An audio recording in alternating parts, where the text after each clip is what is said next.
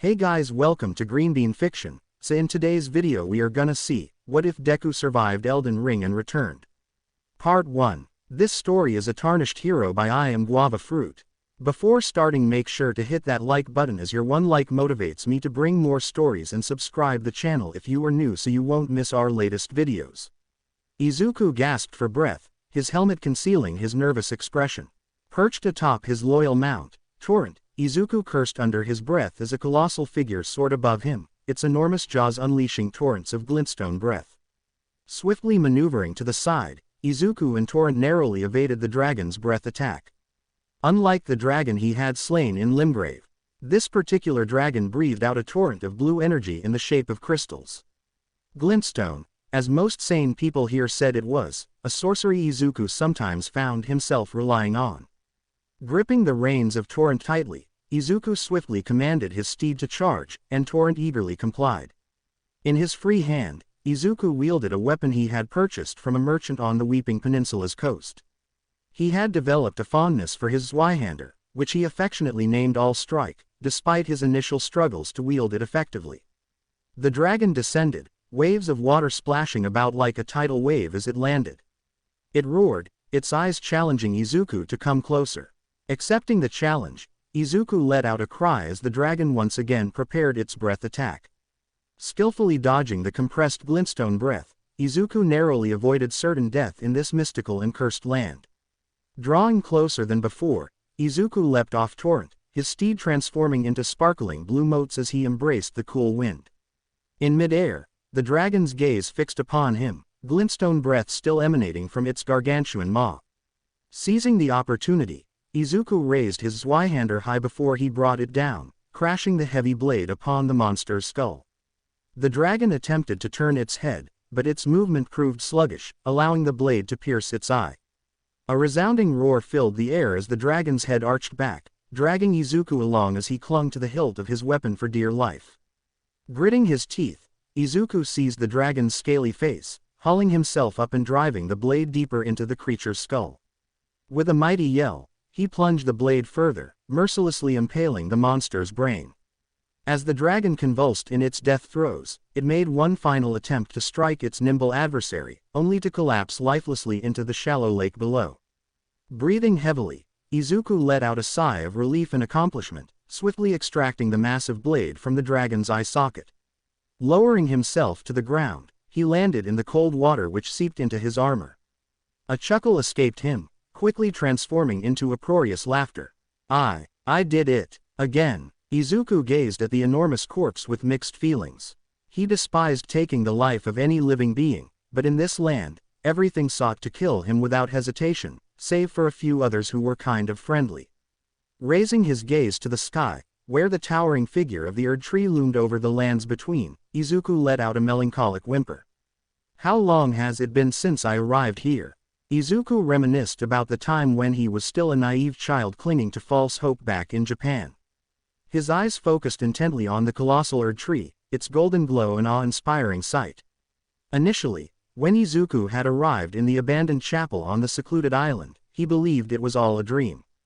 But when he opened the door and caught sight of the massive Erd tree, his perspective shifted.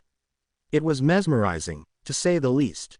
Never before had Izuku witnessed such beauty and grandeur. Yet, it also stirred new emotions within him, dread and fear.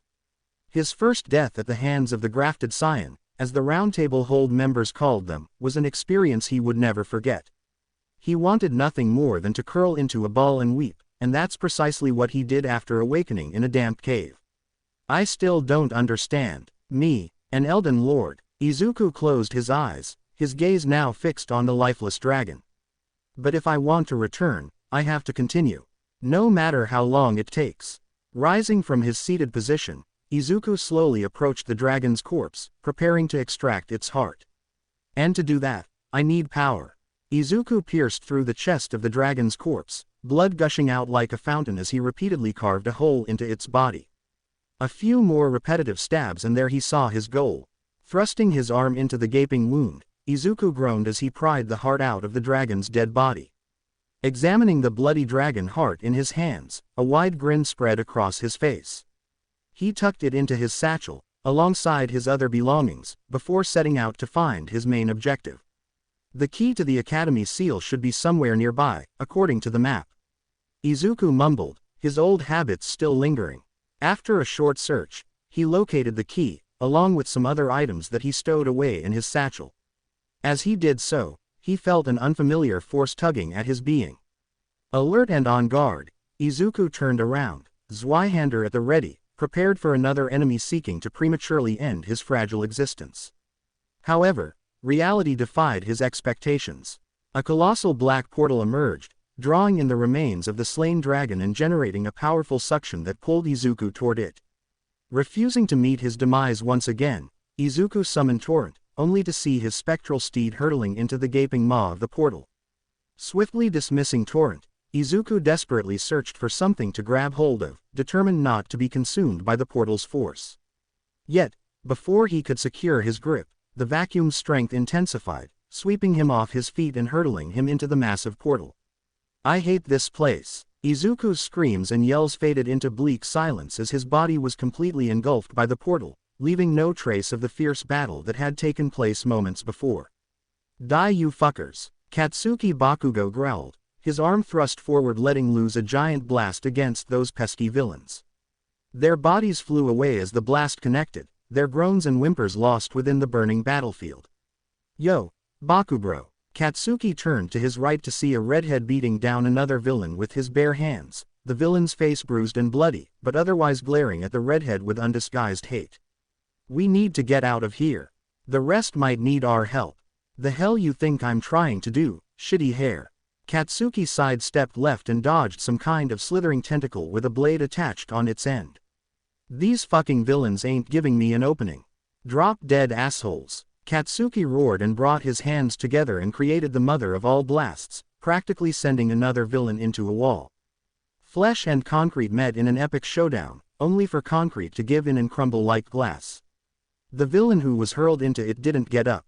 "Shitty hair, made an exit." Katsuki yelled towards his teammate and vaulted for the newly made doorway, but before he could reach it, another villain stepped in front of him with his giant frame. "Damned kids, what the hell is Ua feeding ya?" The villain roared and gulped down a bottle of soda. It took at most a second and let loose an ear-piercing burp, the sound waves originating from it decimating the nearby surroundings as the walls and floors above crumbled from the force. Katsuki gritted his teeth but didn't instinctively cover his ears and instead threw another explosion at the burping villain. It slightly fazed him, and the villain glared at Katsuki, hands bringing his bottle of soda back to his lips.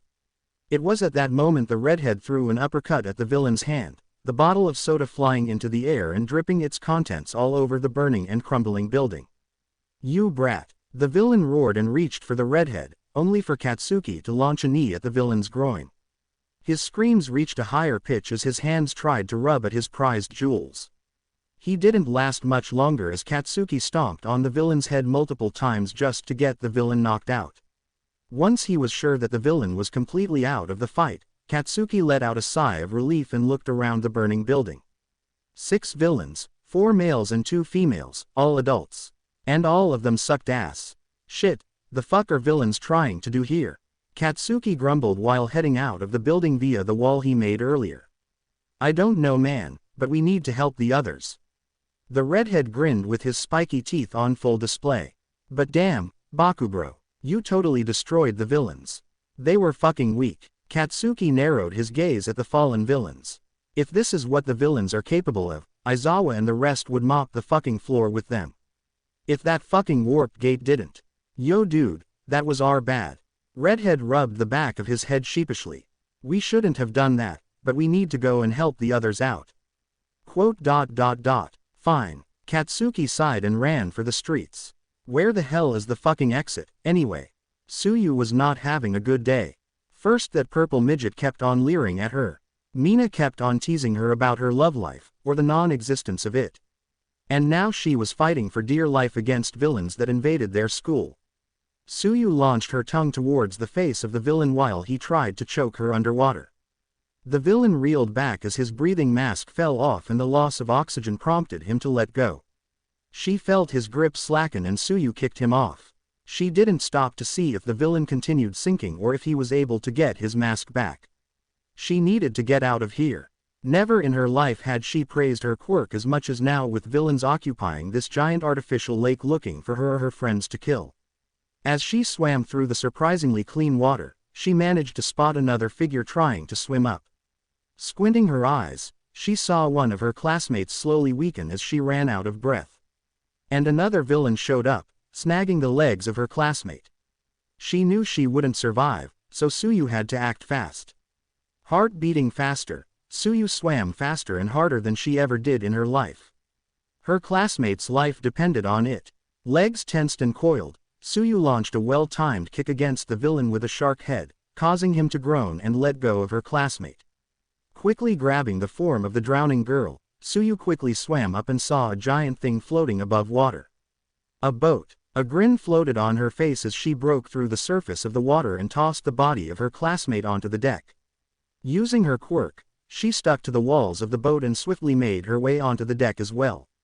The first thing that she saw was her classmate with brown hair and a permanent blush on her cheeks, gasping for air and vomiting the water she swallowed.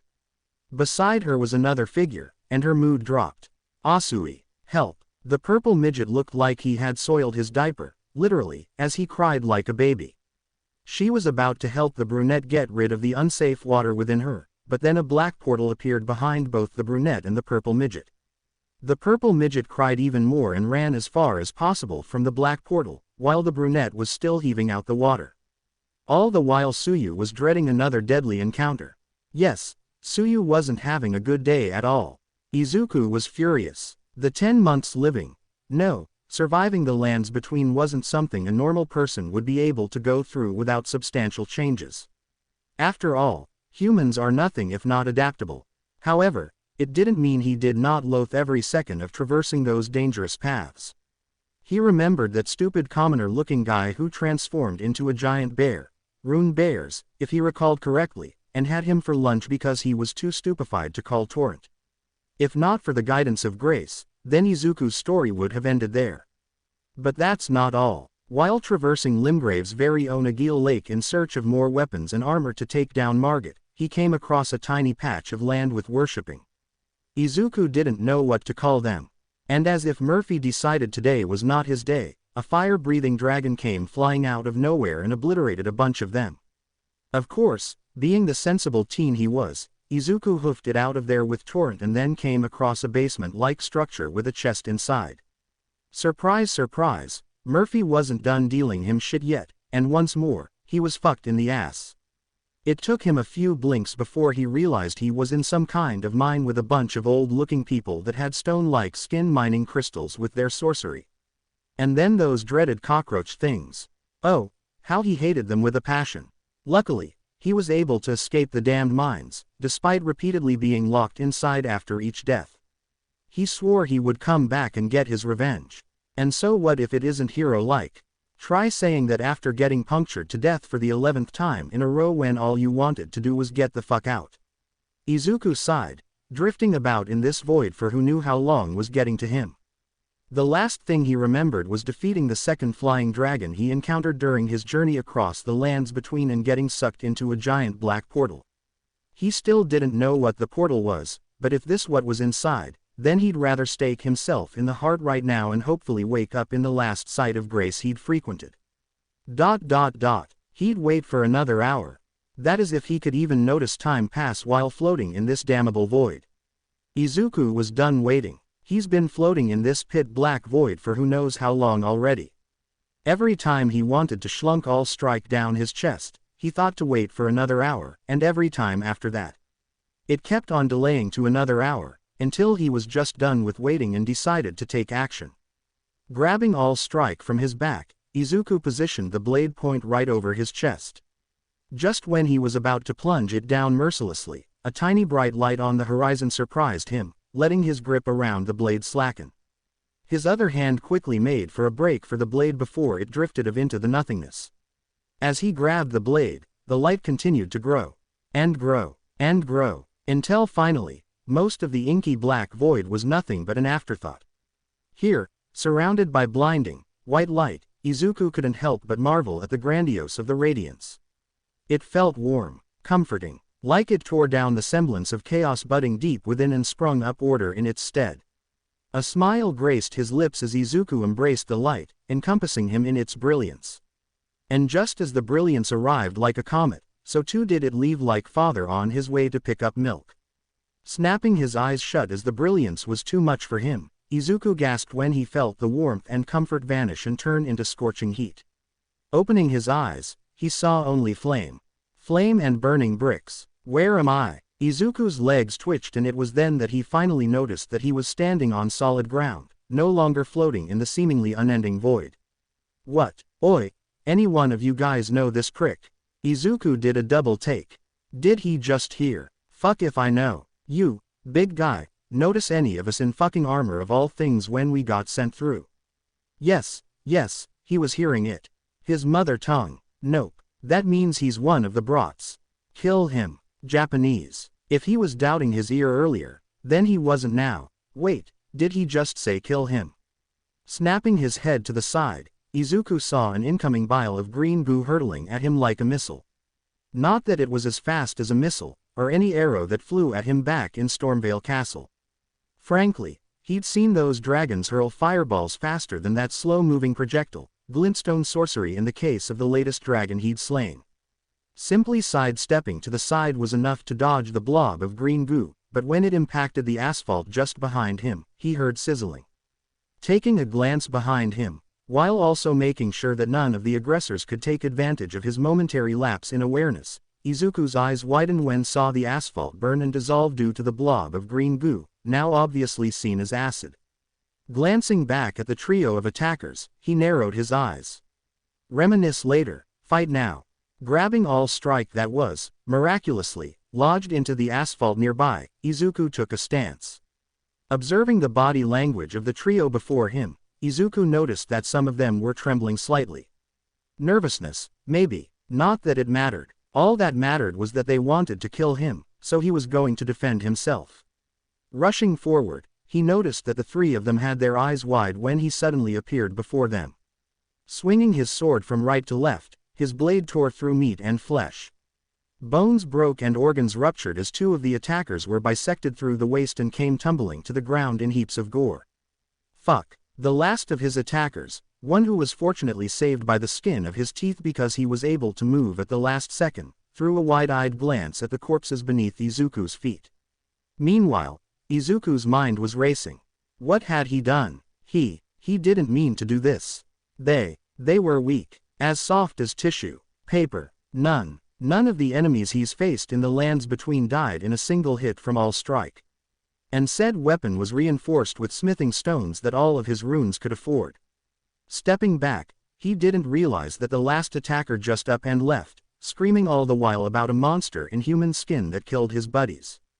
The hypocrite. But he wasn't wrong. Izuku was a monster. He's killed a lot, even if he didn't want to. Sentient beings too, even if they looked far from a human. Those shambling corpse lookalikes that wandered around Limgrave, or those foot soldiers that guarded Stormvale Castle. He'd killed them all, just for the mistake of standing against him during his journey to become Elden Lord. To right all the wrongs and fix the land between, returning it to its former glory. At least, that's what he was told to believe. He didn't know why he was doing so. Maybe out of a purpose born out of desperation. Because he couldn't be a hero in Japan, so become a hero somewhere else. He didn't know. Even with the last 10 months to reflect on himself, he was still struggling in the dark, his purpose waning and flickering every other day. At least Melina was there to cheer him up whenever he was feeling down.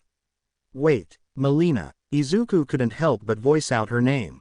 He looked all around him, not giving attention to the corpses beneath his feet.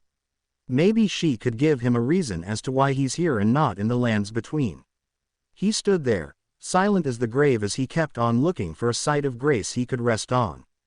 To speak to the girl who he owed his life to. Seeing that there were no sights of grace to be found nearby, Izuku took a step forward and into the blazing inferno of the burning buildings. All to find a sight of grace where he could hear her comforting voice. Dude, what the hell? Katsuki had to scrunch up his nose in silence when he came across the poor bastards rotting away on the ground, away from the flickering flames of the burning buildings. Looking to his side, he saw Eijiro already heaving out his breakfast on the ground. Quote, "Shit, shitty hair, we're not alone. Keep an eye out." Katsuki knew he was an ass. But even then, he knew when to tone it down when something like this happens. Something like when Deku saved him. He shook his head. Mourn later, survive now. Even months later, he was still grieving the loss of his only friend. The friend he pushed away day by day because of his idiotic ass. Even just remembering the face of his long-buried friend caused his heart to ache. But no, reminisce later, survive now. His mother would kill him a second time if he came home in a body bag like Deku did. Bakubro. Who would do this? Eijiro pointed at the bisected halves of two villains just laying on the ground. Eyes distant as they stared at the void. I know they're villains, but I know, shitty hair. Nobody deserves to go out like that. Katsuki was once again reminded of how Deku died back then. Just looking at the two was giving him flashbacks. Come on, let's keep moving. Eijiro just nodded and followed along, taking uneasy glances at the two corpses as they went farther and farther. Not here either. Where is it? Izuku was fully ready to bring down the buildings around him in a fit of rage. Maybe then he could finally win sight and have his questions answered. But no, all he saw were fire, and more fire. Even wearing his armor, the one he pried off one unlucky horseback riding vagabond with their furry collars, was starting to get a bit hard to breathe in. His skin was boiling at this point, his sweat evaporating the moment it left the pores.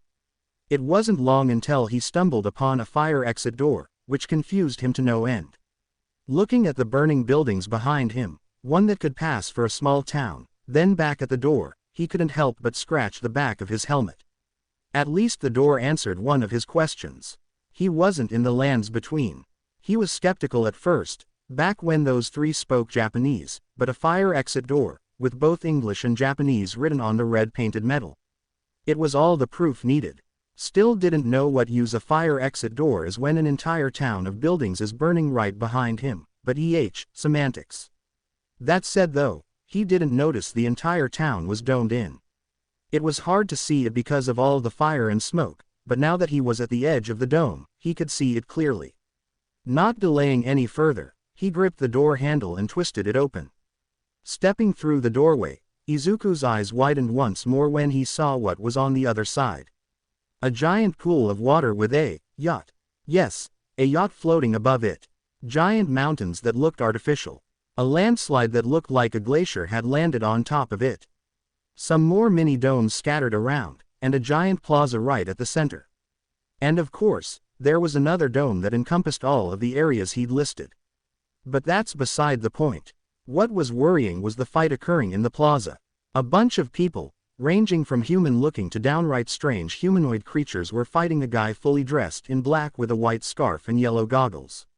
Not his problem. If there was one thing that the lands between taught Izuku, it was that going headlong into a fight without regard to one's safety was a death sentence. But he was Izuku, and damn him if he isn't trying to be a hero every now and then. And so, with a heavy heart and his steel ready to sing, he put Melina on the backburner for now and approached the chaotic battlefield. Albeit he'll tone down his strength for this. He wouldn't want to kill any more of them if he could help it. Shota was beginning to think that his teaching habits were coming back to bite him in the ass. He launched his capture scarf at one of the charging villains, noting the man having a mutation quirk due to having scales on his arms and a larger than average body. The durable scarf wrapped around the villain's arm and Shota gave it a good pull. Not that it did much because of the strength gap between the two. But it was enough to change the trajectory of his punch. Shota's goggles narrowly avoided the scaly fist that flew past him. He took the moment of opportunity to kick the villain's groin with his steel-tipped boots. The villain roared in pain, his growly voice raising an octave higher, and Shota delivered the coup de grace, a roundhouse kick to the temple. The villain dropped like a sack of potatoes. The weakness of all males alike, the balls. Shota always liked hitting them where it hurts. Plus, less chance of the idiots conceiving and leaving more kids to fend for themselves, only to end up as minor villains when they grow up because of bad parenting. In any case, one villain down, dozens more to go. What was he thinking when he jumped into the fray alone with no backup whatsoever? Oh right, his students. He really hoped that 13 was able to get them out of here before that misty-looking villain he assumed was the teleporter got to them. He just blinked for a moment, and the next, he was gone. A grave mistake on his part. Eye twitching, he tilted his head to the side, dodging a sharpened rock flung at him.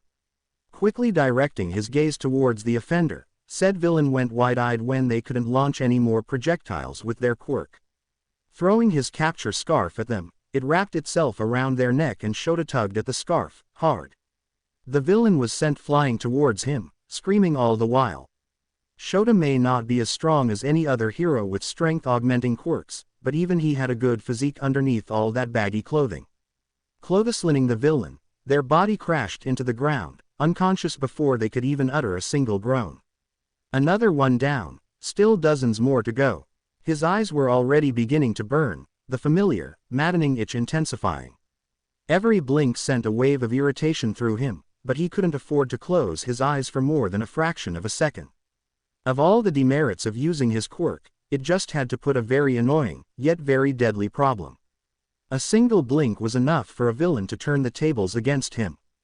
That is, if the villain in question weren't total pushovers, which these villains seemed to be.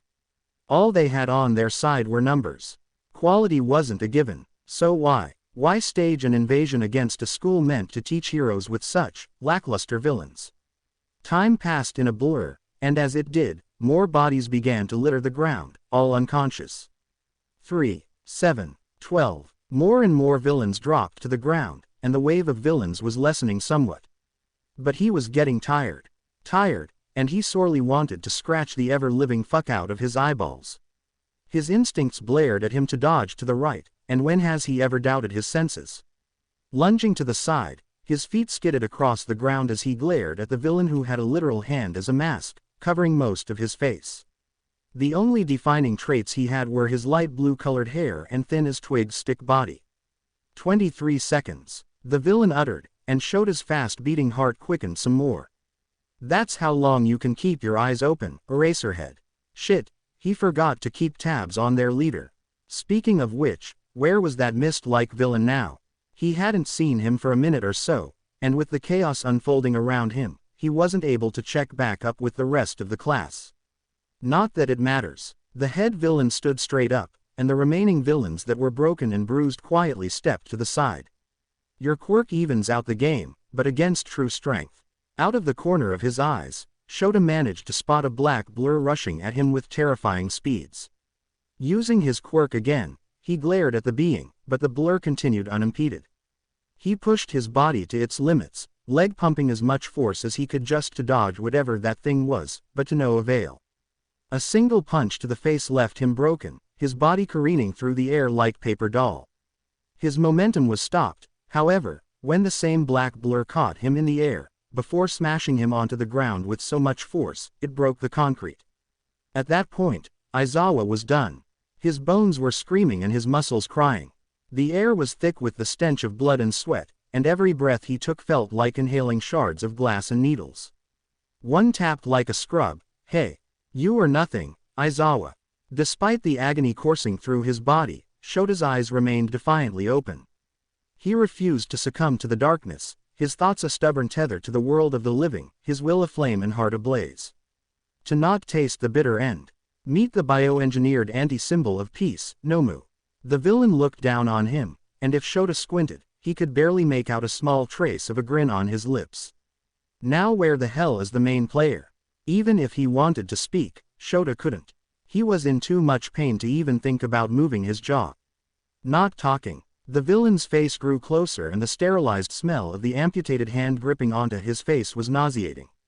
The malicious grin was all too clear now, and it took too much just to even hold his eyes open. Oh well, let's see if heroes can respawn. This was it. Shota was always prepared to die in this line of work, but for it to happen here, of all places. His students, for all their faults during the first day and the following days, had potential. Yes, even that bald-headed midget Minoru, otherwise, he would have transferred him to the general course on the first day. It was a shame he wouldn't be there to cultivate them in their next sessions. Hopefully, they would have gotten out of here by now, but if not, he'd kill them a second time in the afterlife. Hazashi. Poor bastard. First Oboro, now him. Hazashi's not going to be happy. Closing his eyes, Shota awaited his final end. For a long, few seconds that felt like an eternity, he waited. And waited, and waited, until he could wait no more and slowly opened his eyes. Through the haze of pain and agony, Shota's eyes focused on a glint of metal, a towering figure wielding a massive blade. Like judgment from the very heavens above, the figure slashed his blade down, towards the unmoving Nomu. Izuku made it just in time to save whoever that was behind him. Just taking a quick peek at the downed figure made him wince. There were a bunch of times back in the lands between that he'd been in the same position as him. Every time that happened, all that awaited him was death. But even with his broken and mangled body, the man he protected glared defiantly until the end. Even accepted his death with nary a complaint. That was a true warrior, right there. His blade slashing down towards the black, giant musclehead, Izuku's eyes widened when the blade just sunk inches into its flesh, and not even a grunt of pain came from the monster. Body tense, Izuku withdrew his blade and backpedaled, eyes never leaving the towering figure of the monster before him. Now who the fuck is this NPC? A man with a dismembered hand for a mask gestured towards him with an evident scowl. Izuku couldn't help but tilt his head at the sight, but otherwise, it wasn't the weirdest thing he'd seen in his short life. Izuku didn't dare talk, as uttering even a single word is costly within the heat of battle. Every bit of focus must be directed towards the enemy before him, or even those behind him. Such is the life of a Tarnished vying for the throne of Elden Lord. Seeing that Izuku didn't speak, the man sighed and waved his arm around. Not like it matters. Nomu, get rid of him. The moment the monster moved, Izuku had to pull out all the stops just to even dodge a single punch from the towering monstrosity. His metal boots skidded across the ground as he desperately tried to put a stop to his momentum. Huh, able to dodge that. Is this a mini-boss? Now the man was spewing out nonsense, but the monster didn't give him any quarter. The more the monster rushed at him, the more Izuku had to expend his energy to try not to get hit. Definitely a mini-boss. The man's voice continued to strain on his ears. Quite annoying, actually, treating him like some kind of obstacle to be overcome. But the records didn't mention any of this. Shigaraki Tamura. Izuku's eyes widened when a familiar-looking black portal appeared in thin air. What confused him even more was that it was talking. Apologies, but a student was able to get away. The heroes will be here at any moment. Izuku, still stunned at the sudden appearance of the portal, was slugged in the chest by the monster by taking advantage of his inaction. He was flung through the air like a ragdoll but was able to control his fall and tuck into a roll, negating some of the damage. Kneeling on the ground, Izuku had to quickly move to the right to dodge another punch from the monster that was still rushing at him like a pouncing predator. Its huge fist met concrete, and a loud boom echoed through the area. Debris flew outward as a cloud of dust billowed outward from the point of impact, and Izuku had to squint his eyes as some of the dust managed to get through the eye holes of his helmet. Not that it was that much of a problem. He'd had worse. If you weren't our ticket out of here, I'd have turned you to dust. It was at that moment that Izuku found himself right in front of the handy man and portal. Man, and the mini-boss is still alive, great. Nomu. Izuku had enough of this bullshit. He normally disliked using this aspect of power within him because it made him feel out of control and bloodthirsty, but now wasn't the time to second-guess himself. The seal on his left hand, usually hidden, glowed bright red, and in place of his left arm, a giant, scaly, clawed appendage emerged. A brief silence overtook the area, and taking that as his cue, Izuku swung the dragon's claw towards the rushing Nomu. Sharp claws met black flesh, and the Nomu fell. Flesh and muscle ripped and tore, revealing the bones and organs underneath. However, the Nomu never uttered a sound as the giant claw tore through it like paper. Huh, would you look at that? The handy man focused his eyes on Izuku. Didn't think Nomu would have been damaged that much by a mini-boss. Sensing his nonchalance, Izuku felt his heart beat faster. Wasn't he afraid? Why wasn't he afraid? Is there something he was missing? His ears caught something. It sounded like bubbles. Bubbles bubbling, for the lack of a better term. Glancing towards the source of the sound, Izuku had to pick up his jaw from meeting the ground. The Nomu was regenerating, and quickly, at that. This was the first time Izuku had seen a living creature regenerate after being bifurcated from shoulder to waist. He was certain he hadn't missed the monster's heart, an organ most beings need to survive. Izuku might have drawn his sword before the duel when he assumed the monster only had super strength, super speed being a component of super strength because of the force involved. What's the matter? Can't stand up against Nomu? The handyman cackled as he gloated like a madman. Super strength isn't just his quirk. He also has regeneration. Now this was news to him. Last he heard from research studies from quirk analysts before he got sent to the lands between, a person couldn't hold 2 or more quirks because of incompatibilities. Sure, there were instances of some people dual quirks or even multifaceted quirks, but they mostly stem from the same source. It wasn't impossible for someone to have both super strength and regeneration, but the handyman mentioned a second quirk. It wasn't out of the realm of possibility that the monster had more than 2 quirks. What if super strength and regeneration weren't just its quirks?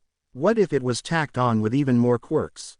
That was a scenario he dreaded to picture. Just imagining the mind-boggling amount of human experimentation one must have done to create such a being was horrifying.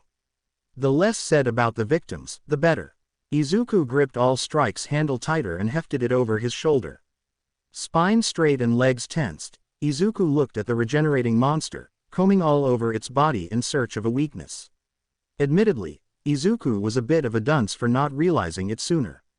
Its brain was exposed. Something he didn't notice when they were locked in melee combat. It was time to rectify that. Oh, mini-boss is still trying to fight the Nomu. It's useless. Useless. Handyman continued cackling like his weaponized monster was invincible, but if there was one thing Izuku was sure of, is that invincibility did not exist. He's killed Godric, the Grafted. A demigod. This monster in front of him was but an ant against that horrible experience.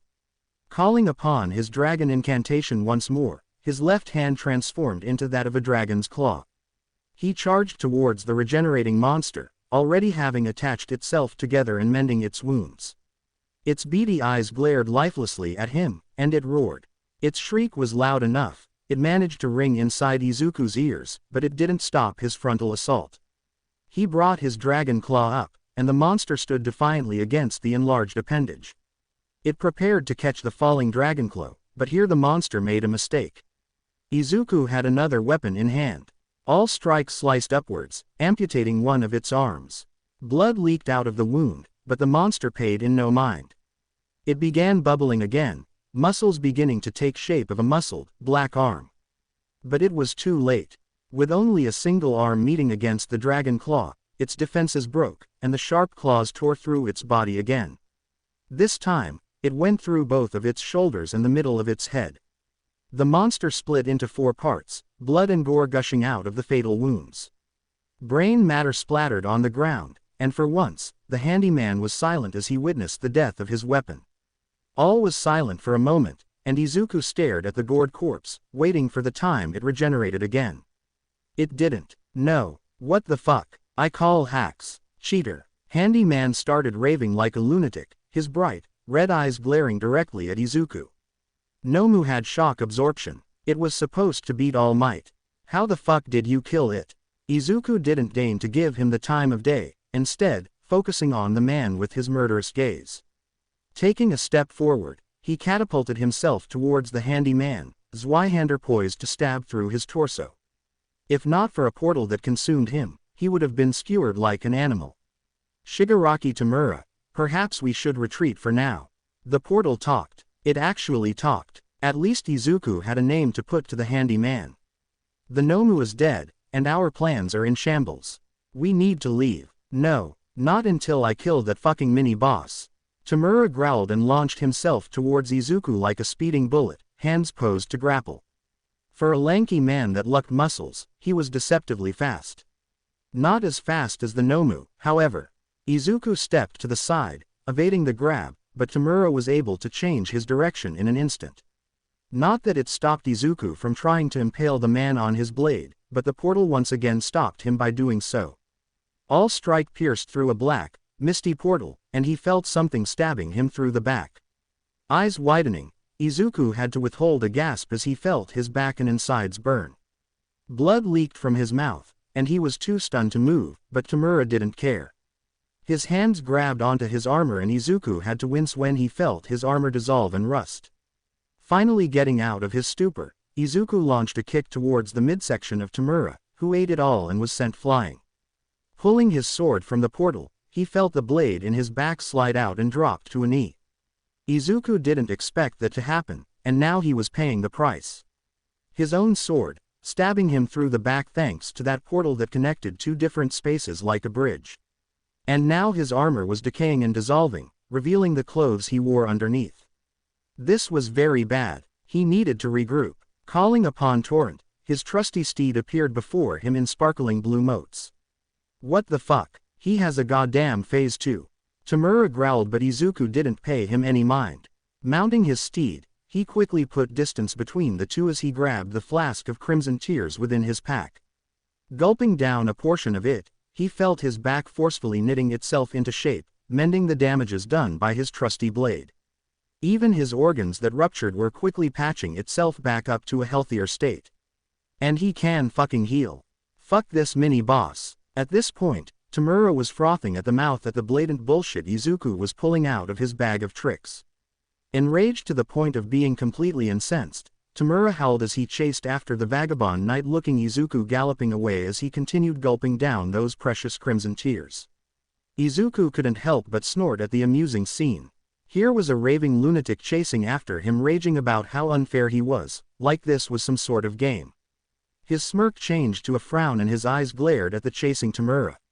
A game. This scenario. This situation. A game. One of their victims, the one dressed in all black with that curious-looking scarf, was looking like he'd be next in line to enter the Erd Tree without a physical body.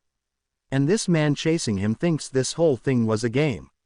Izuku's eyes twitched. Steering Torrent to make a 180, Izuku readied his blade and whipped the reins in his other hand, spurring Torrent into a gallop. All Strike's tip scratched along the ground with scent flying from the friction it caused. Its ear-grating sound something of an old friend for Izuku, seeing that he'd always do this against those pesky soldiers of Godric shambling about Limgrave, even if he didn't want to, but hey, they were trying to kill him every time they see him. This didn't deter Tamura, however. The mad howling coming from the man with a hand as a mask annoyed Izuku greatly. As the two neared each other, Izuku began the motions for an upward swing while Tamura prepared to dodge the attack. 6 meters. 5 meters. 4 meters. 2. Izuku swung up and Tamura kicked the ground, his form flying into the air with his hands stretched out and palms open. Izuku's eyes widened and realized that his sword was still in mid-swing, making it near impossible to change its trajectory.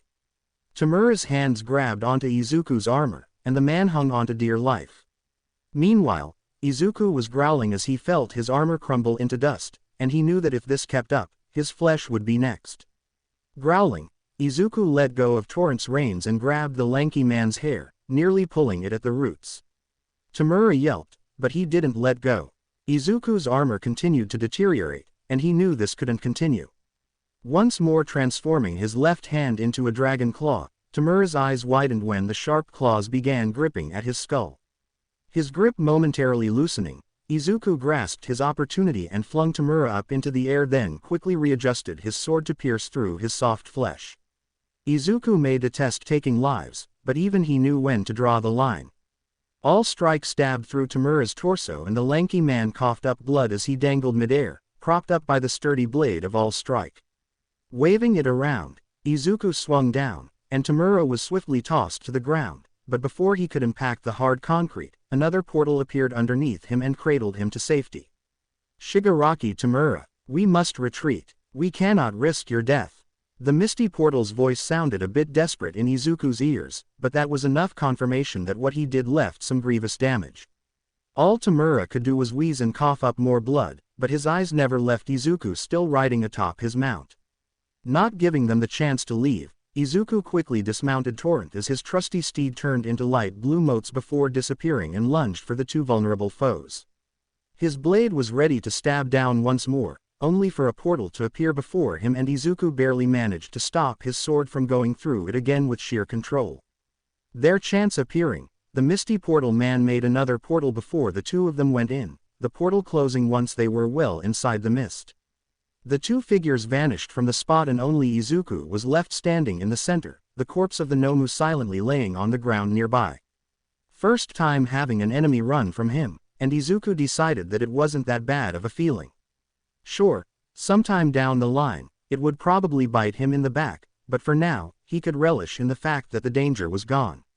Now all that was left was to make sure the other black-clad man stayed alive. That said, he didn't know whether his crimson tears could heal him, and he sure as hell didn't know how to heal other people. Maybe the warming stone could do. At least it's better than nothing. Izuku was about to grab said item from his bag but then stopped when he heard something pseudo-explode in the distance. Narrowing his eyes in the sound's direction, he saw a canopy of trees and something smoking coming from the horizon. Tsuyu's day just went from bad to completely worse. Mineta was nearby, some of his fingers shredded and cut from his hand, while Ochako trying not to break out into tears and retch onto the nearby floorboards. Some of the villains decided that waiting was boring and decided to sink the yacht, to which half of the boat was now underwater infested with other villains. Mineta was out of the fight, seeing that his eyes were glazed over but still alive, while Ochako was barely keeping herself awake, even with the wounds she accumulated over time fighting the villains doing hit-and-run tactics. She needed a plan to get out of here, and she needed one fast. A splash of water and Tsuyu had to duck an incoming villain with a shark head that bit air. His body scraped along the yacht's floors, and he righted himself up as he flashed a malicious grin over at her and Ochako. "Well, Froggy, you have two choices." The man's grin turned wide before he let out a spine-chilling chuckle. "Either die, or you could surrender to us. We promise we won't hurt ya much." Tsuyu's face darkened. The villains were fucking predators. Tsuyu swung around a sturdy-looking pole as she dodged the razor-sharp fin the shark villain used to nearly bisect her in half. Sweat pooled underneath her brows as she felt the wind swept past her, eyes looking everywhere for a method of exit for her and her classmates. Minoru was fortunately ignored by the villains, seeing that he was totally out of it, but if he didn't get medical attention soon, there was a possibility the pervert could die of blood loss. Ochako, meanwhile, was doing her best to stall the other villains that had come on board the sinking ship to have some fun. "Bunch of sickos. Come on, Froggy. Don't make this hard." The shark villain grinned and rushed at her once more while her froggy feet skidded across the smooth floor. "We'll take care of ya. No need for body bags." Hehehehe. Shivers crawled up her spine as the disgusting chuckle entered her ears. Tsuyu'd rather die than suffer, that. But if she did lose and she was alive to see the results. Tsuyu trembled. She'd rather not think about it. Bending her back near parallel to the floor, she narrowly dodged the razor-sharp fin once more, its blade-like edges mere centimeters from the tip of her nose. Blinking, she tried to get her breathing in order. She may have trained and exercised to prepare for the rigorous curriculum that was the UA standard, but even then, her teen body had limits. No way in hell would she be able to go up against a fully developed man who looked like he'd been bench pressing since the day he could walk with her still developing body. It was just pure genetics. She ducked down a punch from the shark villain and kicked him away, only for the man to stand his ground like a rock while she was launched away before she landed on the smooth floor. Even if her mutation-type quirk gave her enhanced physical abilities, the villain gunning for her also had a mutation-type quirk, so her advantages were null and void. So, no matter how much one tried to deny it, they were well and truly fucked. Literally. Breathing heavily, Tsuyu tried her best to look for any way out, but the more time she spent avoiding the attacks, the more tired she became, leading to mistakes and bad decision-making. Case in point, she saw the shark villain rush her again. Normally, she would have called the villain insane for doing the same thing again for the third time, expecting for a different outcome. But this particular rush had one factor that was in his favor. Tsuyu was getting tired. She dodged once more, narrowly avoiding certain incapacitation, only for a searing pain to tear through her side. She clenched her teeth and palmed the wound with teary eyes, only to feel something wet and hot dripping from her fingers. Looking down, her eyes dilated when she saw the profusely bleeding gash, and the pain intensified. She swallowed down the shriek that crept up her throat while she tried to staunch the flow. "Now look what you made me do." The villain sighed, as if what he was doing was something he regretted. The psychopath. "It ain't too late to surrender, Froggy. Bleeding out is a lot worse than it looks. Suyu wanted to scream, to cry. It was just their first month in school. She wasn't supposed to be facing villains this early. Looking to the side where Ochako was fighting, her heart stilled when she saw the brunette slam to the ground with another villain holding her down, a vicious grin on his face. Ochako was barely resisting as the villain tore through her clothes, revealing the skin underneath. Suyu wanted to gag. Well, looks like my boys are already starting. The shark villain approached Suyu slowly, his cackles making her heart beat rapidly. Can't let them start without me, Froggy. So why don't you just drop down? The shark zoomed towards her once more and Suyu tried to dodge again, only for her feet to freeze and drop to a knee. Saliva trickled down her lips as she beheld the villain closing in faster. She closed her eyes. Somebody, help. She waited for the incoming blow to knock her down, tears streaming down her cheeks. All she could hear were the rapid footsteps and the rapid beating of her heart. And shuffling metal. What the? Who the foo ga? She heard a loud smack and something collapsing to the ground. Opening her eyes once more, she looked upon a new figure that towered over the prone shark villain, one of his arms bent like a pretzel with bones piercing through flesh. The sight nearly made Suyu retch, if only she didn't pass out at the same time. To be honest, Izuku was a bit pissed at the shark man, or rather, his entire crew, for going after children.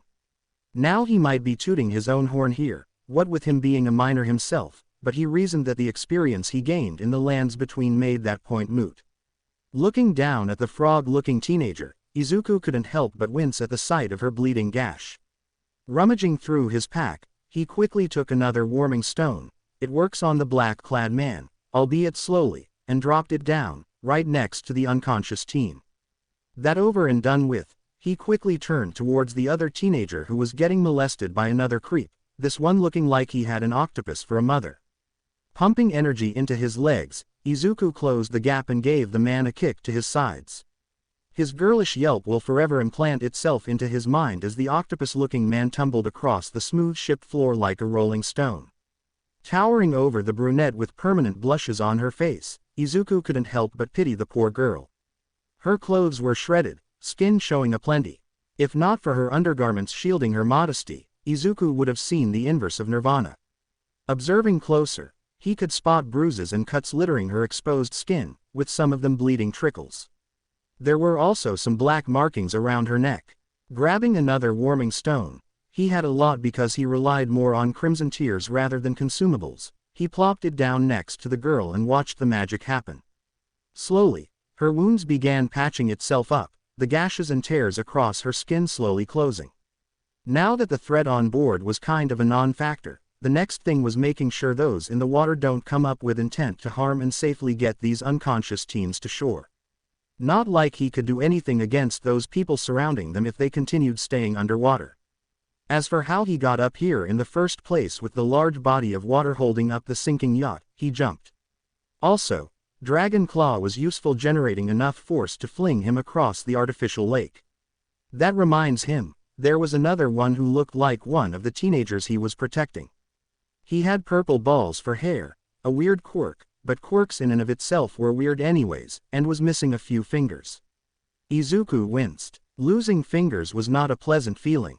He may have been used to pain and dying all the time, but during the beginning, even a single cut was enough to send him bawling his eyes out, followed by more stabbing or crushing until his consciousness left him.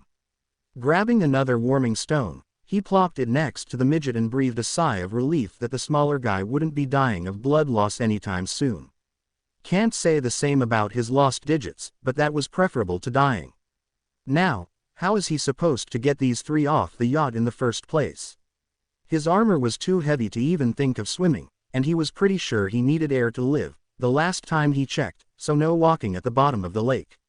As time passed and the yacht continued sinking even farther, one of the men in the water probably decided that waiting wasn't fun and jumped to scare the shit out of him, only to get the flat side of all strike to the face once his feet touched the floor, immediately knocking him out cold. Also, he was wearing some kind of goggles and breathing apparatus, so it was safe to assume that the man couldn't breathe underwater naturally. Izuku sighed, another one to bring to shore. He might detest these people from the bottom of his heart, but he hated killing even more when there were alternatives. It just didn't sit right with Izuku to ignore the morals he was brought up with in this hero-centric world of his. It was also a reminder that, for all the inhumane feats he had, like his pseudo-immortality, he was still a human at his core. A reminder that he wasn't a monster like those roaming the lands between had been. He was sane, still sane. His mind was his strongest weapon, and he would make sure that it remained sane until he finished his task. Izuku couldn't let it be otherwise. He shivered. He didn't want to forget.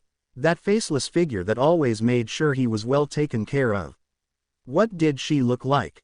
Why couldn't he remember the face of his own mother? A splash of water took him out of his rumination, and he glanced over another one of the men hiding underwater rushing him with his claws out. Thankful for the sudden interruption, Izuku paid it back twofold by ducking the attack, grabbing the man's outstretched arms and yanking him down as he flew overhead, the sudden pull dislocating the man's shoulders as he shrieked like a banshee. Disliking the noise, Izuku brought foot up and stomped on the shrieking man's head just hard enough to not turn it into a mess of gore and knock him unconscious. Sighing, Izuku slowly went to the railings and mused that the water was getting closer now. Maybe it was time to finally act. The three teens were still unconscious, Frog Face because of exhaustion, Brunette because of asphyxiation, the black markings being a dead giveaway, and the purple midget because of shock and probably blood loss. He bundled the three together and called upon Torrent. "Hey, buddy, help me with these three, please." Izuku gave his valiant steed a small smile hidden underneath his helmet.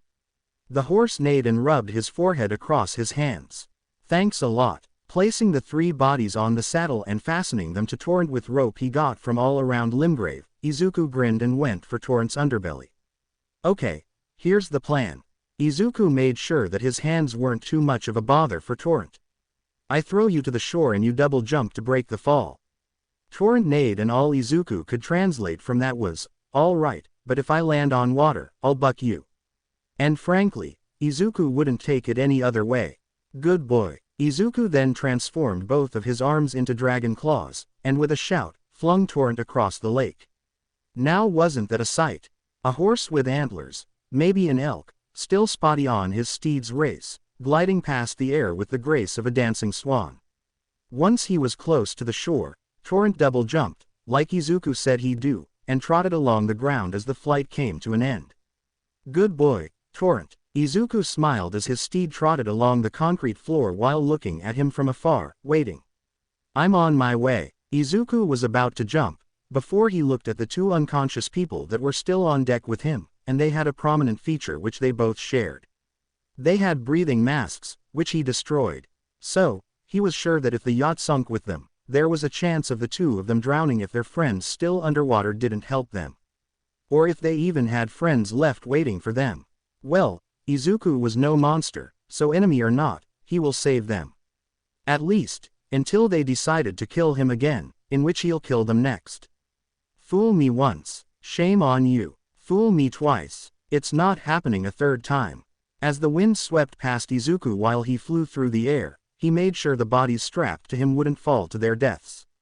He couldn't help but reminisce about the time he spent fighting in the lands between compared to the enemies he faced in Japan.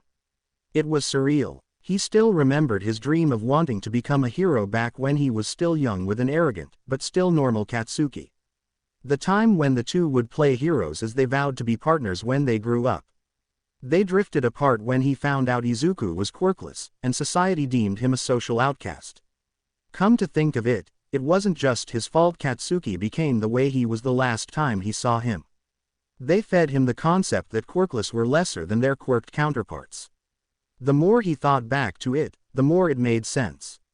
Hell, it all started back when they were in kindergarten.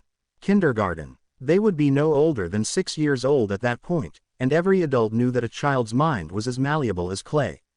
And as they continued drip-feeding him those discriminatory thoughts all the way into his teenage years, he grew worse and worse until the moment where he thought that discriminating quirkless people was the norm.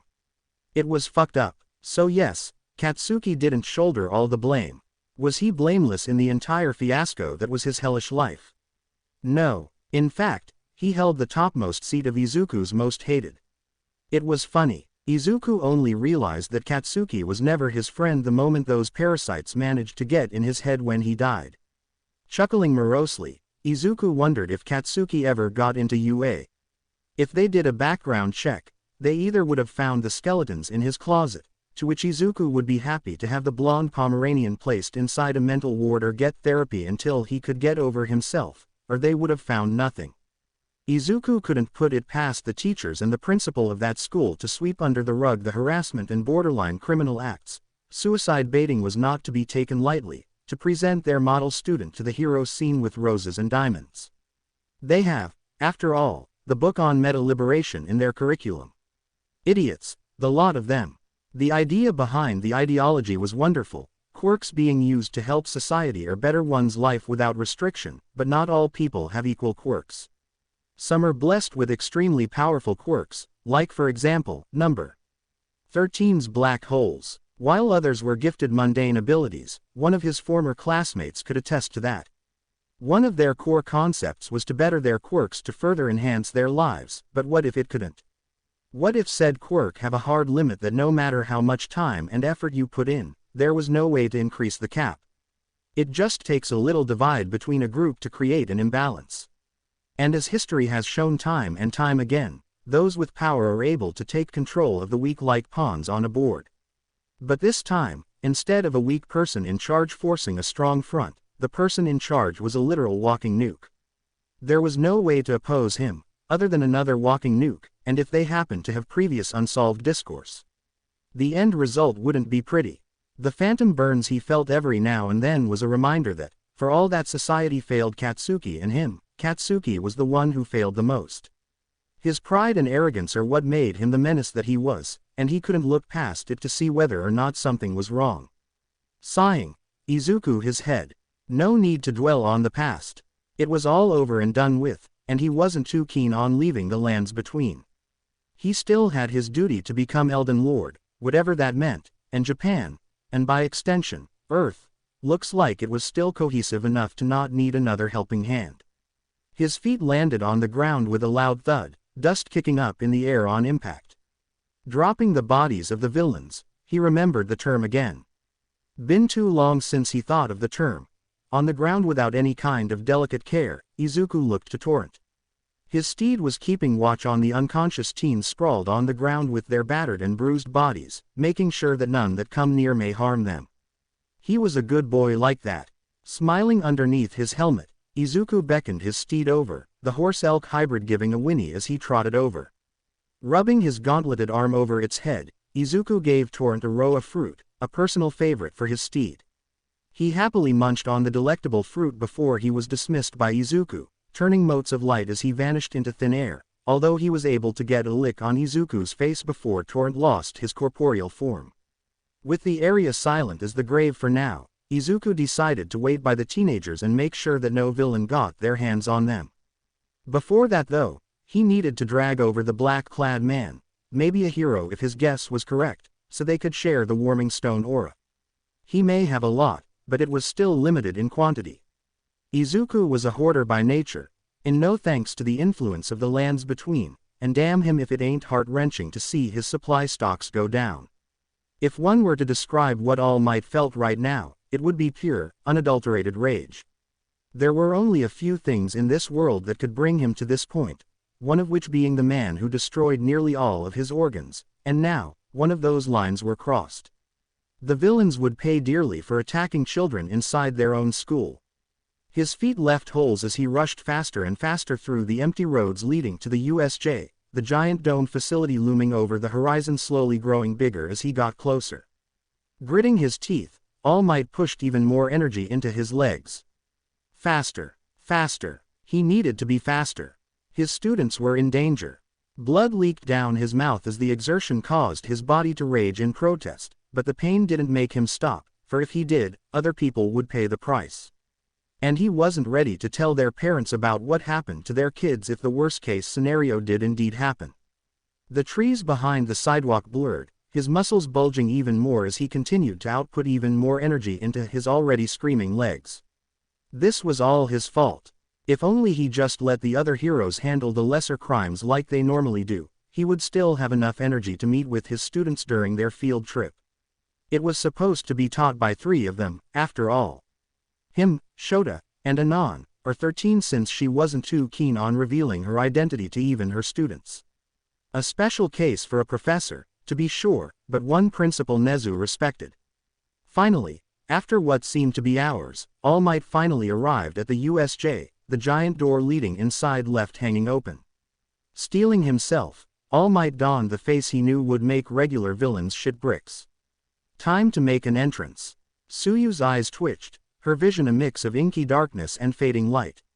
A groan left her lips as she felt her whole body twitch. And then the pain came in. She hissed, eyes shooting wide open as her hand clamped down on the gash that dotted her side. Only to look confused when the gash felt smaller than before. What? Oh, you're awake, good. Her head twisted to the sight and the figure she saw nearly made her squeak. They were a head taller than her and decked out in sturdy-looking armor. The scary part, the giant, fuck-off sword they were holding. Who are you, Kiro?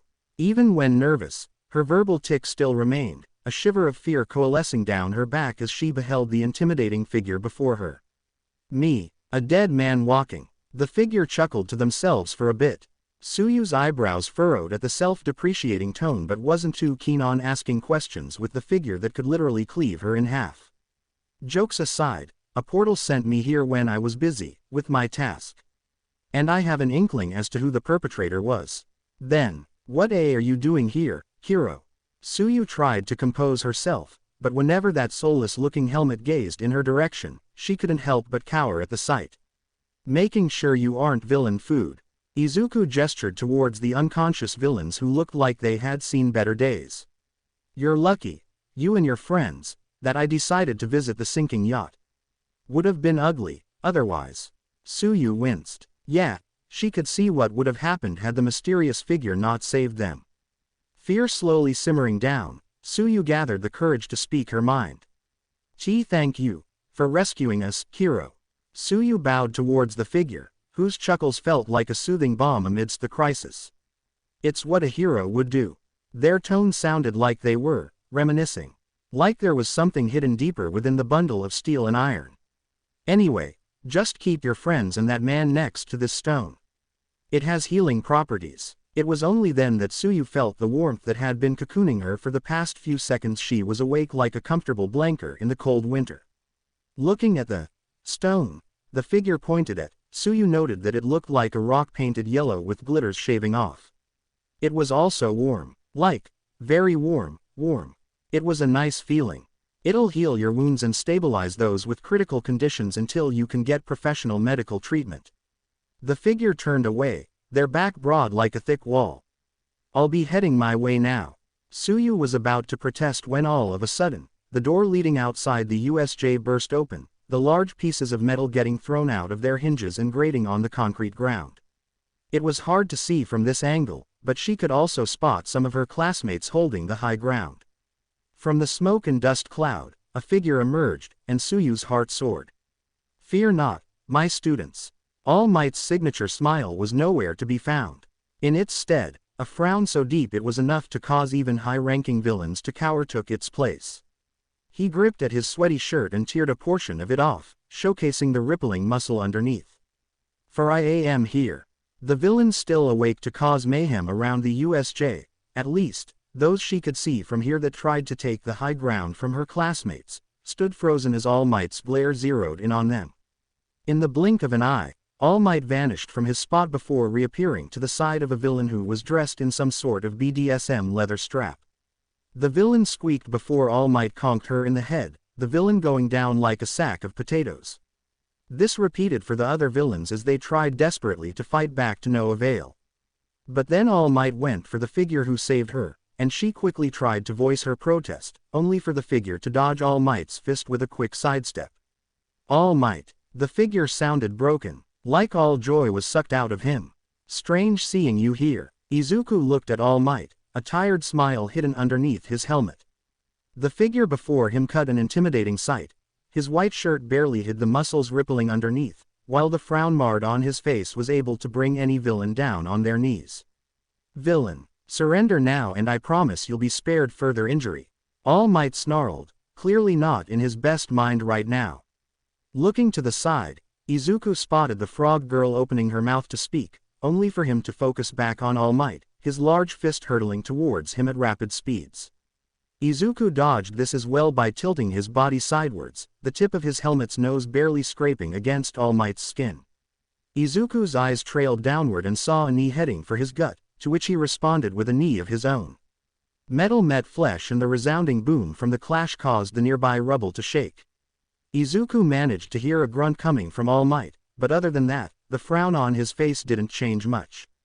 His welcome quite outstayed, Izuku kicked off of All Might and launched himself away from the tall, muscular blonde. While in midair, he saw All Might tense his legs as he propelled himself towards him like a speeding comet, fist cocked back ready to knock him into the next life. With a grunt, Izuku hefted All Strike to block the incoming punch. Flesh met metal once more and a loud boom echoed throughout the dome. Normally, when the flat of a blade was subjected to the force of All Might's punch, it would have snapped right in half. All Strike was not most weapons. The blade that felled a demigod didn't buckle under the strain, its shape holding firm against the impact of All Might's punch. The force behind it threw Izuku backward far enough he slammed into the gigantic set of stairs that led to the exit. A groan left Izuku's lips, his armored body deeply embedded into the concrete. Grunting, he pried himself off of the Izuku-shaped hole and stood back on his 2 feet. He was about to glare at All Might's direction for the hostility, only for him to blink when All Might was already right in front of him with another fist ready to pummel him. Already fed up with the misunderstanding, Izuku backhanded All Might's arm away and delivered a half-hearted uppercut right into where it hurts. His weakness. From the way All Might's knees buckled, Izuku assumed it to be super effective. If he wanted even more proof, look no further than the blood leaking down his lips. Credit where it was due, though. All Might didn't utter a single groan or yelp when Izuku gave the wound on All Might's flank the fist. But it wasn't enough. All Might was still going strong, and Izuku decided that he wanted a little payback for what happened to him. After all, when he ran to save Katsuki, he glimpsed a familiar set of blonde hair peeking from the crowd, watching. Staring, unmoving, he was just standing there with the power to help.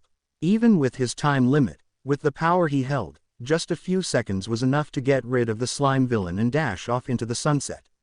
So yes, Izuku somewhat blamed All Might for his death, but the man before him didn't hold the entire blame. That anger went directly into the slime villain for obvious reasons, and himself for being a weak person. Katsuki was right, All Might even more so. All it took were a few deaths in the lands between to get it through his thick skull that trying to be a hero without power was just plain impossible. Izuku kicked All Might away and the muscular blonde was pushed back a few meters, his feet skidding across the ground as debris went flying. All Might, it's been months since we last met. Izuku's muffled voice gave pause to the conflict between the two. You changed, haven't you? Just looking at his face was enough to tell Izuku that All Might was confused.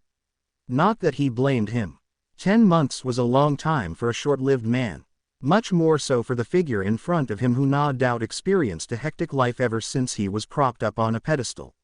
All Might remained silent as Izuku stared at him from underneath his helmet. Silence overtook the area as the two did nothing but glare at each other, the air thick with strife. Wait, All Might, he's a... Izuku momentarily heard Frog Girl's voice, only for another familiar sound to grasp his full attention. D-I-E-E-E-E. An ear-piercing followed by booming explosions caused Izuku to turn and behold another familiar figure flying towards him with a ruthless smile on his face, hands outstretched ready to deliver his payload. Izuku didn't move and took the brunt of the explosion. A giant cloud of dust billowed from the point of impact, vision obscured as the earth rattled from the huge explosion. Izuku's knees buckled as he crashed onto the concrete, his armor not even dented from the attack. He lied there for a moment, his mind dredging up memories he thought he'd never recall again. The self-important smirk, the mocking laughter, the heart-clenching jeers. It made Izuku remember his roots. His reason for wanting to be a hero in the first place. Long gone were the dreams and aspiration to be like All Might. To be a hero everybody could rely on. What a joke. Izuku couldn't help but laugh. Based on what he saw during his short time in this place, Izuku deduced that the children here were hero students. He didn't know where they were, but what he knew was that they were invaded, and for some reason, All Might was supposed to be here judging by what Handy Man said before he killed the Nomu. It was frustrating. Here he was, his tormentor from his childhood, living the dream. If he was here, it meant this was a UA field trip. And All Might was probably one of their special guests. It was unfair, unfair, unfair. Why did he have to die and get sent to that miserable place? Why did he have to go through so many deaths just because of a vague quest to become Elden Lord? Why did it have to be him? He just wanted to be a hero. Maybe the universe just took affront to a whelp trying to fit into the big stage. Maybe it was just because he was unlucky. Maybe it was because life just hated him. He didn't know, and right now, Izuku didn't care. He just wants to go visit his mom, tell her he's okay, and continue his quest. Japan can survive without a quirkless teen trying to become a hero. Rising from the Izuku-shaped crater, Izuku hefted All Strike onto his shoulder and prepared to rush out of the dome. He didn't need to fight Katsuki, nor All Might. He just needed to run. Like with his first time encountering a Geel. Like with his first time encountering a Rune Bear. Like the first time he turned tail from Morgoth guarding the entrance to Stormvale Castle. It left a bitter taste in his mouth. Here he thought that he was strong enough to overcome most odds with enough trial and error. Izuku figured mental scars were a different beast entirely. Tsuyu was losing it. The knight, the person who had saved her and her classmates from the sinking yacht, being relentlessly pursued by All Might. When she was about to tell him that it was all a misunderstanding, Katsuki fucking Bakugo just had to ruin it with one of his explosions. It made her want to slap the shit out of the ash blonde. Still, it was slightly jarring, seeing the knight managing to land a punch and kicking away the symbol of peace, but that just meant that what was happening right now needed to stop. She moved to stand, only for her legs to tremble before she came crashing down. A wince left her lips as she felt her legs pulse in pain for a moment before it receded. Looking back at the billowing dust cloud, Tsuyu couldn't help but think that something was wrong. Ever since All Might arrived, the knight's demeanor changed. Sure, she spent a grand total of a few minutes talking with her savior, but she hazarded a guess that the knight wasn't that hostile when he mentioned about the villains he dropped like sacks just near them. It was also made worse when she heard the knight chuckling within the dust cloud after Katsuki blasted him. It sounded wrong, demented, like a man right at the end of his rope. She heard rock crumbling and the shifting of metal within the billowing cloud. Eyes glued onto expanding dust, Tsuyu's eyes narrowed when she saw the figure of the knight standing with his Zweihander on his shoulder. He looked back at All Might for a second, before fully focusing on Katsuki. She didn't know what went under that helmet and neither did the other two. All was quiet for a second, the three in their stalemate, with none of them moving a muscle. Perhaps this was her chance. To tell them that the knight wasn't a villain. Tsuyu tried to open her mouth, but then everything went to shit. Faster than even her eyes could follow, the knight drew out something before blowing into it, and what appeared out of thin air was a being so majestic, she couldn't help but gaze at the creature. Even Katsuki and All Might weren't exempt from the view. Not that they let it slide when they spotted the knight climbing up his mount. Faster than she could even voice out her words, All Might rushed towards the knight while holding his side. A strange sight to be sure, and picturing it made a pit form in her gut. Meanwhile, Katsuki was growling as he prepared another one of his strong blasts, like the one he used back in the battle trials. Tsuyu shivered. Never in her life had she feared a classmate such as Katsuki. Thankfully, he was passive most of the time, and a bit antisocial. The knight blocked a blow from All Might with the flat of his sword. It was a wonder that his blade didn't crumple under the force of All Might's punch. There was also the issue of his armor getting blasted by a strong explosion with it coming out unscathed. His steed neighed and galloped while the knight held onto the reins like a seasoned veteran. Katsuki propelled himself with his explosions to try and dismount the knight, only for said knight to slap Katsuki out of the way with the flat of his sword. If anything, it was just more evidence that the knight was not a villain. Katsuki crashed right next to her, startling Tsuyu out her thoughts. She turned her head and was about to tell Katsuki to calm down, only for the blonde Pomeranian to go rushing back like a hot-blooded dog. Even All Might wasn't exempt from trying to apprehend the knight. But even the combined might of one relentless pursuer and the literal symbol of peace, they weren't able to even touch the knight while he was on his steed. This continued until he was right at the foot of the giant set of stairs leading to the entrance of the USJ. At this point, Suyu was considering just tossing something, anything really, at one of them to get their attention. And then the situation just went even worse when a giant glacier encased half of the knight and his steed's body. "Surrender, villain," Shoto Todoroki's monotone voice echoed through the dome like the ultimatum of a god. Suyu sighed. At least the knight wouldn't be able to move anymore, and she'd be able to defend him verbally. Izuku clicked his tongue. His patience was already wearing thin with the man he had mixed feelings on hot on his tail and his old bully. Now there was this other team that could conjure ice in the mix. This was getting bothersome. Looking down on all strike, Izuku mouth forming a frown as he unsummoned Torrent, his trusty steed neighing in protest as he vanished into blue motes. The ice not strong enough to carry his body weight broke and gravity took hold of his body. Landing on the ground, Izuku could feel the tension hanging thick in the air.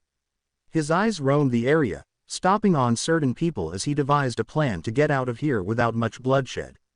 Katsuki looked feral, looking eager to blow him to the next life. The sick bastard, All Might looked like he swallowed a lemon, and the new arrival seemed to be bored. With Katsuki and All Might, he had a chance to run and leave them all behind via torrent, fully knowing that Katsuki wouldn't be able to keep up and All Might focusing on the safety of his students first and foremost.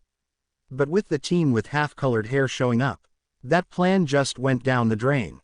The glacier that encompassed half his and Torrent's body happened in nearly seconds. Sighing, Izuku sheathed his weapon and sat cross-legged on the floor.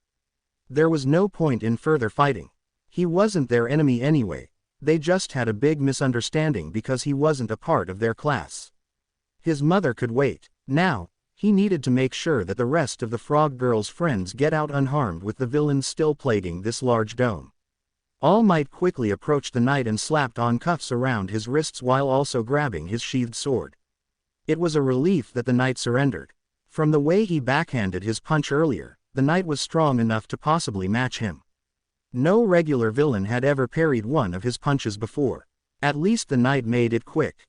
He didn't even react when the cuffs wrapped around his wrists in a tight hold, but he did however release a growl when he grabbed his sword. Understandable, but safety protocols first. Can't be too careful. Young Bakugo, All Might called the ash blonde who looked like he was still itching for a fight. Escort this villain to the rest of your class near the entrance and wait for reinforcements. If a villain comes to close, you have my permission to take them down with your quirks. A grunt was all he got, but that was par for the course for the blonde team. Young Todoroki, you as well. This time, he didn't get any kind of verbal response, just a shrug and a slow nod. With two of his students on their way to relative safety, next was making sure the rest of his students were fine. Starting with young Asui and those that were with. Oh dear God, All Might rushed towards young Mineta, his fingers shredded and bleeding profusely. Grabbing a first aid kit he always had on his person, he disinfected the wound and wrapped the bloody appendages with gauze. The impromptu treatment would have to do until the paramedics arrive. He could already see the headlines for news outlets tomorrow. Damned vultures. No doubt, they would paint this as the failing of the school and heroes. All Might sensei. A voice garnered his attention and he turned to see young Asui with all fours on the ground. There was a misunderstanding, hero. A misunderstanding. All Might hummed and he looked at the knight who was being escorted by two students. Do you mean the knight? Why yes, he isn't a villain, hero. Suyu pointed towards Aizawa, the man looking like he had been mauled by a bear but lived to tell the tale. Zawa-sensei looked worse before you fought. He helped us, saved us, hero. His colleague, the hard-ass Aizawa, Eraserhead, Shota, worse than what he looked like right now. At a glance, he looked like he had a bunch of broken bones, his right arm was bending in a way it wasn't supposed to, and one of his elbows looked like it had decayed. At least he wasn't bleeding much like young Mineta was. What the hell happened in the USJ while he wasn't around? Shit, this is worse than I thought. He never thought that a villain group would be this bold. The only time when they had been this gung-ho was when He was still alive and kicking. Looking at another student who was still unconscious and had a bruised face, his frown deepened. Choice made. All Might clenched his butt cheeks and moved to carry the injured.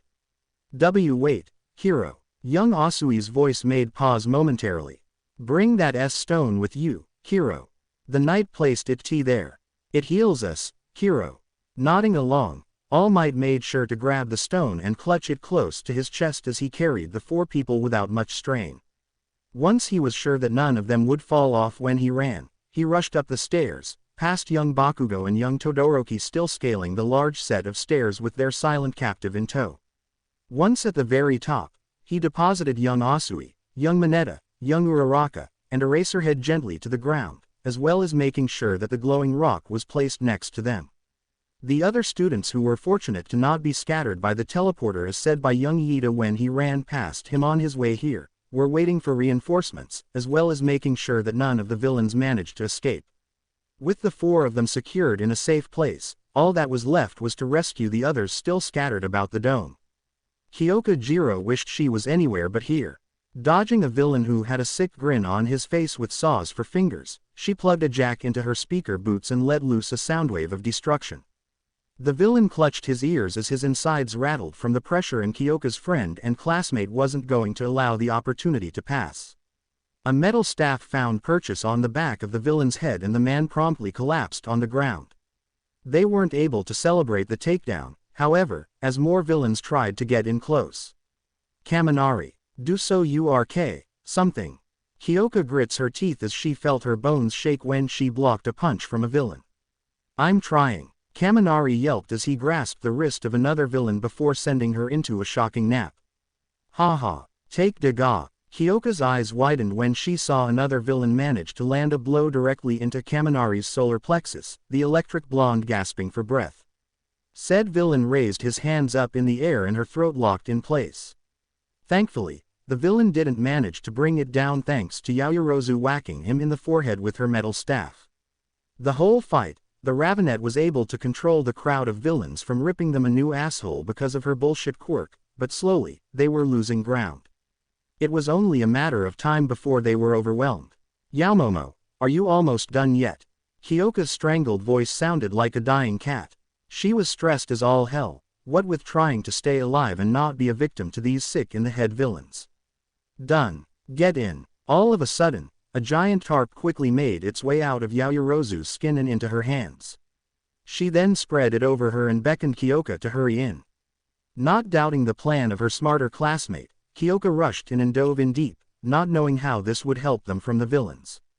Kaminari. Full power. Yaoyorozu's voice carried through the mountaintops, her voice making the villains double time their actions. But what if I hit you too? Kaminari was also stressed as hell, just like her, and just like Yaoyorozu, but for God's sake, she wished that spark plug would just listen and go blasting. Yaoyorozu is smart for a reason. Don't worry about us, just do it. In the heat of the battle, there was no time to relay the specifics. There was no time to think, no time to plan. Just base instincts. Kaminari yelled and the sound of crackling electricity filled the mountaintop before it became a full-fledged roar of static. Yells and howls of pain echoed all over as the roar of static slowly gained more power, before it slowly died down. Ears ringing, Kyoka groaned as she released the hands that covered her ears. Eyes opening, she spotted Yaoyorozu and her bountiful breasts hanging open underneath the tarp. Of course she was topless, otherwise, she wouldn't be able to get the entirety of the tarp out in time. Removing the tarp over them, the 2 female students observed their surroundings, before a smile crept up their lips. All of the villains were down for the count, none of them being spared from the shock they had received from Kaminari's quirk. Speaking of Kaminari, the dork looked like an absolute buffoon while throwing up thumbs up like a loon. It looked amusing, at least until Kyoka remembered that Yaoyorozu wasn't wearing anything above her waist. Close your eyes. Kyoka rushed forward and slammed her palms directly over Kaminari's eyes, who was still going, even with the loss of his vision. Sighing, Kyoka managed a pained grimace. Her body ached, her arms felt like putty, her legs wanted to die, and her eyes felt heavy. She was so goddamn tired. Once she got back home, she was going marry her pillow and sleep to some rock and roll. God knows she needed the rest after this clusterfuck of a field trip. Just as they were in the clear, and Yaoyorozu got her modesty back. No matter how little. The three of them were about to reunite with their other classmates chilling right next to the entrance when a villain made himself known. He grabbed Kaminari, still in moron mode after short-circuiting his brain, and held him hostage. If you value your friend's life, drop your weapons and get on the fucking ground. The villain roared as a brief hint of static streaked around him. Kyoka bit her lip. She shouldn't have separated from the moron. Actually, they shouldn't have separated, period. Just a few meters made a fucking difference, and now their classmate was paying the price. Kyoka and Yaoyorozu looked at each other for a moment, before a cry of pain caught their attention.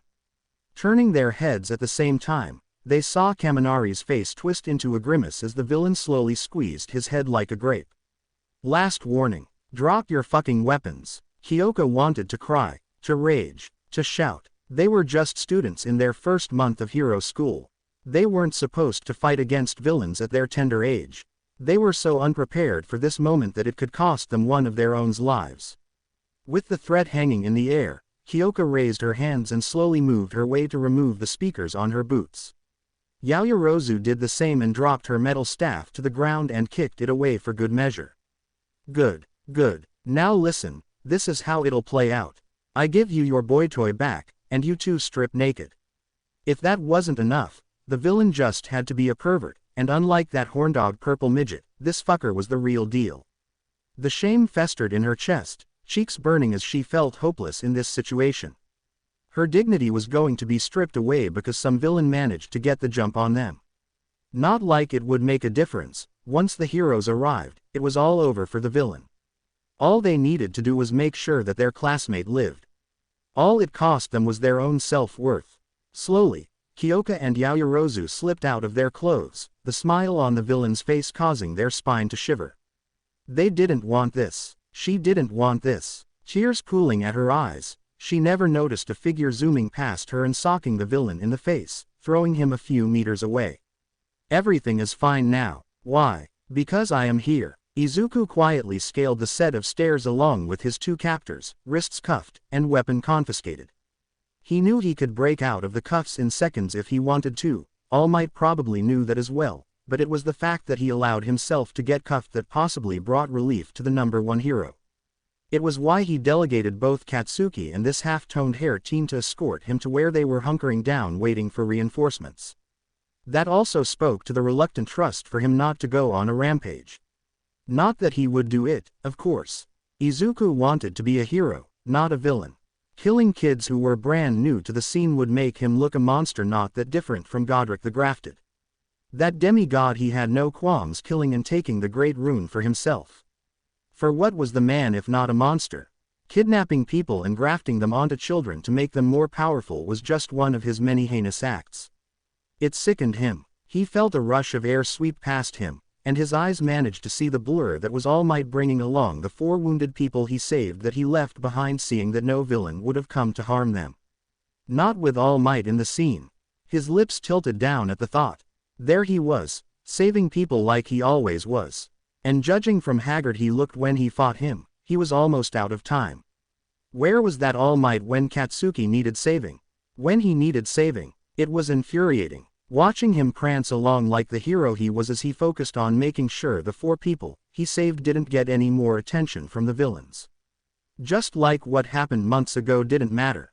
Like what happened to him didn't matter.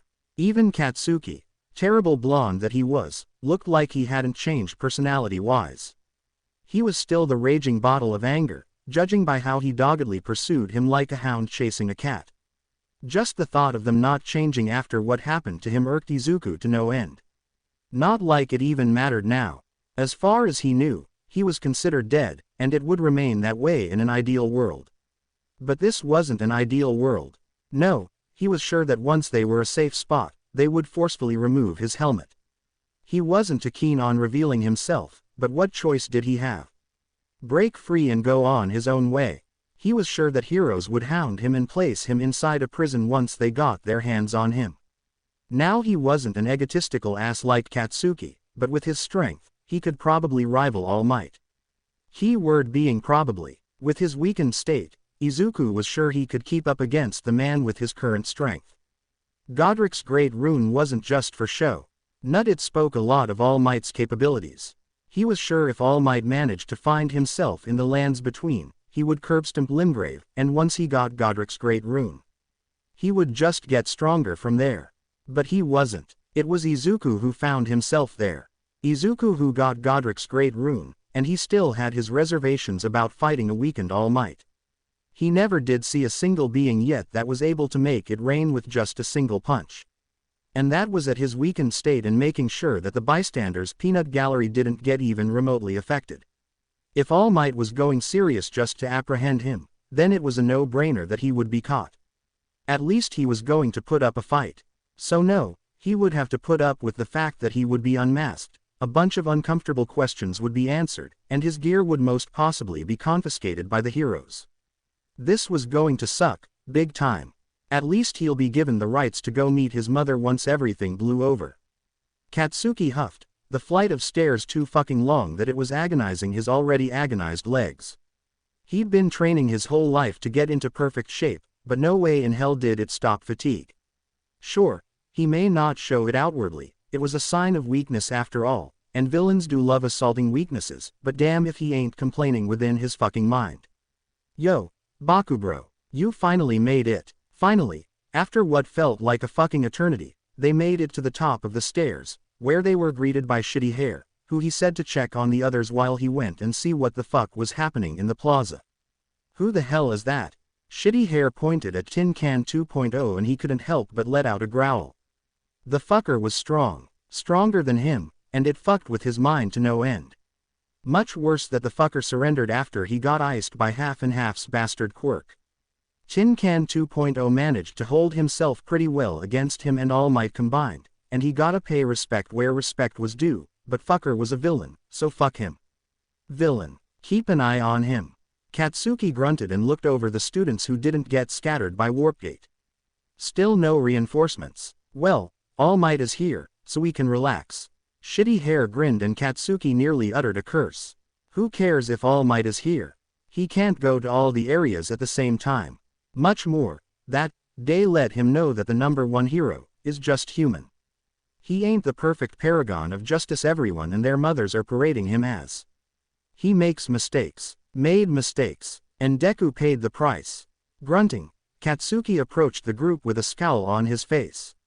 No point in trying to save the others. They can handle themselves, otherwise, how the fuck did they even get in the hero course? And then he saw Frog Face, Cheeks, fucking Pervert, and Aizawa Sensei. What the fuck happened to them?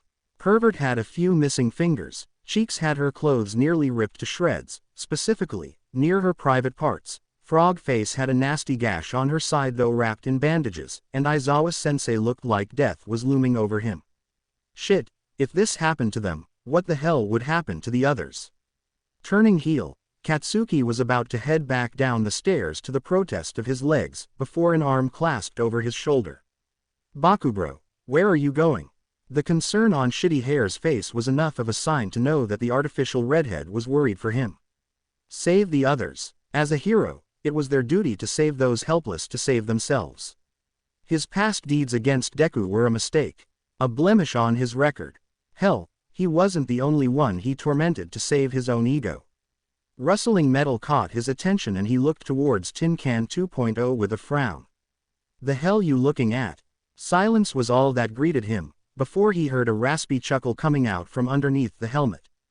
Did he dare mock him for trying to save people? The fucking villain. Of all the people to mock him, it had to be a fucking villain. The goddamn nerve. Can't believe you of all people would want to save people. The muffled voice sent a chill down his back. A vague sense of fear and disgust welled up in within him as he continued to gaze at the villain. I thought you wanted to be the #1. Beat up every villain to secure that spot. The villain continued to chuckle, the sight making his body tense and rigid. Shitty Hair, noticing his dilemma, growled at the villain. Hey, who the hell do you think you are? Shitty Hair approached the villain with a menacing growl. What makes you have the right to mock Bakubro's desire to save people? Huh, villain. Why, one of his former victims, of course. The villain slowly turned back to him. He could imagine the grin underneath that goddamned helmet. Isn't that right, Kachan? The moment he saw the recognition on Katsuki's face, Izuku couldn't help but grin maliciously. Oh, the sight of it nearly made him laugh out loud. It was cathartic, in a sense. Here was his former tormentor, looking like he had seen a ghost as he stood still like a statue. He would have never seen him this way back then. Did he change? Of course he did. But that desire to save people. It was laughable. His bully, his tormentor, out here trying to save the lives of his classmates because what? He cared. Because he wanted redemption. Because it was out of a sense of guilt from when he died. Izuku didn't know, and he really didn't care anymore. It was his own business what he did with his life now. Frankly, he respected the ash blonde as he was now. No longer was he that egotistical maniac like he thought he would be. He was still unhinged, don't get him wrong, but at least he mellowed out now. But he would never forget, nor forgive what he'd done to him. If he wanted to play hero and save lives, let him. It wasn't his problem anymore. It was his, and his alone. Just like it was his duty to become Elden Lord and reform the Elden Ring in the lands between, whatever that meant. He was still trying to figure out what to do with his quest, and Melina won't tell him the specifics yet. Just gather the great runes and head to Lindell where the Erd Tree resides. He was brought out of his musings when he felt hands grasping his shoulders, the fingers trembling ever so slightly. His eyes gazed into red piercing orbs that shook and trembled. Deku. And of course, Katsuki just had to say out his insulting nickname. But not really that bothersome anymore.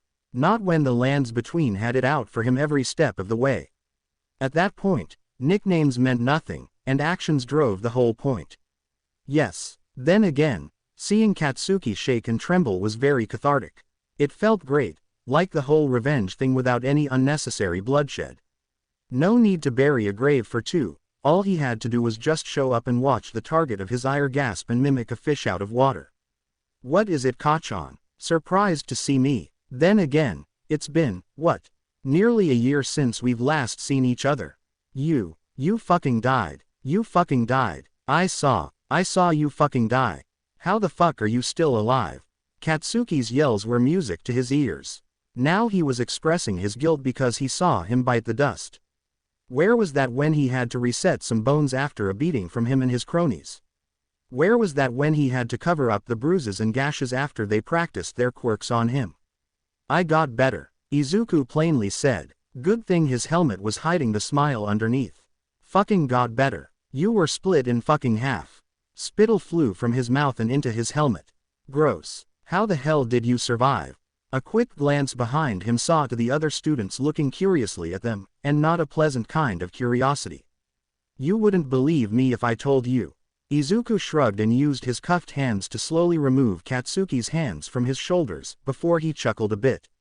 Not like I won't be spilling my guts out when the heroes and police get here. He slowly reached for his helmet and began to unfasten the straps that held it in place.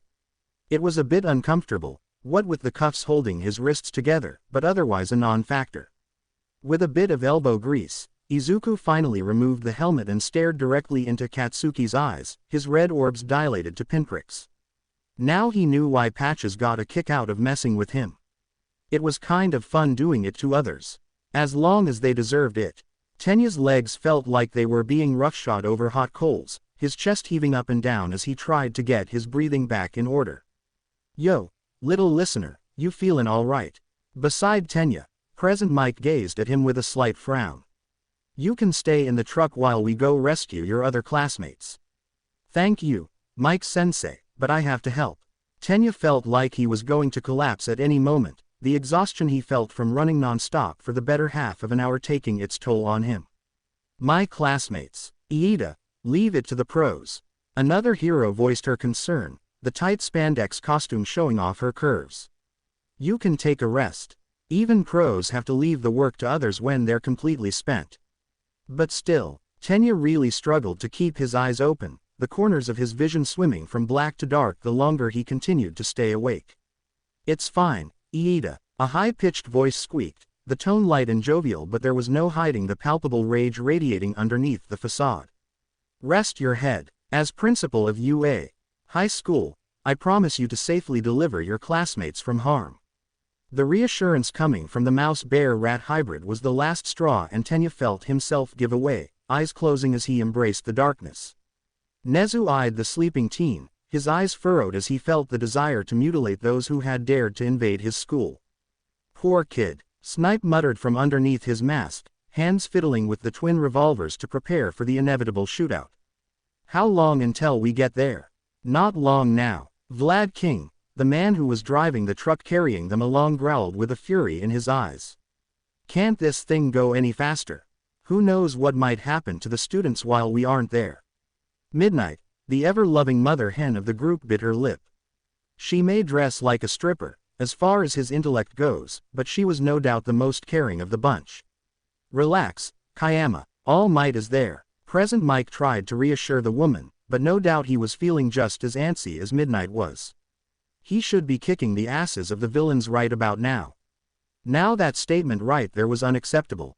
To heap on the hopes and expectations on a single man wasn't a feasible solution to their detrimental society. He was sure to cut it out of the bud when the teachers here started their job, but humans will be humans, emotional creatures that they are. Even if All Might is currently holding back the villain menace, never forget to provide aid to those affected. Nezu Grin knew it brought chills down their spines. Oh, how he loved tormenting them so. Sadly, his hobby of messing with his employees must be put to the wayside now in favor of reminding them of the harrowing truth. All Might is just a man. You've all seen his injury. Do not prop him on a pedestal like the others in our society do. His piece said. The heroes within the truck went silent. Good thing their student was asleep, otherwise there would be a chance of an information leak. Something Nezu wasn't too keen on, what with the HPSC nibbling at his coattails for any kind of vulnerability. The rest of the drive was bathed in silence as the heroes prepared themselves for the worst-case scenario. Nezu, meanwhile, was simulating scenarios upon scenarios on the possible outcomes this villain invasion may come to bring. Did one his students die? Did multiple of them die? What about the other side? Did a villain die? How about injuries? Grievous or minimal? So many scenarios, not enough time to think. Even with his quirk that made him into the intellectual powerhouse that he was, time was an ever-present constant that always hindered his calculations. Nezu sighed, the others picking up on his action but none of them daring to speak up against him. As they should. He was already furious at the fact that mere villains decided to attack the one place he had his hands on, but if the HPSC managed to catch wind of it, it would mean lesser influence amongst the masses. From his calculations alone, if the society continues as the HPSC deems it acceptable, it will cripple the human race entirely, what with their influence slowly spreading all over the globe. It was already a hassle with villains mucking about and making a mess of things everywhere. But an enemy that was disguised as your ally was just as dangerous, if not more so, than villains scheming in the background. After all, villains can be targeted, but those on his side require a certain finesse to make sure that he cannot be condemned by the general public.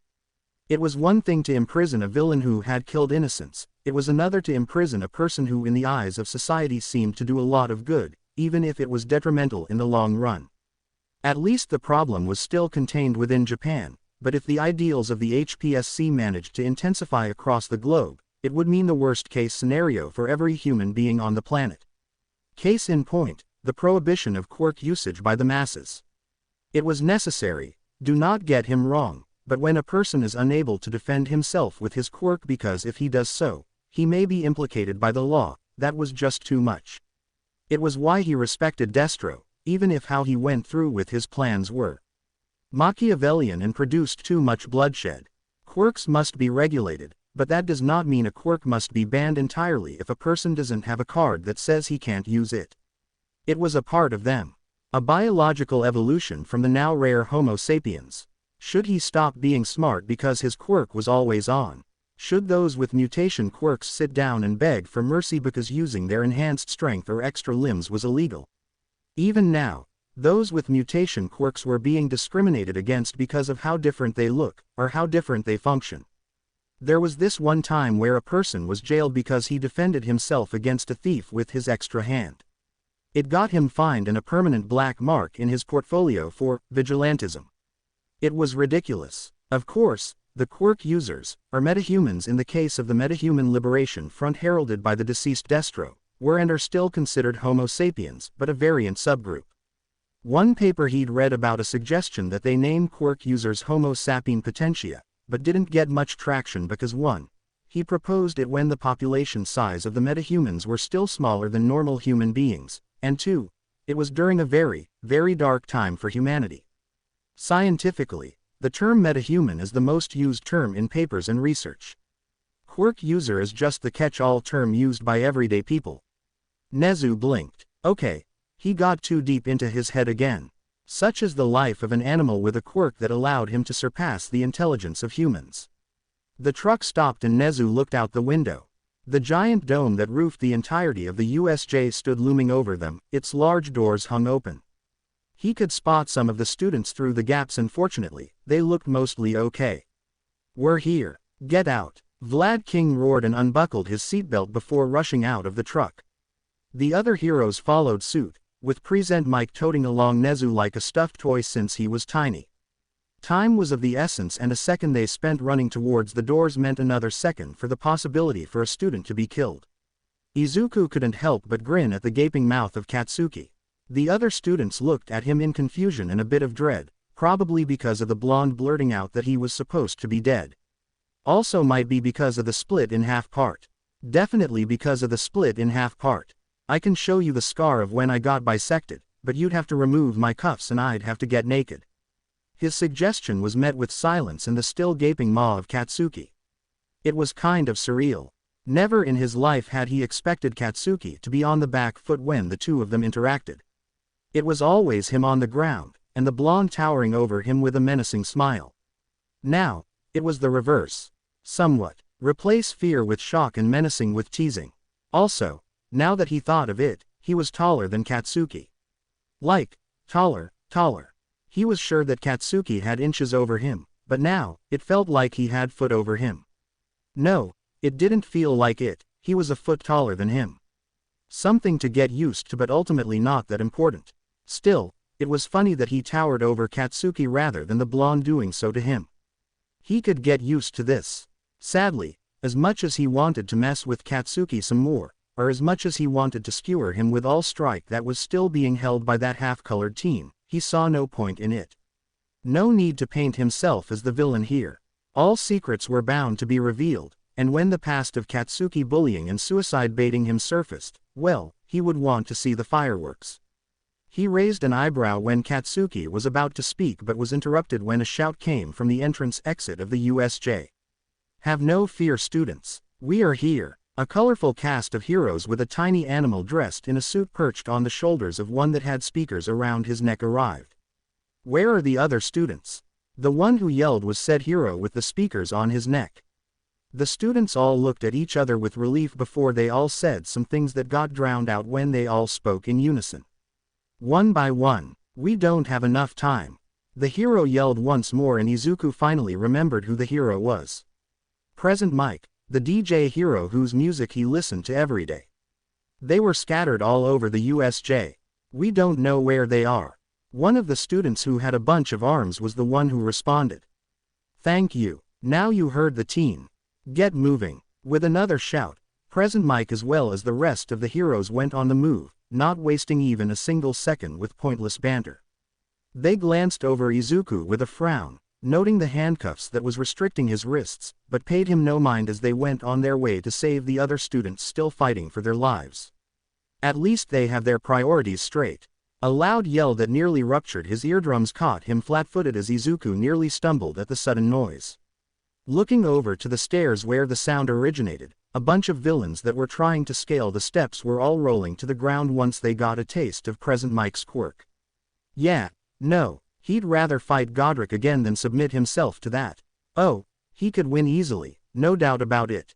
It would just be annoying and a pain in his ass if it ever came to it. As the heroes scattered to go help the other students, Izuku looked back at Katsuki who didn't turn his gaze away from him. "Any more questions you have tucked in that egotistical head of yours?" Izuku's tone dropped a bit, and he relished the way Katsuki squirmed in place. "Also, could you tell Redhead here to stop? He looks like he wants to throttle me into next week. Damn, when did he get so snarky?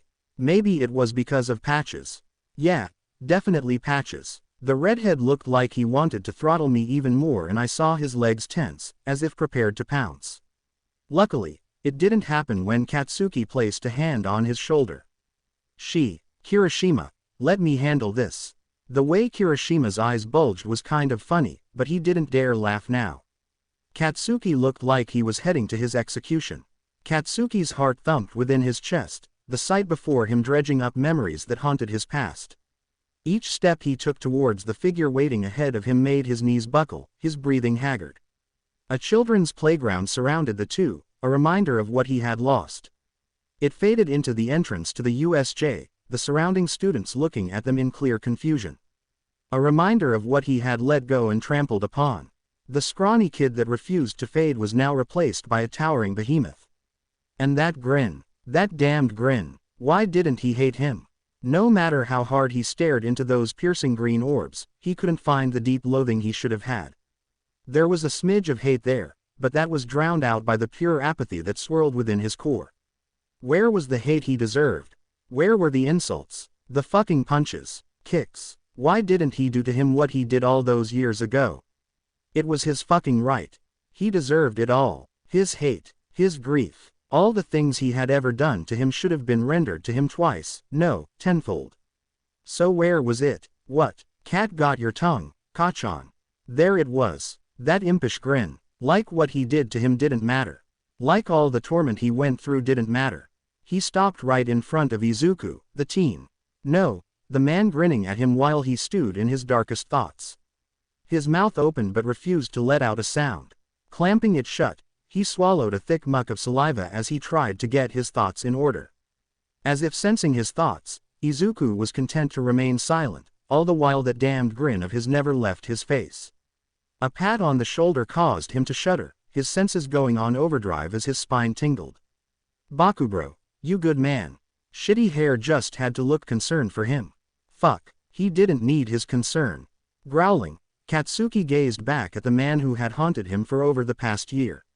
Stealing his nerves, Katsuki glared into Izuku's green orbs, the mirth hidden underneath all too obvious to the ash blonde. How are you here? Izuku raised an eyebrow at his question. Seeing the greenette not answering his question, Katsuki let out a low growl and took another step forward. I saw your fucking corpse at your funeral. I was there when they cremated your ass. I was there when they buried your ashes in your family cemetery. So how the fuck are you here? He heard gasps coming from behind him in the peanut gallery, but he didn't care. His attention was solely focused on the teen before him, the teasing grin still present on his freckled face. I don't know. Izuku shrugged, the pieces of metal he wore grinding against each other producing a cacophony of chinks and clanks. One moment I was somewhere else, then another, I was here inside that dome over there. He pointed towards the dome where Katsuki and Shitty Hair came from. A pit formed in his stomach.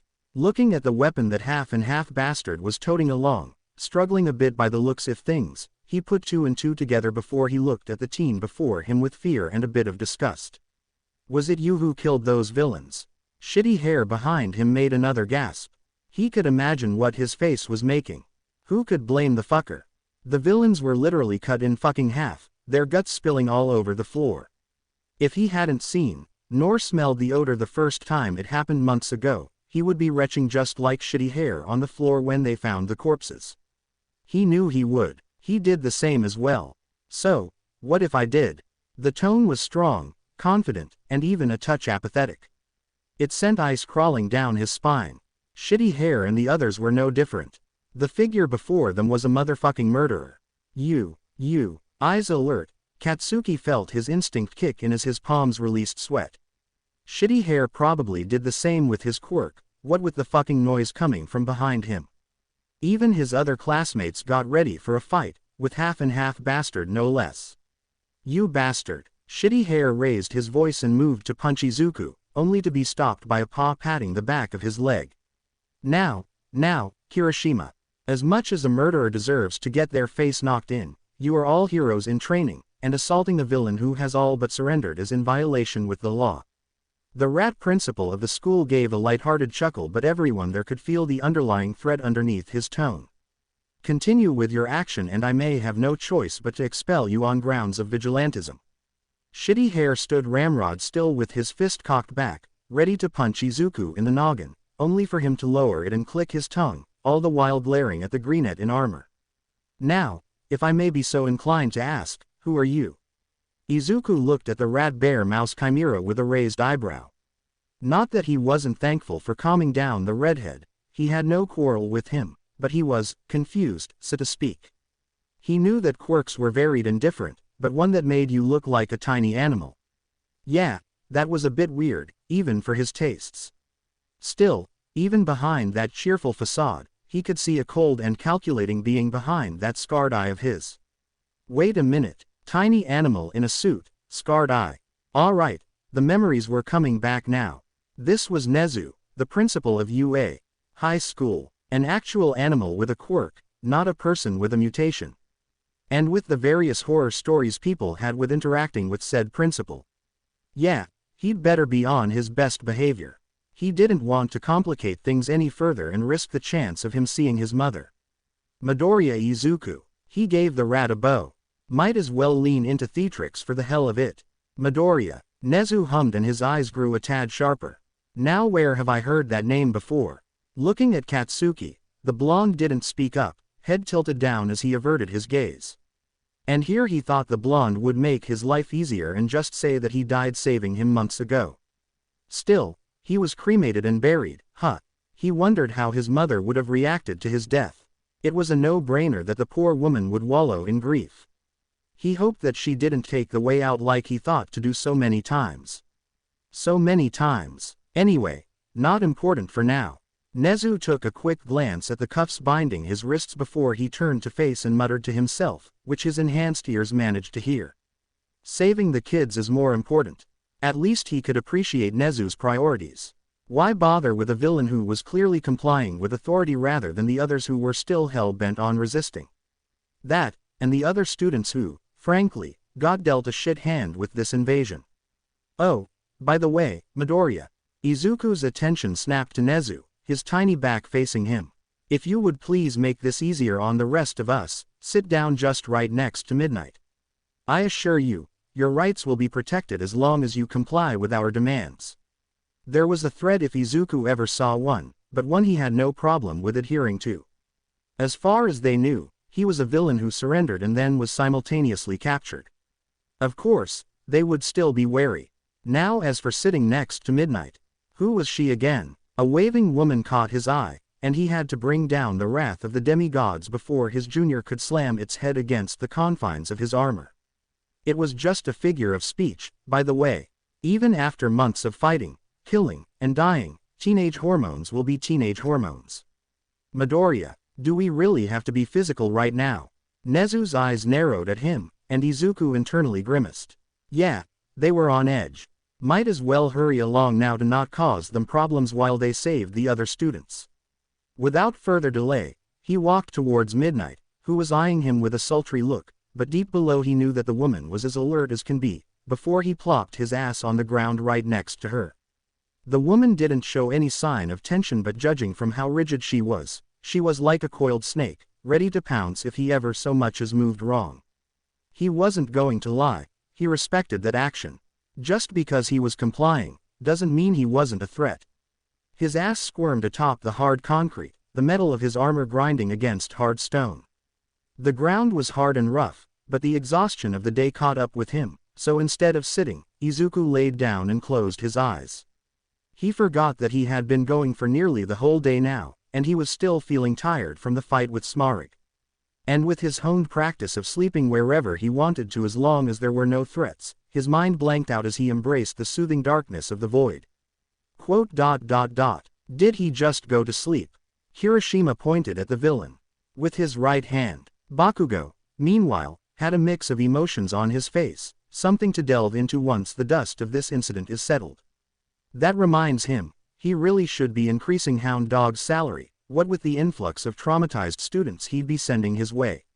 Principal Nezu, he was taken out of his thoughts as a student. One Asui slowly made her way towards him. Yes, my dear student. Is there anything I can help you with? Nezu gave a cheery grin and studied every facial tic the girl had. With her frog-like features, it was a tad difficult reading her mannerisms, but otherwise, not too much of a problem. About the villain, Hiro. Nezu raised an eyebrow and Asui pointed towards the now sleeping armored villain that looked no older than the students. He isn't a villain, Hiro. Oh, what did he do? Nezu's curiosity was piqued. It was already piqued before, but with this new revelation, his interest skyrocketed. He saved me, saved us, Hiro. She then pointed to Uraraka, Mineta, whose injury was already giving him a headache, on how to approach his parents, and surprisingly, an unconscious Aizawa. Did he now? Nezu hummed as he stared at the downed form of Midoriya, who was quite comically taking a nap right next to Midnight. If the press were to see this sight, they would immediately conclude that Midnight used her quirk on a surrendering villain. Oh, he could already imagine the headlines made by those vultures. Is it any wonder why Aizawa detests the media so? But alas, that was a thought for another day. Right now, his employees were scouring through the USJ and saving any student they come across. The pictures they painted made him sigh in relief. It didn't take long for the students to all be gathered just a few meters shy of the exit. All of them were fine, shaken and traumatized, but relatively fine. All Might did good in arriving early and making sure that the students in more dire straits were prioritized first. Say what you will of the bumbling oaf, the man had a heart of gold and the wits of a seasoned veteran. Izuku stared out of the car window, the trees outside zooming past them as the sirens wailed along the road. His eyes closed, the memory of the chaotic end of the day filtered through his mind. The medics and policemen swarmed the scene, tending to the wounded and handcuffing the villains. Despite the frog girl's insistence that he wasn't one of the villains, the officer's pointed glances and firm grip on his arm told him that they weren't convinced. And even with the somewhat rough treatment, Izuku couldn't blame them. Protocol was protocol, after all. At least they didn't push him to the ground and pressed their knee against his windpipe to the point of suffocation. Shoved into the back seat of the police car, Izuku's head drooped as his body cooled down from the action. The roaring engine of the speeding car was a harsh tune that rattled his ears. Each time his eyes fluttered shut, the officer in the passenger seat would twist around, a flashlight beam piercing through the dark. His jaw tightened while his eyebrows twitched at the action, fingers drumming his knees in an attempt to not give the officer a piece of his mind. A normal person would have already passed out, but Izuku was far from normal. His senses were honed through trials and tribulations, and every time he could sense someone or something staring at him, his instincts would kick in. Thus, why he was staring out of the window. He couldn't sleep, so he might as well pass the time by gazing out into the open world. His fingers twitched at the thought his items being confiscated by the policeman, much more so with the bottomless box. His gaze flickered to the bottomless box kept out of reach, sitting in the hands of the officer in the passenger seat. His fists clenched, eyes narrowing ever so slightly at the sight. The thought of the officers poking through his belongings made his skin prickle. At least the only one that could access it was him. He could just get it back later, through force if necessary. As for his armor, they tried. They really did, but Izuku would not budge. Tensions were high until the rat principal, Nezu if he remembered correctly, assuaged their concerns about the heavily armored man that looked like he could rip a man in half. And wasn't that statement true? He wondered what would happen if they found the bisected remains of the villains he accidentally killed in the conflagration zone. Actually, would there even be remains left at all? The fire there was still going strong, artificially produced he surmised, even after everything was all said and done. After a bit of thinking, he concluded that yes, there would be remains.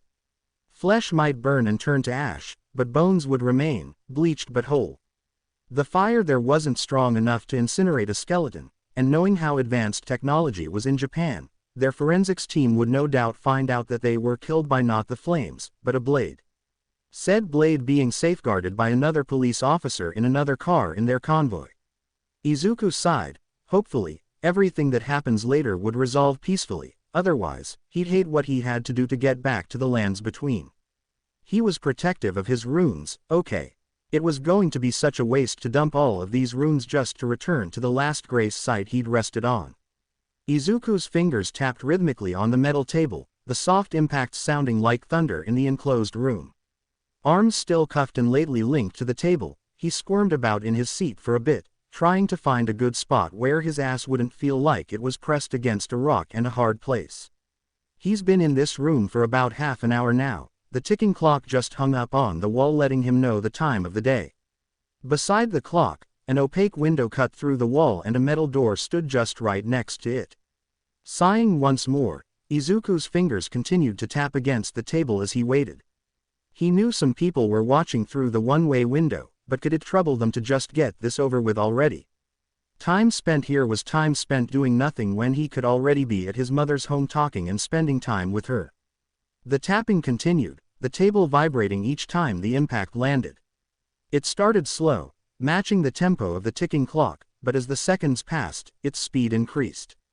Gradually, the tempo was heightened, again and again, until the sound that echoed through the chambers was the rapid impact of metal against metal. A few minutes later and the tapping stopped. Izuku's eyes narrowed at the door that clicked and swung open, revealing a figure heading inside. He had a sand-colored trench coat hiding the white dress shirt and dark blue tie underneath. His steps echoed through the room, and the door behind him was brought to a close by another officer waiting behind it. "Good afternoon, Midoriya Izuku." The detective ended the greeting with a question, to which Izuku nodded. "All right then. So, first off, let's start off simple." The detective took a seat opposite of Izuku, his eyes never leaving the greenette's piercing green orbs. "Are you part of the invasion force that assaulted the USJ?" A simple question left the detective's lips and Izuku didn't hesitate. No, the detective didn't show any kind of hint that he was surprised, to which Izuku applauded mentally. Next question. "During the invasion, what were you doing?" Izuku's heart remained steadfast, the question already foreseen. "Saved some of the students and killed the Nomu that sent a teacher to the ER." At that, the detective showed a slight twitch just on his upper brow. He should have. The state the Nomu's corpse was in left little to the imagination on how its last moments must have been. "I see." Tsukauchi frowned, his gloved finger tapping on the table. "Are you aware that you may be charged with vigilantism and first-degree murder because of what you have done?" "What about my self-defense?" Izuku's frown grew. The thought of him being charged because he saved a bunch of kids in danger was ridiculous. "Or how about me saving those that would have died if I wasn't there?" The teacher in the ER looked like he wouldn't be breathing if I hadn't patched him up after getting beaten to near death by the Nomu. And I am eternally grateful for your actions. Tsukauchi showed a smile and Izuku knew that he was being genuine. It then morphed into a frown as the detective let out a long exhale. "That said, nobody is above the law, and you, Midoriya, have been found to have committed murder against 3 villains because a key witness had divulged what had happened in the conflagration zone." "Ah, yes, the part where he inadvertently bisected 2 villains because they were flimsy as a wet noodle. He thought that they would have found out about it by analyzing the remains of the bodies, but the villain that escaped spilled the beans first. Does it even matter? They are villains that had intentions to murder literal children during their field trip. Not that he wasn't underage as well. He just looked old because of the runes that strengthened him, pushing his body to the point where his muscles and bones could endure the output of his strength. I'm afraid it isn't that simple." Tsukauchi shook his head. "Even heroes are bound by this no-killing rule. Unless judged by a majority of the HPSC executives that a certain villain must be dealt with lethally, a villain mustn't be killed by a hero. No matter how justified it would be. Now I remember why I didn't like the hero system." Izuku muttered underneath his breath. During his travels in the lands between, he tried going about it by upholding the hero system that was in place in Japan. That got him killed numerous times until he dropped the holier-than-thou act and got to brutalizing the hostile entities that dared provoke him. Of course, he gave them a chance first to stop and turn away, but they were dogged in their pursuit to rid him of his life. What if I said that the villains killed in the conflagration zone was a mistake? When Izuku's words left his lips, he noticed the detective's eyebrow raise a few centimeters upward. "Excuse me." Tsukauchi looked a bit shocked. Not like Izuku could blame him. It was pretty hard to swallow the fact that 2 people were dead because they were sliced cleanly in half. They were soft like tissue. I didn't expect my blade to go through them like tofu. The foes I face are much hardier than that. And now the detective was going pale. Was it the nonchalance, or the fact that he was used to more challenging enemies? The room was bathed in a brief silence before the detective cleared his throat a few seconds later. Quote. Be that as it may, you will still be charged with third-degree manslaughter for the two bisected villains. Izuku hummed. It was weird how the detective just took his word at face value. Does he have some kind of mind-reading quirk? That would explain why he changed the charges. As for the Nomu, I'm afraid it will remain as first-degree murder. Well, legal-wise, it wasn't wrong. Izuku could understand why he was charged so. It didn't mean he had to like it. Don't worry, we'll make sure that you get off as light as possible. Tsukauchi then bowed his head towards Izuku. Please, accept my wholehearted thanks for saving those kids in Eraserhead. Oh, so that was the name of the teacher, hero. Eraserhead. He was sure he knew that name from somewhere, but he couldn't find it by trudging through his already muddled mind. The deaths he endured did a number on some of his memories, it seems. Can I make a request? The detective raised his head when he heard Izuku speak. Tsukauchi nodded and listened attentively. Can I please see my mother? Her name is Midoriya Inko. The detective paled. Outside of the room, All Might, currently in his deflated form, paled rapidly as he heard the name of the mother of the armored man sitting in the interrogation booth. Sitting on his shoulder, Nezu tilted his head at the blonde, beady eyes twinkling as the animal stared at his rapidly paling complexion. Toshinori, whatever is the matter? Nezu frowned when he got no response from the gaunt blonde, so he did what any animal would do to get attention from the humans. Smack the side of his face with his paws. Ack, Principal Nezu. Nezu grinned. He's lucky that he didn't extend his claws, or the man would have another injury for Recovery Girl to look at. Finally got your attention, haven't I? Nezu patted the blonde on the head. You've been silent the whole while Detective Tsukauchi was questioning this Midoriya Izuku. Something on your mind, perhaps. All Might remained silent for a good moment, before he sighed and let out a low exhale. It doesn't make any sense. Now that wasn't something Nezu predicted he would hear. He assumed that it would have been something along the lines of a person he saved but failed him later on with his family. The last time I saw the teen was months ago. He was a scrawny kid with little to no muscles. Now that brought up question marks. Looking at the handcuffed man, Nezu just couldn't comprehend that the man was in fact a teen. Was it a quirk, perhaps? Something that made him age rapidly? But if so, then wouldn't he be looking like 30, maybe 40 right about now if he got his quirk at the tender age of 4? But something wasn't right. All Might wasn't telling the entire truth, and a pointed glare towards the symbol of peace solved it. He was also dead, bisected in half by the slime villain. All Might say what now?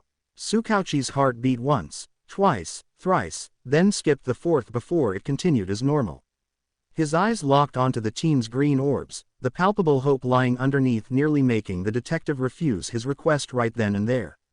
The watch on his wrist continued to tick by as he found his mouth unable to utter a single sound while the man in front of him slowly became a bit perturbed.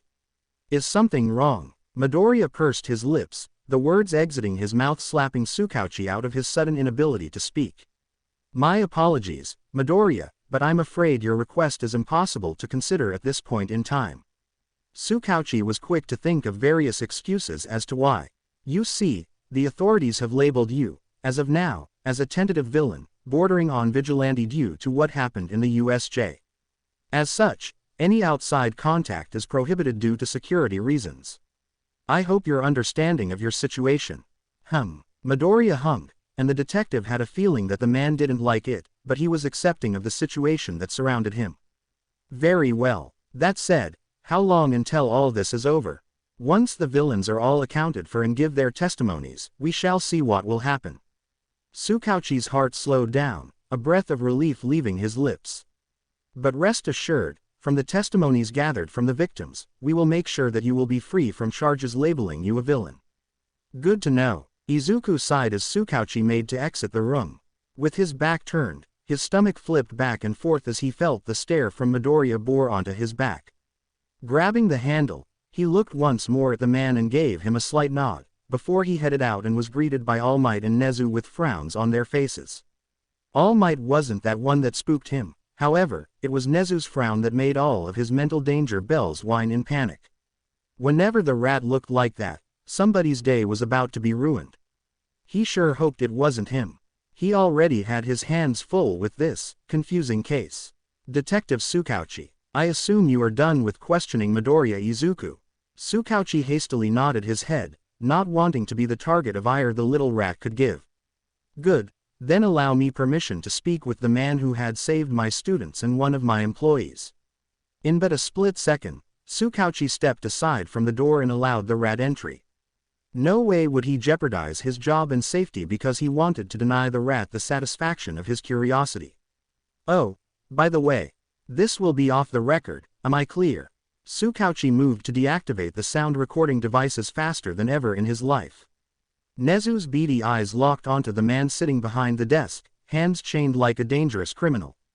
However, his eyes said otherwise. This being was a beast.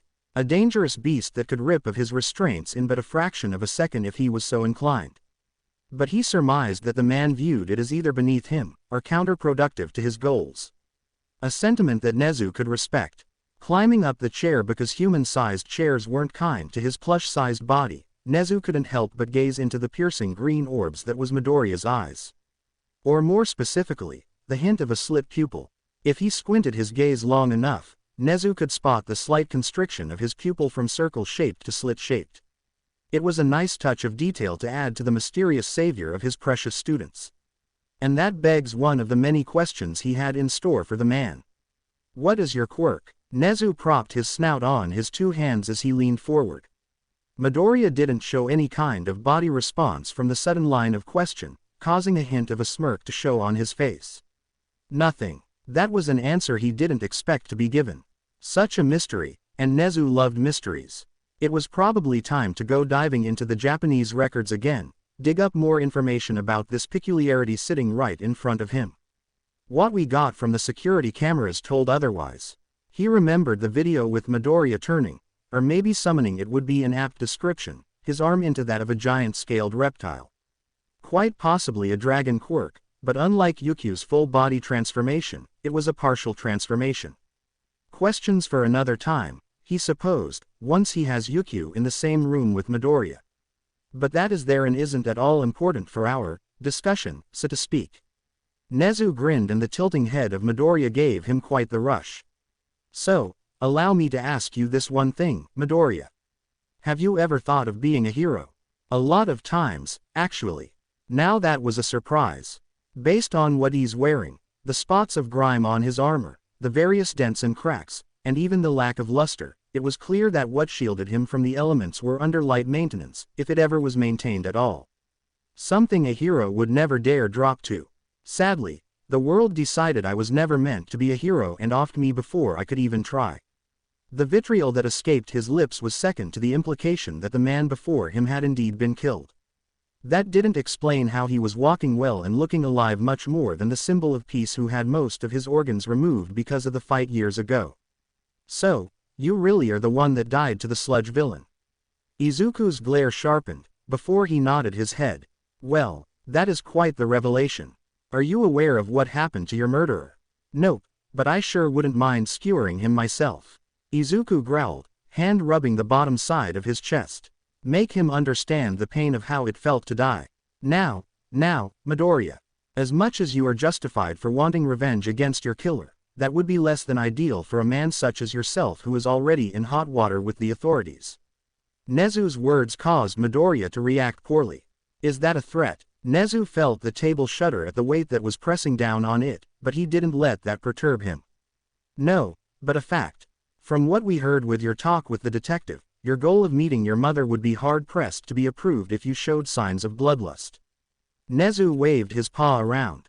Believe it or not, I am here to help you. My thanks for getting my students and employee out of harm's way. However, I would need your undue cooperation for you to leave this all behind without legal ramifications. So, what do you want me to do? Nezu blinked. He didn't expect the man to agree at once without even a hint of protest. The more he interacted with this man, the more his curiosity began to grow. Oh, nothing too harsh. Just answering a few questions, a bit of a demonstration of your capabilities, and possibly a teaching role in my school. Now it was Midoriya's turn to blink. Oh, how he loved messing with the minds of humans. It was just so much fun. Nezu was also sure that outside of this room, both All Might and Tsukauchi had their mouths agape. As if they could even veto his decisions. No matter how unorthodox, everything was for the greater good of humanity. Something humans didn't want to do themselves. So, why not an animal do it then? Become the puppeteer controlling the actors from behind the curtain to ensure that humanity doesn't implode in and on itself. Teacher, you want me to teach your students? Midoriya hummed, quite possibly a sign that the man was thinking deeply on it. A trait Nezu really appreciated. Nowadays, only Aizawa was the one that thought hard about his decisions. It would be a nice change of pace for another one to pop up. Who knows, it might even be fun butting heads with each other in intellectual battles. Indeed, normally, I wouldn't offer such a delicate spot to one unknown, much more so if they aren't registered heroes. Nezu grinned with his beady eyes focused on Midoriya's. You, however, are a special case.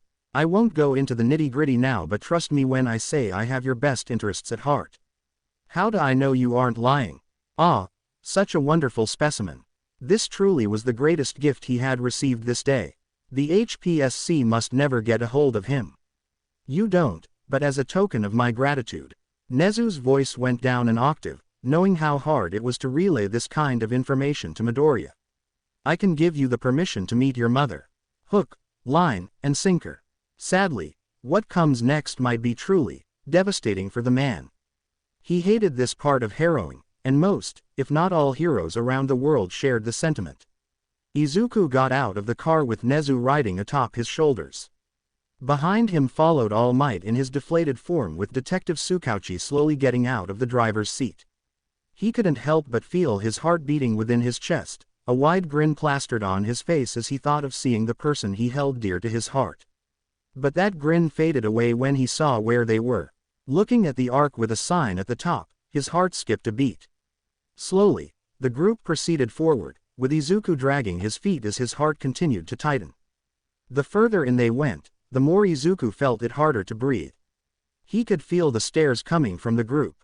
The pity, concern, and most of all, sympathy. It was never easy losing someone you loved. And once they stopped in front of a grave, Izuku knew what it felt to truly break. Dropping to his knees, tears cascaded down his cheeks as gasps of air escaped his lungs. Inching forward, he laid his hand on the smooth stone, the grave well cared for and maintained. His other hand stroked the writings on the tombstone, each character making his hand go numb. Midoriya Inko, that was the name that was written on the tombstone. The name of his mother who he never managed to say goodbye to, or even thank her for everything she had done for him. And now he wouldn't be able to. His gasps slowly turned to chuckles, voice raspy and hoarse. A small grin floated up his face as he thought of everything that had happened to him. His death, his sudden transportation to the lands between, his struggles, more deaths, his triumphs, all of those, it didn't compare to the void that formed inside his chest when he saw the name on the tombstone. Why did it always happen to him? Why did the world make him life's punching bag? Was it because he dreamed too big? Was it because he stepped on someone else's toes? Was it just because he was born? Forehead impacting the tombstone, he wrapped his arms around the stone and wept, all the while those behind him continued to watch him grieve. This continued for a time, seconds stretching into minutes, and minutes stretching into an hour. A pat on his shoulder caused him to jerk, and he twisted his head like a rabid animal, mouth turned into a menacing growl. My boy, I know how it feels to lose a loved one. All Might kneeled beside him, blue eyes locked onto the tombstone before him. It never gets easier, holding the grief inside. But your mother wouldn't want to see you like this. Izuku's didn't let go of his frown, but he did manage to turn his sights back onto the grave. Tracing the characters on the tombstone, he felt himself choke on his saliva. How did she die? Izuku didn't like the sound of his voice. It felt raspy, frail. Suicide. Izuku felt a punch in his gut. She mourned for you, you know. I was there at your funeral. I saw what she looked like. Months after your burial, she. Even with All Might's voice trailing off, Izuku knew what he was about to say. So, in the end, it was still his fault. His fault that he died. His fault that Katsuki continued to bully him. His fault that she died. Always. It was his goddamned fault.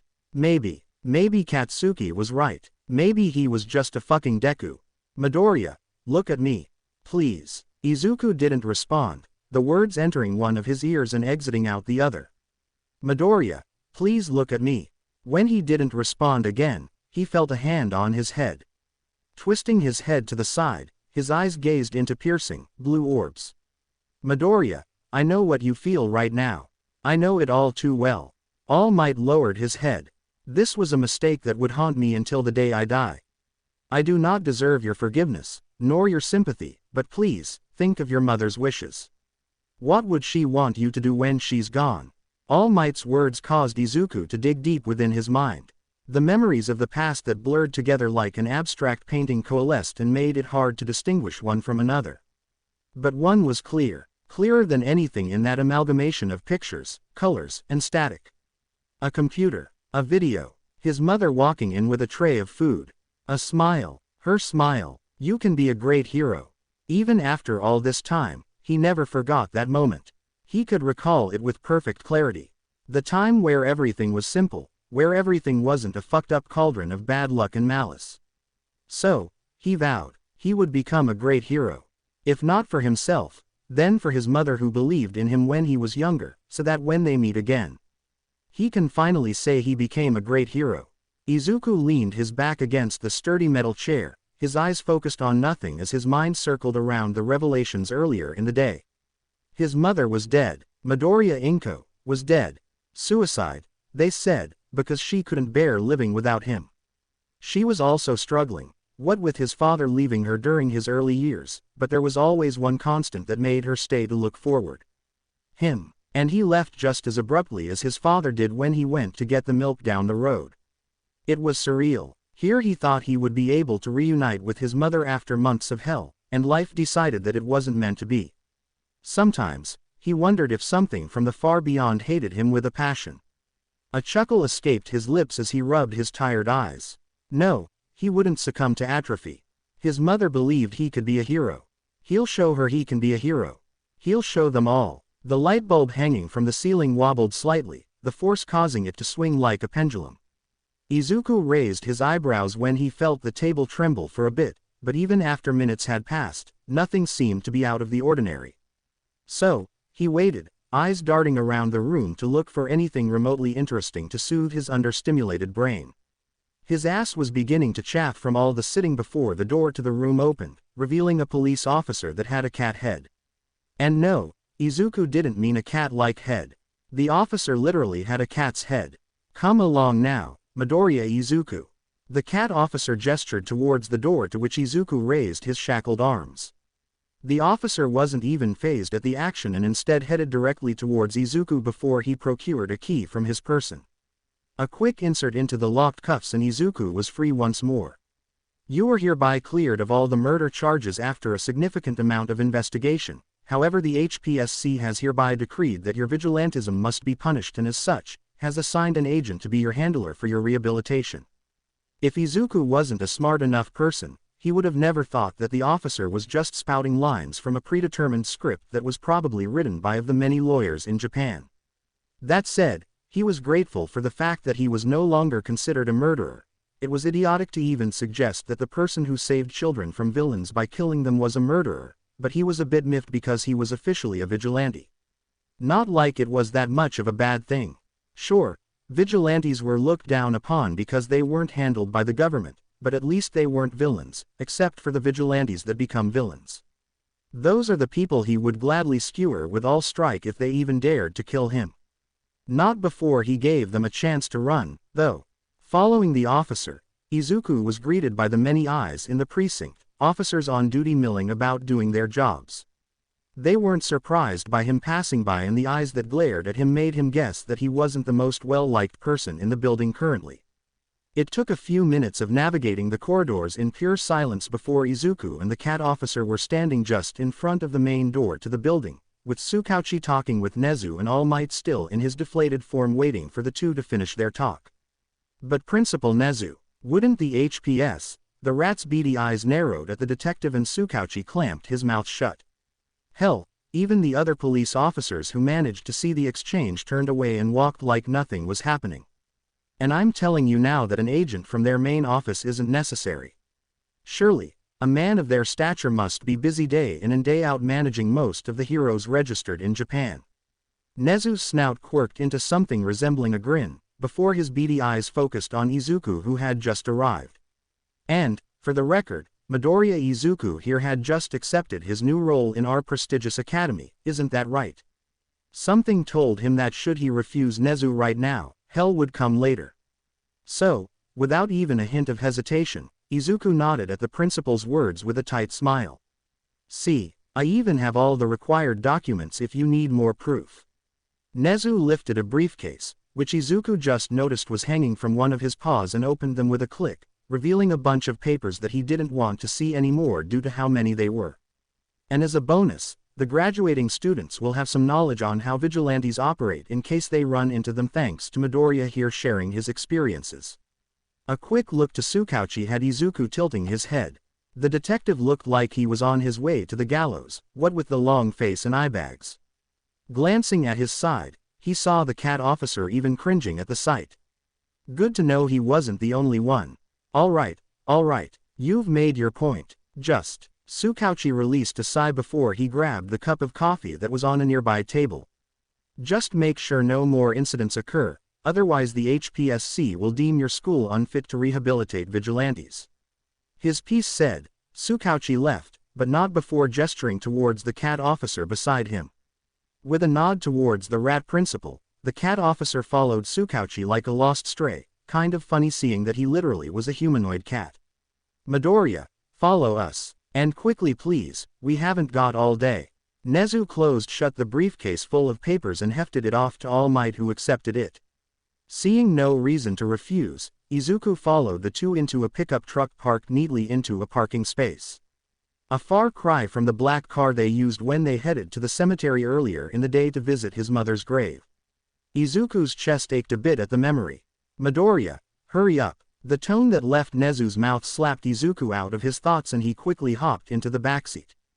Despite how it looked, both outside and inside, it was surprisingly comfortable. All Might, because who else would be able to drive this thing among the three, inserted the keys and started the engine. It roared to life like an angry god, Nezu and Izuku frowning at the noise. All Might, remind me again, how old is this thing? The gaunt blonde rubbed the back of his head at the question. 2.5 decades. Even Izuku had to blink at that. This pickup truck was that ancient. As far removed as he was from Japan at this moment, even he knew the lifespans of most cars nowadays weren't able to go above 15. I see, would you want a replacement? Nezu's question caused All Might to visibly glower. I'm afraid I would have to turn down your generosity, Principal Nezu. The air inside the vehicle grew heavy and Izuku blinked again. I'm sure you can understand. As you wish. Nezu clamped his mouth shut as the truck's engine roared once more before they were strolling through the city. With the air sour and tense, nobody in the truck was too keen to make some small talk. By the way, Midoriya, my thanks for going along with the impromptu act in the precinct. Nezu looked back at the backseat, Izuku still quiet as he regarded Nezu with thinly veiled curiosity, wariness. But not to worry, the papers I have on my person are legitimate. All I need are your signatures and you will be incorporated into my school as one of the assistant teachers. A question. Nezu waved his paw, probably the signal to continue. Why do you want me in your school so badly? Well, from what I've seen with your combat accolades during the USJ, your emotional stability in the cemetery, and All Might vouching for you, I can proudly say you would fit right in with the rest of the staff. Nezu's grin stretched from ear to ear. Provided you can get along with them in the first place, but I doubt you would have that much of a problem with them. Still, I'm confused. Izuku frowned as he narrowed his eyes at the rat. Why go to all these lengths just to get me this early? You could have gotten me if you just scheduled with the HPSC for me to teach if really needed. Ah, but that's where things get a bit more complicated. Nezu's grin turned into a frown, all the while All Might focused on the road. It is an open secret that I despise the HPSC, more specifically, their policies. I'm sure you're aware of how the masses view the hero society. Izuku tilted his head again. This was a surprise, knowing that the principal of the most prestigious hero school in Japan disliked the current status quo. He hummed, trying to figure out why the rat hated the HPSC, and even after a few more minutes of thinking, he came up with nothing. Maybe he should have strengthened his intelligence with runes more. Well, it is quite simple, really. Nezu returned to making himself comfortable in his seat. Hero society as we know it, is slowly collapsing in itself. Izuku blinked again. What did Nezu mean by that? Looking out of the window, everything seemed fine to him. Buildings were still pristine, everybody was milling about with smiles on their faces, and things were generally not looking like the lands between. He was also pretty biased with the hero culture, what with him being a hero fanboy. He may have lost some respect with All Might, but that didn't mean he hated all heroes now. You won't be seeing the signs now. It just started during the rise of All Might, after all. Nezu's chuckle grew a bit despondent. We won't be alive to see the fall, decades, even centuries from now. It's a funny thing, really. The symbol of peace is ultimately the main reason why humanity's collapse is all but guaranteed. Looking at All Might, Izuku could see that even the gaunt blonde agreed with the rat's conclusion. Question is, why? Why is he one of the main reasons humanity would fall in the future? I can imagine your mind turning around and around. Nezu's chuckled a bit more. Another simple answer to a complex question: heroes are just human. They cannot be in every place at the same time. But seeing how our society is, you can imagine why it is such a dangerous status quo. Once Nezu said his piece, Izuku clicked the puzzle in place. The heroes cannot save everyone, and those that slip through the cracks grew disillusioned. Villains are made, not born. Who knows, maybe some of them aspired to be heroes in the past, but life kicked them down and they turned villain instead. Some became villains out of spite, but others became villains just because they thought there was no other way to survive. That's not even including the fact that different kinds of quirks are being discriminated against, and take a gander as to what kind of quirks are mostly given the spotlight. Izuku clicked his tongue. Of course, it just had to be like that. Mutation quirks were always looked down upon because they changed how a person looked.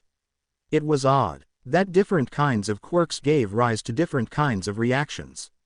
Was it the influence of heroes in the higher ranking having flashy quirks that were marketable? Was it because of that most of the people thought that quirks that differed from the norm being the top ranks of the Japanese hero system, were villainous? Enough said about the quirkless. They were treated like a subhuman at best. But wait, that doesn't explain why you think All Might is the reason why everything will collapse. Izuku questioned the rat, and Nezu's grin told him that he barely scratched the surface of the rat's thoughts. How astute of you, Midoriya. I knew I had a reason to like you. The rat's scarred beady right eye bore into his. The reason why I mentioned All Might as the reason, is because he is the pillar holding up the current hero society. What would happen if it broke? Plus, everything would come crashing down. Ah, we've arrived, Nezu chirped as the truck slowly ground to a halt. The handbrake clicked and All Might unstrapped his seatbelt. Nezu, being the tiny animal that he was, wasn't able to use the seatbelt. Come along now, Midoriya, your new home awaits. And wasn't that something that made Izuku cringe? A new home. He hadn't had a home ever since he was sent into the lands between. Opening the door of the truck, he stepped out with nary a pep in his step. He still wasn't comfortable agreeing with Nezu, what with his duties in the lands between still a work in progress, but since there wasn't any kind of way for him to go back yet, he might as well take a load off. He deserved it after all he's been through. That, and he still needed to mess with Katsuki some more. What else was he supposed to do here? Learning normal things here after what he'd seen in the lands between just seemed like a total bore. Hero laws. What use is that in an anarchic region full of monsters that had it out for you? Now that was a thought. Nezu wanted him to teach, right? How about a crash course in trying to survive the unexpected? Gods know that the heroes in Japan needs it, what with the villains still somehow running rampant around the country. Maybe Nezu had a point. If Izuku could still see villains running amok, especially if what happened in the USJ was an indication, what would happen if All Might, the main reason why crime rate was at an all-time low, disappears? Chaos. Absolute chaos. No wonder Nezu hated the HPSC. What they're doing is making heroes marketable, making them a commodity. They glamorize the hero life to get even more applicants, to inspire more to become heroes with the wrong ideals. Now in a superpowered society, it had some merits, but in the long term, it would destabilize or even cripple the entirety of society. And if the paper he had read before he got sent into the lands between was real, then quirks were just going to get stronger and stronger as the generations continue. With those in mind, it was quite mind-boggling why this kind of practice was still ongoing. In the dark age of quirks, it was a nice band-aid solution to a fucked-up world, but in peaceful times with most of society stabilized, it needed to change. Why? One of the effects of this society was present now. The bystander effect. It was already present in the past before the age of quirks, but now it is rampant everywhere. The mentality that a hero will take care of it is too problematic. It just isn't sustainable if a much larger crisis that can affect cities prop up because villains are unpredictable. Sighing, Izuku followed All Might and the rat into the school, the giant UA logo hanging above the front doors leading to the inner hallways clearly seen from the front gates. Now, Midoriya, before we head in, I would like to remind you that since you are currently homeless, Izuku winced again, still reeling from the revelation that his mother was dead. I and the staff have prepared for you a temporary living space. At least until you can afford your own with the pay you will be receiving with your new job. Wait, I'm getting paid. Izuku tilted his head. Why, of course, Midoriya.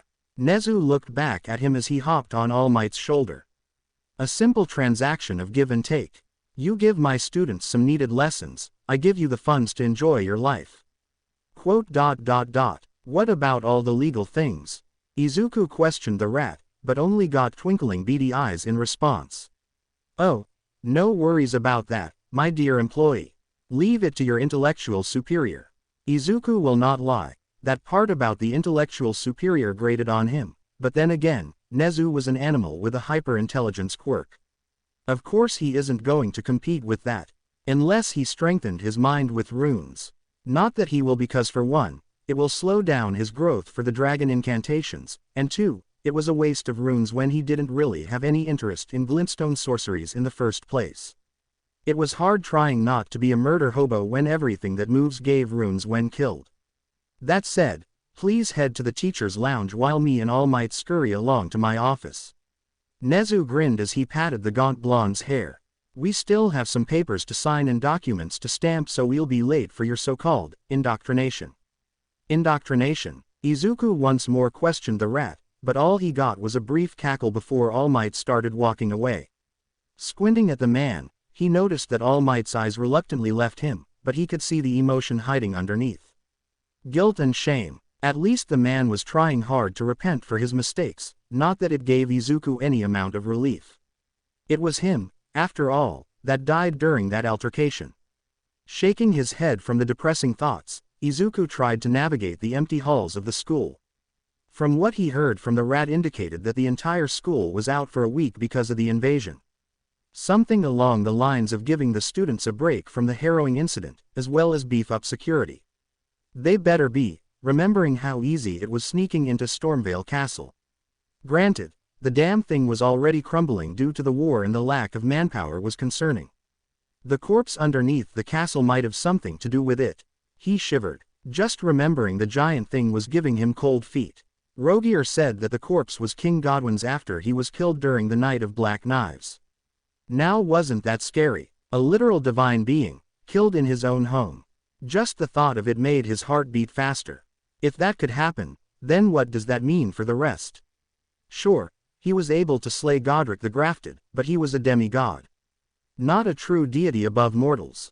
He was also the weakest, if his sources were correct. Will he have to kill a god? After all, even with all his trekking through Limgrave and Liurnia, he still had not a fucking clue on what an Elden Lord is. Melina said it was to be unite the Elden Ring and bring order to the lands, but from what he saw, it was a source of unimaginable power. Power strong enough to shape the entire region to one as he sees fit. Nobody would be able to contest him, or even dare challenge him. And this tarnished business, why them? Why him? He could see grace, guiding him to his objectives, but what about the others? Why did Rogier say he couldn't see them anymore? Did it just happen normally? Or was there a reason for it? Even Ver said something along the lines of most Tarnished who follow the guidance of grace find themselves dead because it was their fate to begin with. It was confusing. Sighing again, Izuku dropped that line of thought. Think about that later, focus on the now. While he's here, he might as well unwind all of the stress that nearly made him jump off a ledge in the lands between. Not that it would do him any good, seeing that he would revive a time later. Wait a minute. He saw Rogier die with a bloodstain underneath Stormvale Castle. But when he went to the Round Table hold, he was fine. Well, relatively fine, but there was one thing that rang in his mind. He said that he lost the guidance of grace. He implied that it happened after he died underneath the castle.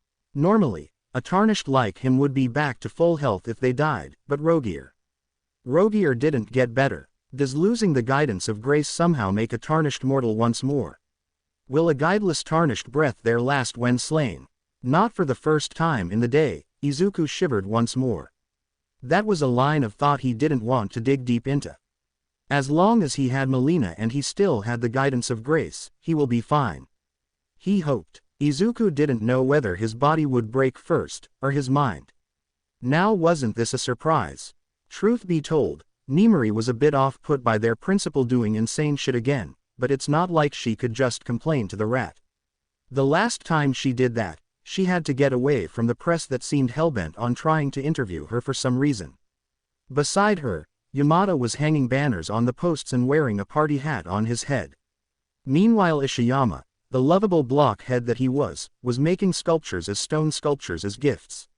She had a collection of sculptures from him that showcased the entirety of the UA hero teachers and she had it proudly displayed in her house's living room. Khan was also hanging banners but on the opposite side of Yamada, while Snipe, not a single teacher knew the man's name, other than Nezu, was busy setting up the cake. Who knew the cowboy could bake a mean chocolate cake? Kuros was still in the along with Aizawa who had it even more badly than what happened to the space-themed hero. She didn't know how or why, but apparently, broken bones, decaying skin and flesh, as well as ruptured organs were somehow worse than literal disintegration. Quirks or bullshit, she had to give her thanks to the knight. That wasn't a villain as was concluded by the authorities, just a misguided vigilante, for stabilizing them with the glowing rock.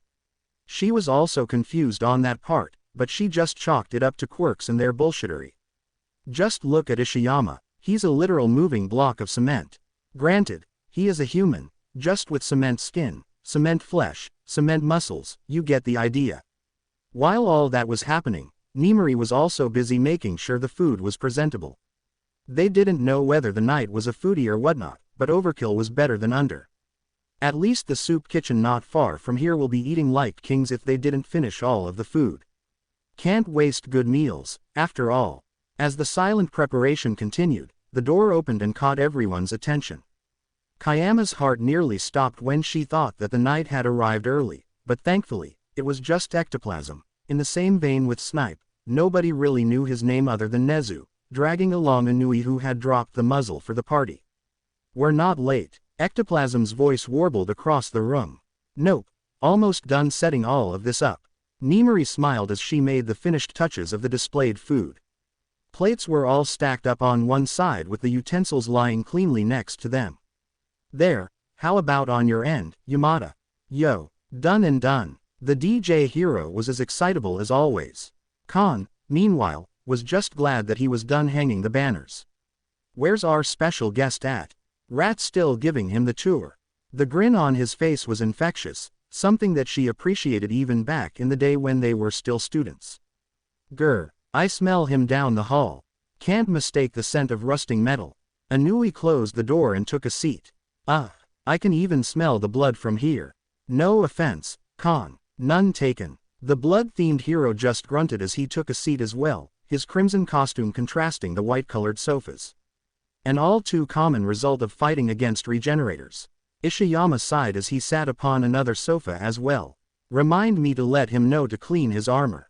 Nimari cringed. She knew how strong Inui's sense of smell is, making it a bit of a downer on the therapy dog in human form.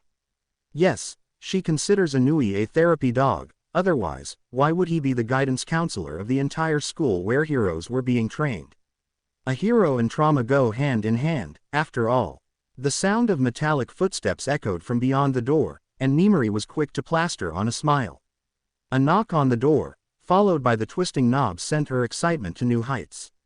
And when it opened, "Welcome to UA High School," the cast of teachers greeted with open arms, but Nimari saw something else. She saw a young man who looked so goddamn delicious. Izuku blinked, not really expecting a surprise party, what with Nezu saying something along the lines of an indoctrination.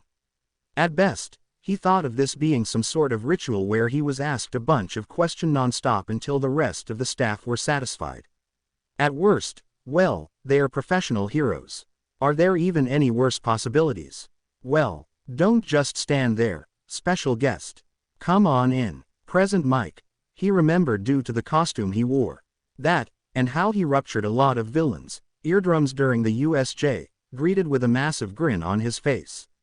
A stark contrast to the judgmental gaze coming from one red-clad hero with tubes of blood on his back. The rest of the staff stood there patiently, waiting for him to enter the room. He spotted a cowboy, a block of cement, a guy with big teeth, man with a dog's snout, and a mature woman, along with both Present Mike and the Blood Hero. A colorful and unique cast of characters, if he was being honest.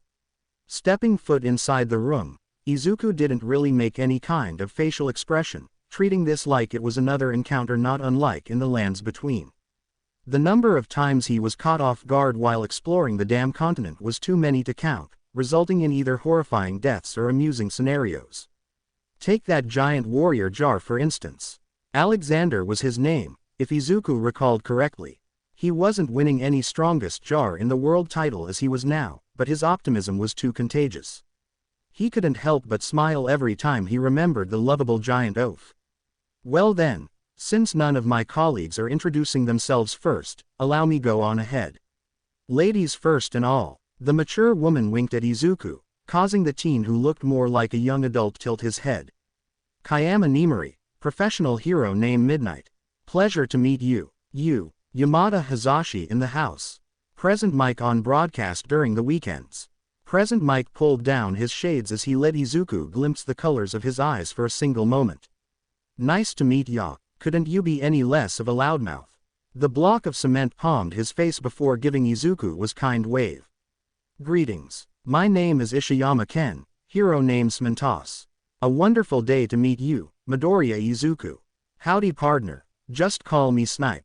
Cowboy tipped his hat to him and Izuku nodded his head along. He knew a gesture of respect when he saw one. As for how, his various experiences with random invasions were enough of a reminder. He never really did figure out why most of them liked squatting on his dead corpse and standing up, only to repeat them until they fade into motes of light. It was a confusing gesture, one that he still had no idea how and why it existed. Kon Sekijiro. Vlad King. The hero with blood tubes on his back grunted. Not really much for conversation, Izuku mused. Ectoplasm. Teeth hero nodded, to which Izuku nodded in return. I teach math. Izuku had no idea how to respond to that. Anui Ryo. Hero name Hound Dog. The hound-looking hero nearly made Izuku revert back to base instincts whenever a canine came near him. Damn those dogs, giving him PTSD every second of the day. Guidance counselor of the school. And wasn't that a surprise? A man with a dog-related quirk, judging by his snout with a dog-related name, and a dog-related costume as seen by the hanging muzzle on his waist, was the guidance counselor of the school. Maybe fate had a sense of humor after all, seeing that a literal therapy dog was counseling the entirety of the student body. Now that it was his turn to introduce himself, Izuku bowed regally, like that one invader in the roundtable hold. He didn't know why he defaulted to the gesture, but at this point, it was just a habit whenever an invader comes along. Midoriya Izuku. His armor clanked as he bowed, not really suitable for the gesture he was doing. Assistant teacher. I'll have to ask Nezu for more information about what role I'll be playing in his school. Fair enough. Midnight shrugged, the mature woman's grin returning as she slowly walked towards him. Now then, the grin on her face was all it took for Izuku to step back and nearly swing open the door. No way in hell was he dealing with that woman. No, never in his life had he ever felt the danger to his chastity, something he was keen on preserving, for some reason. But before he went the nuclear route and run for the hills, a statement. I'm a minor, by the way. The words that exited his mouth managed to freeze Midnight in place, her grin slowly slipping away as it turned into a cringe. Wah. A pat on her back cut her off, present Mike shaking his head with a disappointed frown. Nemery, I know you like them young, but for the love of all that is holy, don't simp for the underage dude. The DJ hero glared at him, his brows furrowed. Even if he looks like someone in his mid-20s. If you need proof, you can just ask Nezu. Izuku shrugged, seeing no more point in trying to get out of the room with the obviously thirsty woman. No, Cougar. Anyway, is that food? He pointed at the different assorted pieces of food neatly laid on the table, some of them looking too good to pass off. The last time he had something to eat was with the man that sold cooked lobsters. Eating fruits and cooked meat from dogs and other animals that roamed the plains with no spices became tiring once he had his fill of eating them every single day. Yes it is, partner. Care to partake? The cowboy gestured for the obvious buffet and Izuku didn't hesitate to grab a chicken leg. Biting off a chunk of flesh, Izuku nearly shed a tear. God, how long has it been since he's eaten properly cooked food? He didn't care that he was making mess. He didn't care that his metal gloves were being stained by the various sauces that coated the delicious food. Who knows, it might be the last time he would be able to taste them again. Might as well savor the moment. Geez, someone's hungry. Present Mike patted his back, the light thump an unwelcome gesture as he glared at the excitable blonde. Save some for us, will ya? I know this is for you, but holy are you going it at like a man possessed. Izuku stopped then looked down on his hands. His heart thumped and he nearly shied away from the buffet, but then he reminded himself that he didn't know when would be the last time he would be able to eat like this, so screw his embarrassment. That said, it would be a bit selfish of him to be hogging all the food, so he stepped aside and made enough room for the rest of the heroes to partake as well. They grabbed plates and utensils, Izuku blinking as he facepalmed, coating his face with the various sticky substances that made the food good. Of all the things he had to forget, using a plate was one of them. How the hell did that happen? He was sure that there were a bunch of plates when he scoured Stormvale Castle. Then again, he never used a plate ever since he got transported to the lands between. Also, his memories have been getting spotty the more he died, but nothing important was lost. Maybe. Shaking his head, Izuku moved to get a plate but one was handed to him by Midnight, who was looking a bit sheepish now. First off, I didn't know you were a minor. Midnight rattled off like a trembling fawn. Second, how did Nezu get the green light for you being an assistant teacher if you were a minor? Don't ask. Vlad King was the one who responded, his hands picking through some protein-rich food as he stuffed them on his plate. It's Nezu. Point taken. Midnight grumbled once more and continued putting more and more food onto her plate. Careful there, Nems. I know how much you care about your waistline. Present Mike's grin wilted away as the mature woman sent him a demonic glare so malicious, it could freeze hell over. Shutting up now. Hey, that'll teach ya to run her mouth. Snipe commented as he detached the lower part of his mask to eat his own portion made mostly out of vegetables. My legs are killing me. Ectoplasm sat down on the couch before his hands parted the trench coat hiding the bottom half of his body, revealing his specially made prosthetic legs. Too bad Maijima isn't here, could have helped me with the maintenance. Where is he anyway? Vlad King questioned as he sat on a nearby sofa. Something about a pink-haired menace that won't leave the lab. Present Mike shrugged as he stuffed himself full of pasta. Yeah, I can see that. Midnight cringed as she slowly devoured more protein than even Vlad King had on his plate. Kid's a smart cookie, but a bit too focused at times. As the room devolved into idle chatter, Izuku observed everybody silently from the corner of the room. If anything, at least his stay here would prove a bit amusing, if not for the possible interactions with Katsuki, but the shenanigans he could pull via teaching the students. He wondered how Patches would feel himself being used as a test dummy. Nah, surely he won't mind. And if he did, he'd call that even for sending him straight into the ass of a giant runebeer. Well, Here is your temporary lodgings, at least until you could find yourself with a more permanent residence. Nezu, still riding on someone's shoulder but this time delegated to a stone-faced Midnight, chirped with a paw waving around the air. I know it isn't much, but this was provided without due notice. I hope you'll give your thanks to Smintos if you see him, seeing as he was the one who made this entire structure for you. Izuku hummed, looking over the entire house with his eyes. It wasn't anything mind-boggling, those belonged to the architecture found in the lands between, but overall, it served its purpose. 2 stories, and walled with thick concrete painted a light gray, a sturdy wooden oak door, and a welcome mat underneath the porch. Heading inside, Izuku hummed some more as he inspected every inch of the house. There was a kitchen, living room, bathroom, and a dining room on the first floor, and 3 bedrooms plus a master bedroom on the second floor. There was also a basement, but Izuku didn't go down there yet in favor of seeing Nezu off with Midnight still like a stone statue. For some reason, every time Nezu rode on one of the staff's shoulders, they became quiet golems, not wanting to talk unless spoken to.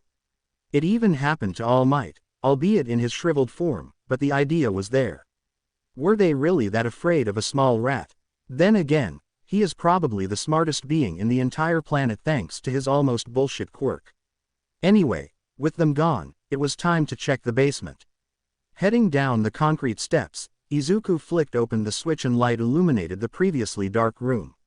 There were a bunch of shelves, all of them empty since there was nothing to even store yet, but maybe during his travels, he could store the gear here instead of his bottomless box if ever Patches were to steal it.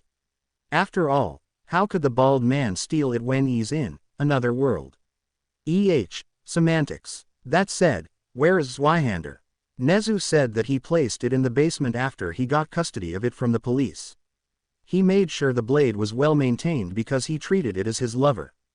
There was also the other reason that Hugh would strangle him with his chains if he ever managed to destroy something he's been reforging with the smithing stones Izuku delivered. And then, he saw it. Eyes widening, he felt the warmth emanating from one corner of the basement, his skin tingling as he drew ever closer. His feet carried him closer to the heat, and once close, his mouth hung open, before it turned into a smile. No longer was he lost, for the guidance of grace had found him again. Izuku hovered his palm over the site of grace, the warmth emanating from the mote of light tingling his skin. That being said, he was confused as to how he could see it here, in Japan of all places. Was there something he was missing? Did the Greater Will's influence actually reach Earth? Or was it here because he, as a Tarnished blessed with the Greater Will's grace, granted sight of the world he was in because of his mere existence? He still didn't know how it could affect the world, with him still being ignorant of the being, but since it was heralded as order, then it was good, right? After all, they wanted a Tarnished to unite the Elden Ring and restore order. So, going by that logic, the Greater Will is on the spectrum of good. Maybe. Izuku was still clueless, what with nobody sane enough in the lands between giving him a concrete answer. Sighing, Izuku slowly knelt before Grace and moved to seat himself comfortable on the concrete ground. Eyes gazing directly into the warm light, he felt his core be at peace as the soothing atmosphere calmed his nerves. Inhaling and exhaling deeply, he closed his eyes and let his body rest. Strange. The land here is. Izuku's eyes opened wide when he heard that oh-so-familiar voice. Slowly turning his neck, he watched as Melina knelt beside him, her eyes focused on only his. This is where you came from. I must admit, it is quite different. Melina. Izuku's voice lowered slightly, a soft tone echoing through the basement. How are you here? I am bound to you, my companion. Until our accord is fulfilled. Melina averted her gaze to take in the empty surroundings. But it is confusing, and heartwarming, seeing this world having a semblance of order. Hey, if you listened to Nezu, then you would change your mind. Izuku looked back at the grace floating above the floor. Everything here in this world is just one bad day away from total anarchy. I guess this is what happens when most of the entire population has power unique to only them. Melina didn't respond, causing Izuku to look back at her once more. You've changed, once again. Melina's slightly monotone voice grew a tad emotional. It is good to see you like this. Enjoying what you have in the moment. Well, let's just say that I had an eye-opening meeting with my mother. Izuku's tried to plaster a smile on his face, but only made it look brittle. If Melina noticed it or not, she didn't let him know. I see. Melina's voice trailed off as the two sunk into silence, a common thing that happens during Izuku's journey. Shall I turn your runes into strength? Quote. Yes please. Izuku crawled over, arms outstretched as Melina offered hers. Let my hand rest upon you, for but a moment. She spouted the same lines. At first, Izuku thought he would be annoyed after the 5th or 6th time, but no. Instead, he grew used to it, he even looked forward to it. There was just something soothing with Melina's voice that Izuku's muscles continued to relax as the runes swirled inside him. Share them with me, your thoughts, your ambitions, the principles you would follow. A vision of a dragon, soaring high in the skies as it laid waste upon its adversaries. A vision of the past, of his mother welcoming him from school with a smile after a rather brutal beating from his former friend. A vision of a throne, one cracked and broken as it remained empty. A vision of him seating upon the empty throne, now polished with hints of gold. Izuku's eyes snapped open, his muscles surging with newfound strength. There was even something within him that stirred, like a suppressed gout of fire, just waiting to be unleashed upon his foes. It is done. Melina exhaled, her spectral body not looking any worse for wear, unlike Izuku who had sweated for the whole duration. Thanks. And Izuku meant that one word from the bottom of his heart. Without Melina, he was sure he would have dropped dead the moment he entered Stormvale Castle. Think nothing of it, our accord is still unfulfilled, and as such, I shall act as your maiden, converting your rune fragments into strength. Even with her excuses, Izuku could sense that Melina was someone who cherished little moments like this. After all, it was unhealthy to doggedly pursue a goal without rest. You like me anyway. Izuku grinned and Melina huffed. He didn't know how many times he tried to get a reaction from the normally expressionless maiden without any result, but damn him if he isn't going to try. It was just wrong seeing that face twisted in an expressionless mask every time they talked to one another. Anyway, I'm going to head up after I find all strike. Izuku slowly stood up from his spot, with Melina following suit. You're still going to haunt me like always, right? Once again, I am bound to you. I shall follow you wherever you go until you bring me to the foot of the Erd tree. The same explanation, the same excuse. It was sad to see, but there wasn't anything Izuku could do other than fulfill his side of the deal. Just don't peek while I change clothes. Melina's face remained expressionless. I'll get you one day, just you wait. Melina's spectral body vanished into motes of blue light, but before she did, Izuku managed to hear a small snort coming from the maiden. A smile floated up his face as he scoured through the basement to find all strike. Katsuki lay on his bed, eyes open wide as the darkness consumed the entire room. The sun had long set, and the old hag told him to get some rest after what had happened. But how was he supposed to fucking sleep? Every time he closed his eyes, all he could see was that infuriating grin on the person who he once bullied. Every time the noise died down, all he could hear was his nonchalant tone. So what if I did? His heart skipped a beat.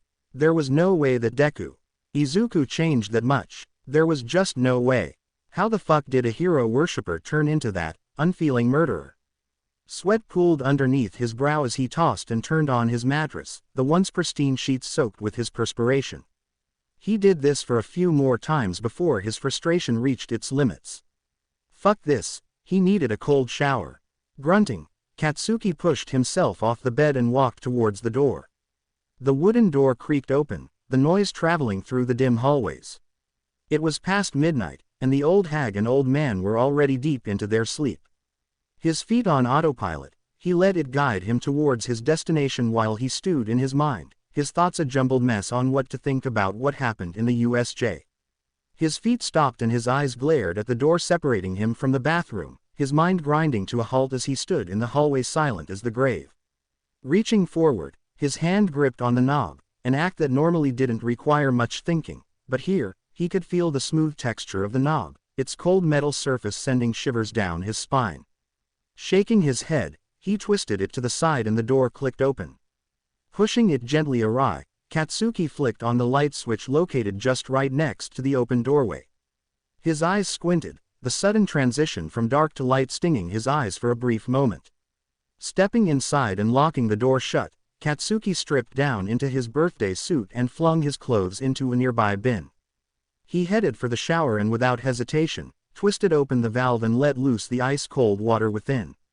The cold water struck Katsuki's skin like a cascade of icy needles, each droplet delivering a sharp, stinging jolt that jarred his senses. The initial shock sent shivers crawling down his spine, mingling with the sweat that clung to his frame. His thoughts ground to a halt, the shivering cold enough of a damper to his inner turmoil. He focused on the cold and the sound of running water hitting the floor, hoping it would let him forget for even just a moment so he could collect himself. But the guilt ran deep. It never faded, even with distraction. That fateful reunion would never leave his mind. No, his subconscious would never dare forget even if he wanted to. It was his fucking fault why this happened in the first place. Fuck those that stroked his ego too much it inflated to the size of Mt. Fuji. Fuck those that said he was a fucking shoe-in to become a hero because of his awesome quirk. Fuck those that thought quirks were everything. Fuck him for believing in his superiority that he bullied one of his only true friends for most of his entire life. His hand blurred, knuckles slamming against the wall. The concrete held firm, but the sound of its impact rippled throughout the room. Gritting his teeth, his fists clenched once more, his calloused palms pressuring the sides of his head as he tried to shoo the thoughts away. He wanted to scream, to shout, to rage against this world that put a barrier between him and Izuku, but that would be refusing to take responsibility for the shit he'd given to those downtrodden. No matter how many times those around him said it wasn't his fault for killing Izuku, in his heart he knew he was the murderer. He didn't let the tears fall. He sucked it back in, making sure it would remain within. He knew he would never be forgiven for his past wrongdoings.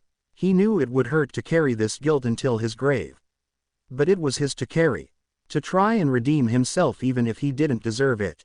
If someone were to describe who Patches was, they would probably call him a backstabbing traitor that loved scamming a man off the rest of his wallet. That, and a love for kicking said man down a cliff if he were ever so inclined. And frankly, Patches would agree with the sentiment, if only because they were right. Those praising their faith in the gods. Growing, expanding, thinking themselves mighty and just. It sickened him. So here he squatted, alone, surviving, eyes staring directly into a campfire as the crackles of embers entered his ears. He never did care for all the religious nonsense. After all, those in a position of power are bound to exploit those underneath. A chuckle escaped his lips. Religious fanatics. It's been a few months since the Tarnished came and visited. He was a bit annoyed now that one of his sources of runes just up and vanished after he went his way in this giant lake. But alas, such is the life of a Tarnished guided by grace like puppets on a string. Still, his eyes wandered in one direction every so often. That damsel camping out in one of the stone gazebos warranted his attention from time to time. After he sent that Tarnished her way, he managed to overhear what they talked about. Something about a lost pendant, but the kicker is that the Tarnished accepted her request to take it back. That said, the Tarnished did say before he returned the pendant, he would first be going around Liurnia, mapping his way across the giant lake. Rhea agreed, saying that she could wait, but the more time passed, the more she became antsy. What the hell happened to the Tarnished? Did he just leave her after accepting her request? If so, then he pegged him wrongly. As much as he liked messing with him, deep down he got along with the bastard.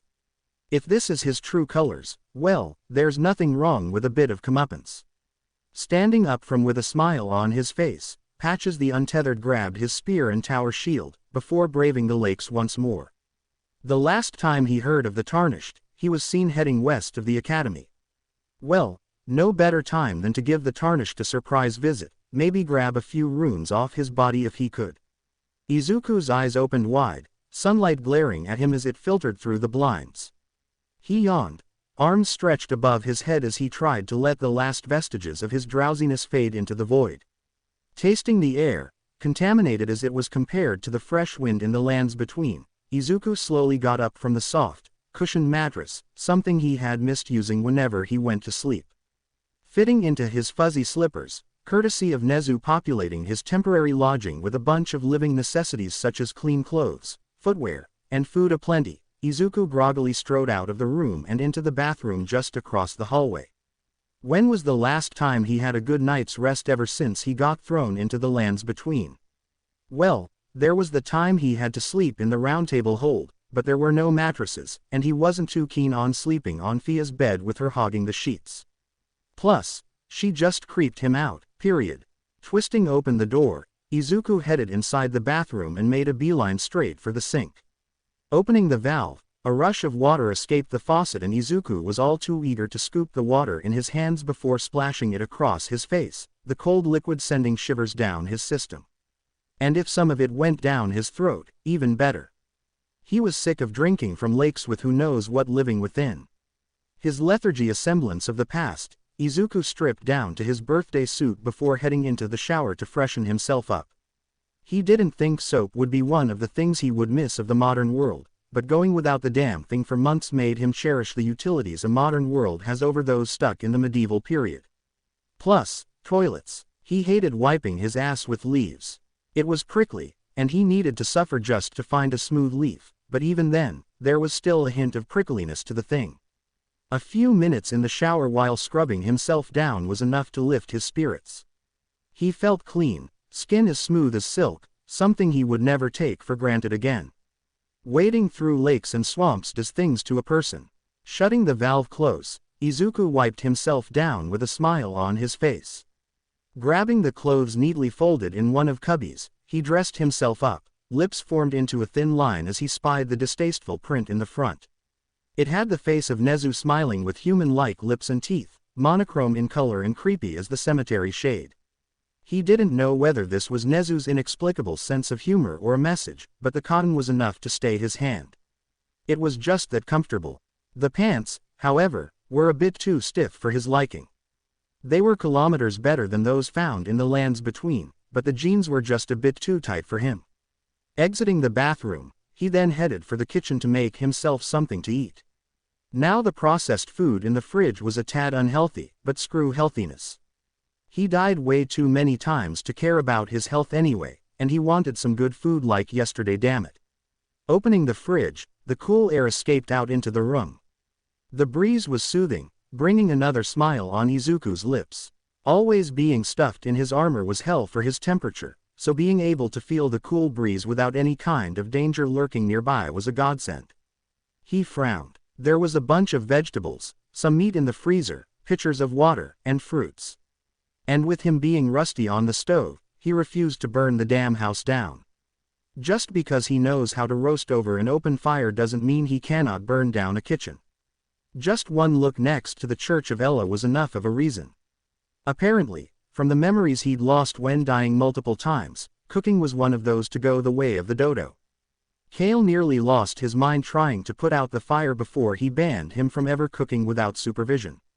At least he passed Kale's judgment when roasting things over an open fire, and the stove in front of him could be the devil for all he cared.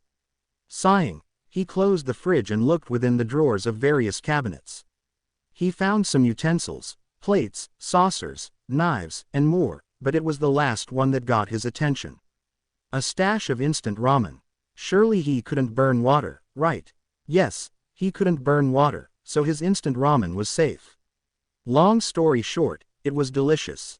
That being said, that was hours ago and Izuku was currently sitting down next to the site of grace in his basement. During his exploration of the lands between, one of the most exciting parts was finding lost sites of grace. The aura hovering around the site was pure tranquility, even if most other people still sane enough to reason couldn't see or perceive it. So, here he sat, relaxing in the silence. Melina was nowhere to be seen, as usual for the spectral woman. She only showed herself if she wanted to, and every time she did so, she regaled him with some snippets from Queen Marika herself. It was quiet, soothing. He could just sit here for an eternity and gaze at the hovering source of light for years. Nezu told him that he wasn't required to show himself until the start of next week, during which classes will resume. With the abundance of time he had found himself with, he was stumped on how to spend it. Back in the lands between, when he had nothing to do, he would go and explore, his excitement at finding new things rising with each and every dungeon or secret he managed to unveil. Here, Here he was stuck. Nezu forbade him from ever leaving, and frankly, Izuku agreed with the rat. There was nothing outside the walls of the UA high school he could see himself indulging with. He was broke, with Nezu funding for his living state until he could get his first paycheck. Nezu's words, not his, and much like the lands between, this world was reliant on money. No money, no living. In the lands between, it's even worse for him, because no runes, have fun getting mauled to death by giant rats of all things. With boredom at the forefront, he thought of the friends he made back in the lands between. Roderica, Huke, Rogier, Corin, Nephili Lu, Diallos. Actually, maybe that's all of them. Sir Gideon was still a mystery, and his condescending tone made it hard to like him. The one standing just outside his room even more so. D was also a bit of a downer, but he did give him a map on how to find the one who would teach him beast incantations if he really wanted to. Thea still gave him the shivers, and Enya was as cryptic as Sir Gideon. The less said about the two fingers, the better. As he was thinking about them, he felt a stir within his chest. His brows furrowed, before his eyes widened in surprise. Why didn't he think of this before? Wasn't the lands between separate from the Round Table hold? Does that still hold true because Japan was separate from the Round Table hold? Focusing on the hovering sight of Grace, Izuku thought of the Round Table hold, willing himself to travel into the pocket dimension. Eyes closed, he felt the space around him ripple, the boundaries of reality broke down and were replaced with new ones, familiar ones. The cold stone surface underneath his feet changed into smooth wood, the chilly air of the underground replaced by warm currents. Opening his eyes, he was greeted by the familiar round table that was the namesake of the entire place, the giant hovering vision of Grace causing Izuku to float a smile up his lips. Looking around, he saw D still sitting in that same spot, his armor giving him shivers, as always. Corin was as silent as ever, until he was spoken to, of course. Diallos was nowhere to be seen, and that worried him a bit. Did he go find Lanya himself? No matter, the man'll survive. He is of House Hoslo after all, he is a warrior deep within. He'll survive. Anyway, first order of business, Roderica. Hopefully, she's acclimating smoothly with the rest. After she found out about what happened to her companions. Yeah, she wasn't doing so well. Heading to the East Wing, at least, he dubbed it the East Wing. Izuku came face to face with Roderica, who was tending to the spirit ashes, her soft hands gently rubbing across the ashes. Roderica, how are you holding up? Izuku crouched next to the blonde girl, her red hood nowhere to be seen. Oh, good to see you again. Thank you very much. Roderica's smile was blinding, a complete contrast from the brittle one she had just a few months ago. I have you to thank, don't I? For persuading Master Huke. Oh, the grumpy old man finally took you in. Said grumpy old man was still busy toiling with the blade on the anvil, but the stink eye he sent Izuku told him that he was listening in. Yes, he did. Thank you so much for that. The girl thanked Izuku once more, offering a bright smile. I can happily announce that he has taught me the noble toil of spirit tuning. I'm as yet unsure of what I might be able to accomplish, but if I might be of any help to you all, I'd certainly like to try. And if there's a chance to ease the suffering of my dear men who were grafted, well, I certainly must try. Roderica the Spirit Tuner Prentice. Pleased to make your acquaintance. Well, the spirit ash you gave me could always use some tuning. Izuku offered her the spirit ash she gave him, the spirit jellyfish ash. Her smile grew brighter as she accepted the ashes, and he gave her some gloveworts to power the process. Leaving the girl to her own devices, Izuku headed to Huke next, the grumpy misbegotten blacksmith hammering a blade, different from the one earlier. I spoke with the girl. She has a gift for spirit tuning. Huke immediately started, hammer still swinging. The misbegotten smiles ever so slightly, his hammering pace slowing down by just a tiny margin. So I told her everything I know. So, you still doubting me? Izuku questioned with arms crossed, causing the smith to wince slightly. I'm indebted to a spirit tuner I met long ago. It was all I could do to honor her. Huke slammed his hammer down one last time, before he set aside the blade, tossed into a pile of weapons like a piece of junk. He stared at Izuku, face morphed into a frown as he bowed slightly. I'm sorry I doubted you. It's fine. Izuku waved him off, lips upturned. I sometimes doubt myself with all this tarnished business, but hey, I'm still learning. He, that you are. Hugh chuckled as he grabbed another lump of metal while his eyes narrowed. That said, what are you wearing? Izuku followed his gaze and stared directly at his jeans. Izuku hummed, thinking on what to tell the man he considered a friend, and decided to tell him the truth. This piece of clothing is a common staple in my homeland. Hugh was still a bit confused, before he shook his head. Bah, no matter. If you want work done, lay out your arms. The misbegotten laid the metal on the anvil and began the preparation to create a new blade. Izuku shrugged and hefted all strike into his arms. Humming a tune, he gave it to Hugh and watched the master smith do his work. He'd be here for a while, so might as well amuse himself by talking to Roderika. Izuku opened his eyes, a yawn escaping his lips as he slowly got out of his bed. He looked at the piece of comfortable furniture and snorted. It's been a full week since he's been returned back to Japan with still no way back to the lands between.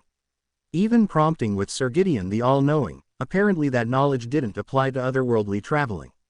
At least it was good for a short laugh to see the old man so stumped on a subject that he nearly blew a gasket at trying to prod him for details, but knowing the man, he'd be able to find a solution to bring him back to the lands between.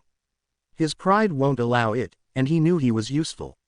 After all, he was able to fell Godric the Grafted when innumerable Tarnished in the past failed to do so, their corpses grafted upon the Scions as a reminder of their failure. His great rune was still with him, further boosting his capabilities to superhuman heights. It was why he was able to fight All Might to a standstill. A weaker version of All Might, but All Might nonetheless. His gut told him that if he fought All Might at his peak, he would need another great rune to beat him, and Godric's wasn't enough. He was the weakest of the demigods, and that showed with how most of the sane people he met sneered at the grafted man with disdain. Anyway, enough reminiscing about the past. Today was the day he would start teaching the students as an assistant instructor. Well, assistant instructor by name, but Izuku was pretty sure he would be handling the whole class while All Might watches from a safe distance because of his time limit. It wasn't logical to spend those precious 3 hours teaching students when a crisis could pop up at any time, and keeping an eye on a proxy while in his deflated form so he could part with words of wisdom was more convenient for the man. Nezu really did think of everything, didn't he? Stepping into the shower, Izuku undressed and let the water cascade down his body. No matter how many times he does this, he won't ever get bored of this. The day he returns to the lands between would be one he dreaded, just because of the loss of access to baths and showers. He hated feeling filthy, damn it. Done with bathing, Izuku made his way to the kitchen to make himself a meal. Seeing that there was little time to prepare, since teachers were required to clock in an hour early, he made do with just sandwiches. He'd had worse, and frankly, he missed eating delicious food that was totally unhealthy for the body. Sucks to be them then, since he was sure he'd die from a blade first before any disease got him. That's even factoring that the great rune within him isn't purging those viruses out of his system every second of the day. Being powerful is fun. After a full-course meal of about 8 sandwiches, he liked eating them. Sue him. He grabbed his things tucked in the corner of the room and headed out. The items he brought were fairly obvious to the naked eye, one such thing being All Strike, his trusty Zweihander, and the bottomless box which housed the entirety of his gear and many more extras. Can't have too many cookeries, after all. Calling Torrent with a whistle, the spectral steed whinnied and rubbed his head against Izuku's side. Chuckling, he stroked through the horned horse's mane while simultaneously rummaging through his bottomless box to get Torrent's favorite snack, Roa raisins or its sweeter version. The damned horse was a very picky eater, so he had to sift through all of the fruits he came across and only took the succulent and juicy of raisins. Only the best for his number one companion, other than Melina, of course. She'd give him the stink eye if she ever heard him say that Torrent was the best. His hand felt the raisins within the box and gingerly offered them to the whinnying horned horse. His hooves stomped on the ground as he happily munched the raisins on Izuku's hand. Good boy. Torrent neighed once more as he finished his snack. Anyway, mind getting me to the main building? Nezu is probably waiting for me. Torrent looked at Izuku as if really had to ask just to ride him. He swaggered and showed him his side, head tilting as if to gesture to get on. Smiling, Izuku clambered upon his spectral steed and the two of them rode for the campus building. And if they got some weird stares from the early goers? Not really a problem, seeing that he is under Nezu's protection. Well, at least until he fucks up monumentally that the rat has no other choice than to arrest him, but that wasn't a problem. He may be a veteran killer of all sizes, from tiny rabbits to giant dragons, but he needed his downtime like any other mortal being. High school was just the place for that, until Sir Gideon can find a way to portal him back to the lands between where he'll be back to exploring the vast continent and unearthing its secrets. Ah, you're just in time. Nezu clapped as he spotted Izuku riding on Torrent, the diminutive rat perched atop a bandaged man's shoulder. Squinting his eyes, Izuku realized that this was the black-clad man that nearly got an audience with death during the USJ invasion. The meeting is about to start, and we were just waiting for you. Come, no time to dally. The black-clad man, now revealed to be Aizawa, headed inside with Nezu hitching a ride. Izuku followed suit while simultaneously saying goodbye to Torrent, at least until he calls for him again. The spectral steed neighed for a bit before vanishing into blue motes of light. Izuku followed the two down the hallways, saying hello to every student who were loitering around because they were early. He could see the curiosity bubbling amongst the teenagers, their gazes glued on the giant sword he had strapped to his back. He wasn't fully armored, opting to wear a dress shirt with a vest, necktie, and black slacks coupled with leather shoes to complete the ensemble of an instructor. It wasn't his cup of tea, but the other option was to wear his suit of armor, which was a pain to put on and wear for the entire day without feeling like a walking sauna. It didn't take long for the three to reach a room on the first floor where the rest of the instructors, the ones with valid hero licenses that is, were waiting. He spotted new faces among them, one with short navy blue hair and blonde-colored hair at the top. She was wearing a puffy space suit with the helmet neatly set on the giant round table. And another one that was shirtless and wearing an excavator's claw over his head. Izuku blinked. Well, round tables are fairly common in meetings just so each and every participant could see each other properly, but he couldn't help but draw comparisons to the round table hold. Ah, 13. Glad to see you healthy. I assume you're back to full health. Nezu chirped and the spacesuit hero smiled with a wave. Recovery girl did her best. 13 patted the helmet on the table, but Izuku could see the slight tremble her hand did. So, who's this? Eraserheads, and by extension, your savior. All Might, still in his deflated form, mentioned from a seat, eyes sunken with his hand tracing a cup of coffee on the table. 13 gasped and she zeroed in on Izuku's form before she stood up and approached. Once close enough, she bowed near perpendicular to the ground. I thank you for saving our lives. Truly, from the bottom of my heart. The short woman, for Izuku at least, he was a giant now because of the empowerment by runes, stayed still like that for a few seconds and Izuku looked around the table for anybody trying to stop what she was doing. They didn't and he saw no help from them, so this was all him.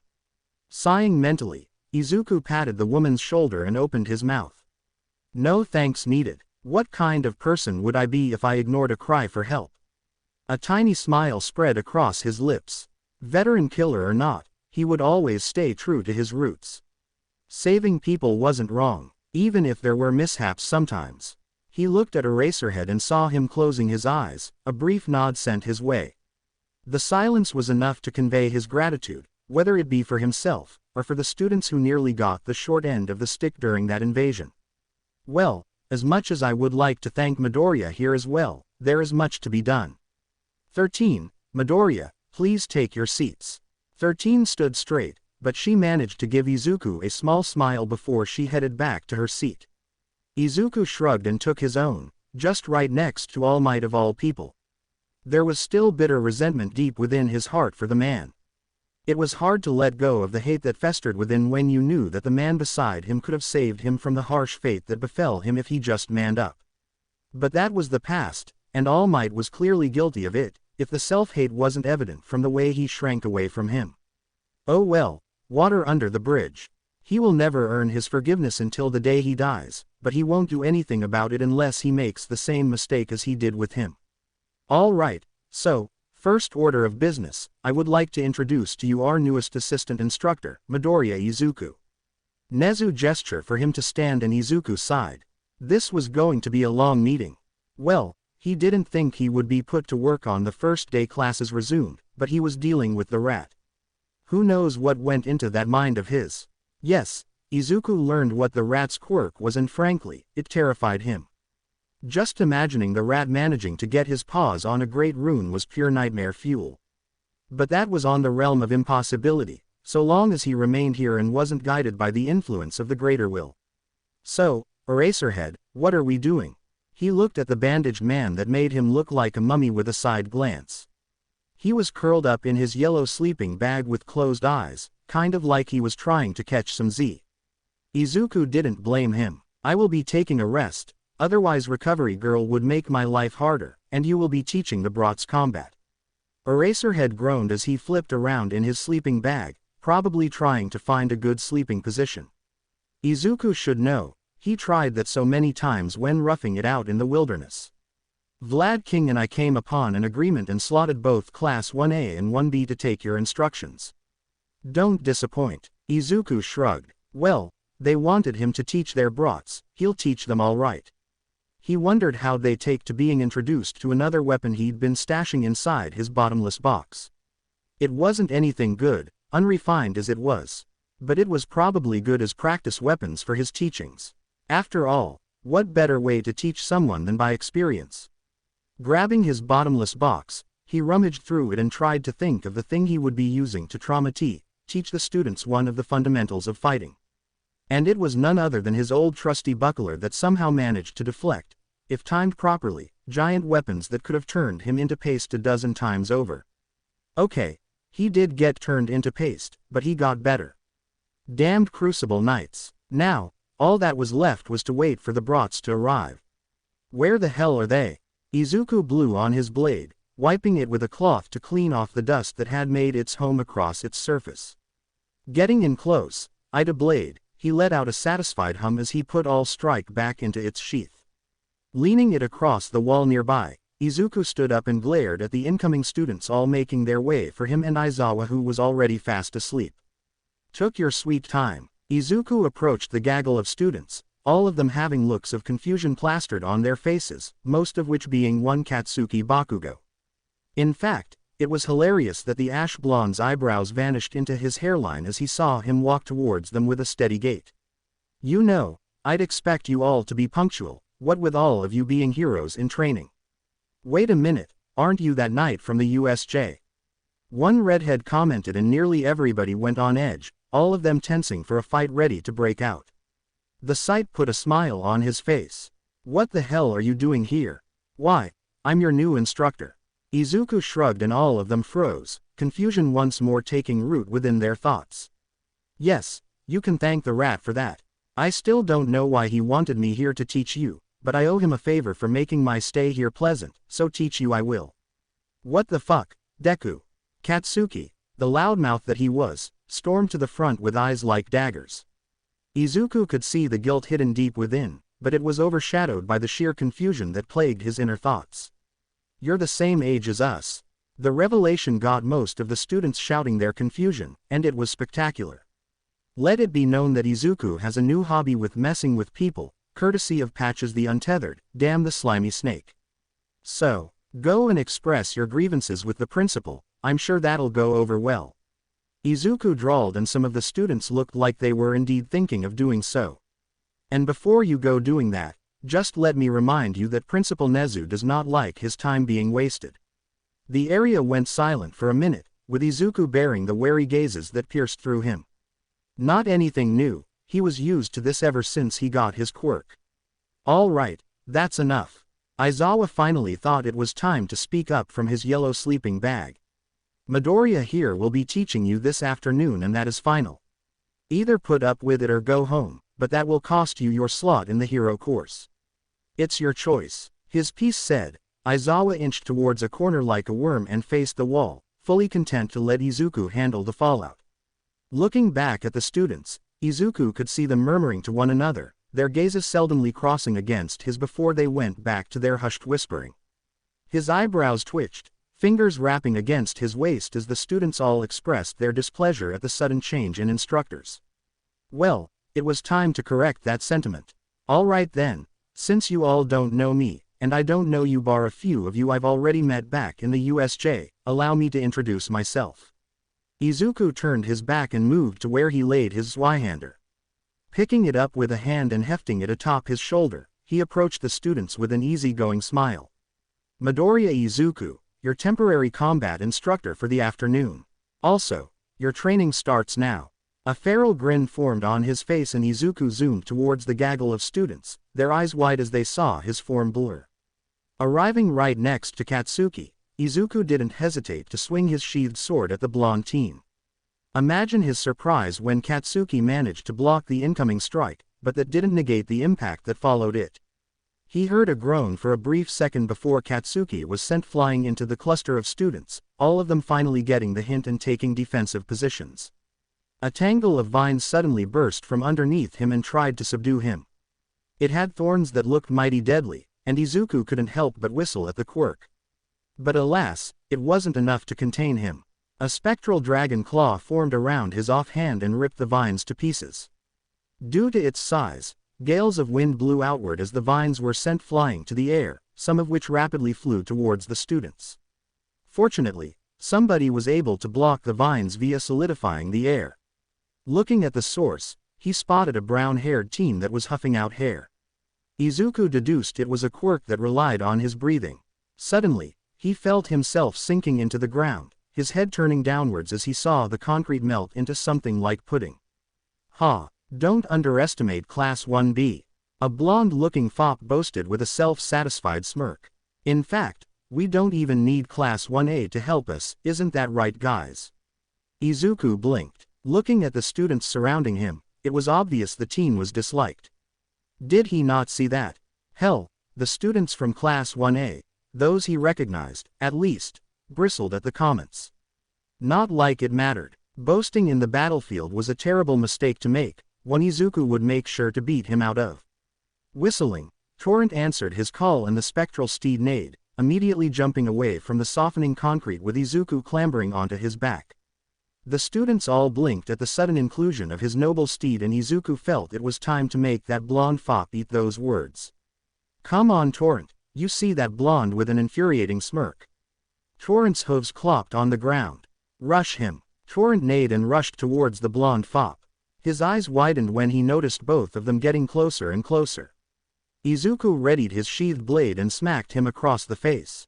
Too bad the blonde fop was too busy gratifying himself with delusions of grandeur that he wasn't able to react to the sudden dosage of reality. And damn did it hurt like a bitch, seeing that he was sent careening to the ground screaming. Izuku was sure the teen's nose broke at the impact, but they were going to get more injured the more they stayed in this course. What the Iida? Get him! A feminine voice yelled from the background and Izuku's ears picked up the sound of a roaring engine. Twisting his head to the side, Izuku managed to narrowly avoid a fast-moving foot that grazed the tip of his nose. With a quick flick of his hands, Izuku dismounted Torrent as he turned to blue motes of light. The students all prepared to gang up on him 40-1, and he liked those odds. He inhaled deeply, time going in slow motion as the students all rushed towards him. Then, he bellowed. A loud roar escaped his lips that shook the ground. His core went on overdrive as his muscles bulged, and with a feral grin, moved. The ground beneath him quaked as cracks spread from where he once stood. His form blurred as he stopped directly in front of a student he deemed problematic. The teen had ash blonde hair not unlike Katsuki and he had no lips, teeth on full display but without the gums. This was the one responsible for softening the ground as he had seen when he mounted Torrent. His face was locked in abject horror, fully realizing what was going to happen to him within a split second. Izuku didn't give him any time to react and slapped him across the face with an open palm. The teen was sent flying, blood hurtling out of his open maw and crashed into a nearby wall. Horrified yelps resounded all around him, and it sounded like music to his ears. Izuku heard something whistling through the air and immediately tilted his head to the side. He felt a sharp, stinging pain as the whistling thing zoomed past him, a trickle of blood flowing down his cheek. But he had no time to inspect the damage, as one redhead pounced at him with a war cry. He grabbed the fist of the redhead but he was poised to strike with his other hand. Another student with pink skin danced around him and flung acid, although it was only irritating at best. Can't have them killing their own instructor, after all. Still though, it did its work as the acid she flung was slippery, his foot slipping a bit as the redhead managed to land a punch against his nose. Izuku's head didn't budge even an inch at the sudden impact, and without much warning, tossed the redhead into the air before giving him the dragon claw. The redhead was swatted out of the air and Izuku continued slamming his dragon claw on the ground, cracking the concrete deep to its foundation. The ground rumbled and some of the students fell back on their asses, and Izuku didn't let the opportunity go. Those that fell were immediately subjected to his relentless attacks. The other students that managed to stand upright weren't able to stop him. Not the explosions, not the ice forming in the air, not a foam grenade that instead caught the other students by surprise, and certainly not the purple balls that stuck to the unfortunate students who were in their way. In just a single moment, the 40 students were reduced by more than half because of the friendly fire. This is what happens when you fight in a clumped-up mess. He could tell their teamwork was lacking, as if it wasn't obvious, but that could be rectified in the near future. The air tensed as he glanced at each and everyone still left standing. There was Katsuki, the redhead and his somewhat twin with silver hair, Ice Maker, Acid Girl, Girl with Hooves, a Ginger Girl, and some others he didn't bother describing. All that was left was to punt them to the ground to show that they ain't shit, and what better way to do that than in a controlled environment. He sure as hell wouldn't subject them to death on their first try in the real world. That would just be a waste of resources and human life. Izuku stood, waiting for them to make a move. He'd already laid waste to most of them. He wanted to see what they would come up with. The remaining students looked at one another and they huddled closer. They didn't take their eyes off of him though, which gave them plus points in his book. Izuku was content to wait it out as those that remained planned out their strategy. Good thing they were able to adapt to the training quickly. Maybe the USJ did some good for their mentality where anything can go wrong at the drop of a hat. He should know, even his plans went kaput every now and then, even with how detailed they were. After about 5 minutes of silence, it seemed like the kids finally came up with a plan and Izuku was eager to see it. Readying his sword, still sheathed of course, he wouldn't want to kill or maim them, his eyes tracked each of them still standing. In an instant, everything burst into motion. Izuku was immediately assaulted with a loud shockwave that could have ruptured a normal person's eardrum. Dragons roared louder. By the way, Izuku was unfazed as the shockwave hit, but that wasn't the end of the assault. The next thing that came was a wave of frost the size of a building. Grinning, Izuku called upon another dragon claw to meet it head-on. Ice Wave met enlarged Lizard Claw and the Ice Wave lost. As the ice broke into pieces, Izuku's eyes widened when he saw an open palm heading his way. The owner behind it had not a grin, but a guilty look on his face, which was quite amusing to Izuku if he did say so himself. A spark and then a giant explosion. Izuku's vision went dark as the resounding explosion covered his entire head. His nerves screamed in pain, but he ignored it in favor of relishing Katsuki blasting him again with that quirk of his. It snapped something within Izuku, and he wanted it returned tenfold. But that wasn't the end of the assault. The next thing that happened was him being dragged in the air by something sticky that latched onto his waist.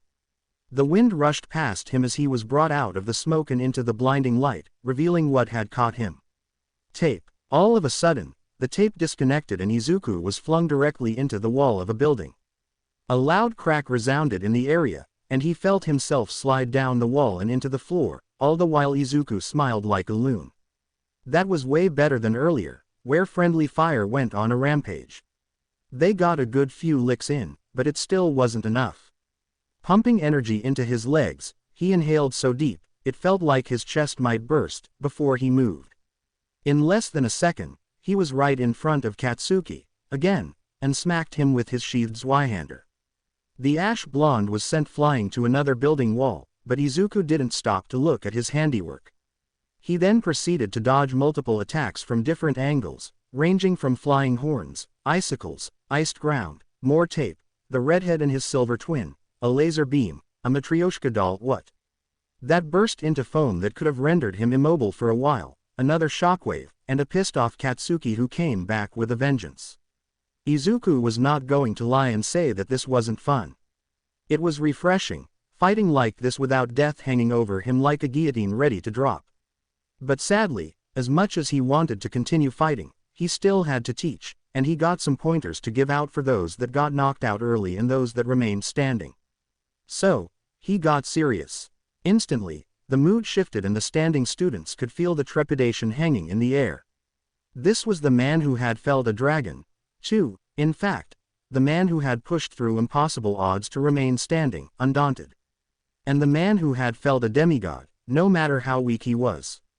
Compared to a few kids with delusions of grandeur in their heads. This was a goddamn cakewalk. Fully utilizing the boost that war cry gave him, Izuku moved far faster than the eye could perceive. With the runes strengthening him, as well as the great rune he had carved off the corpse of that low-life Godric, he was no ordinary man. He swung his Zweihander and the pressure from the swing caused ripples in the air. Sheathed it may be, nobody would want to get hit by something at this speed. Redhead and his silver twin, who now looked like a man made of metal. His sword met them and their bodies cracked from the impact. He could hear their groans of pain amidst the cacophony of rushing wind before they were sent flying to a nearby building. Izuku didn't stop to admire his feats, however, as he rushed the one creating ice out of thin air. He was the next most annoying other than the one who could turn concrete into quicksand. To his credit, the half-colored teen was able to react to his swing, but his body was too slow to even muster a block. Izuku made sure that it didn't hit as hard as it did with the redhead and his twin, but it was still strong enough to send him flying to a lamp post. And at that point, everything went downhill for the students as Izuku systematically downed them without breaking a sweat, face morphed into an expressionless mask. A few minutes later, all of the students were on the ground, groaning like the dead. Not bad, but this just won't cut it in the field. Izuku commented as he propped his Zweihander on his shoulder. At least I got a rough outline of your strengths, well, some of you. The students didn't respond. Oh well, nothing a bit of work can't do. Break for half an hour, we still have a whole afternoon for your training. Izuku noticed their glares, but he didn't let it show. They'll be thanking him by the time they graduate. After all, getting beaten up is a better alternative to dying horribly. Once everybody was relatively recovered, Izuku had them sit on the ground since there weren't any chairs provided in the training area. They sported bruises, some of them had slightly crooked noses because of his heavy hits, but overall, they were fine. Nothing a little rest and a quick visit to Recovery Girl can't, bruised egos aside. Okay, everybody listening to me. Silence reigned through the area, none of the students even uttering a single peep as they all stared at Izuku with either a glower or fear. I assume that's a yes. Anyway, first order of business, your fighting sucks. This got a reaction as most of the students got up from their sitting position to decry against the insult. A scathing glare from Izuku shut them up. Are you all daft? I just kicked your asses 1-40, and you still think your fighting skills are good enough. Taking a page from Katsuki's abrasiveness, Izuku stomped forward, stopping just shy away from one of the students. He bent down, nose nearly touching as he glared into the student's eyes. You think you can beat me? Here and now, said student yelped and recoiled back in terror, his head full of purple balls jiggling animatedly. Izuku withdrew his head, eyes scanning the rest of the students, most of which had their heads hung down. What about the rest of you? I see some of you with the will to fight. You want to continue. They all bowed their heads, tails tucked between their legs. That's what I thought. Izuku retreated from the group, back turned away from them. Once he was a good few meters away, he turned back around and grabbed all strike that was propped up against a wall. As I was saying, all of your fighting sucks.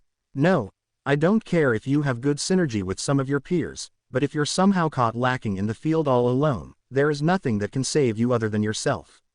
Izuku tapped his Zweihander against the ground, the sound of a muffled thump echoing throughout the area. As such, this lesson will all be about single combat. Each of you find a partner.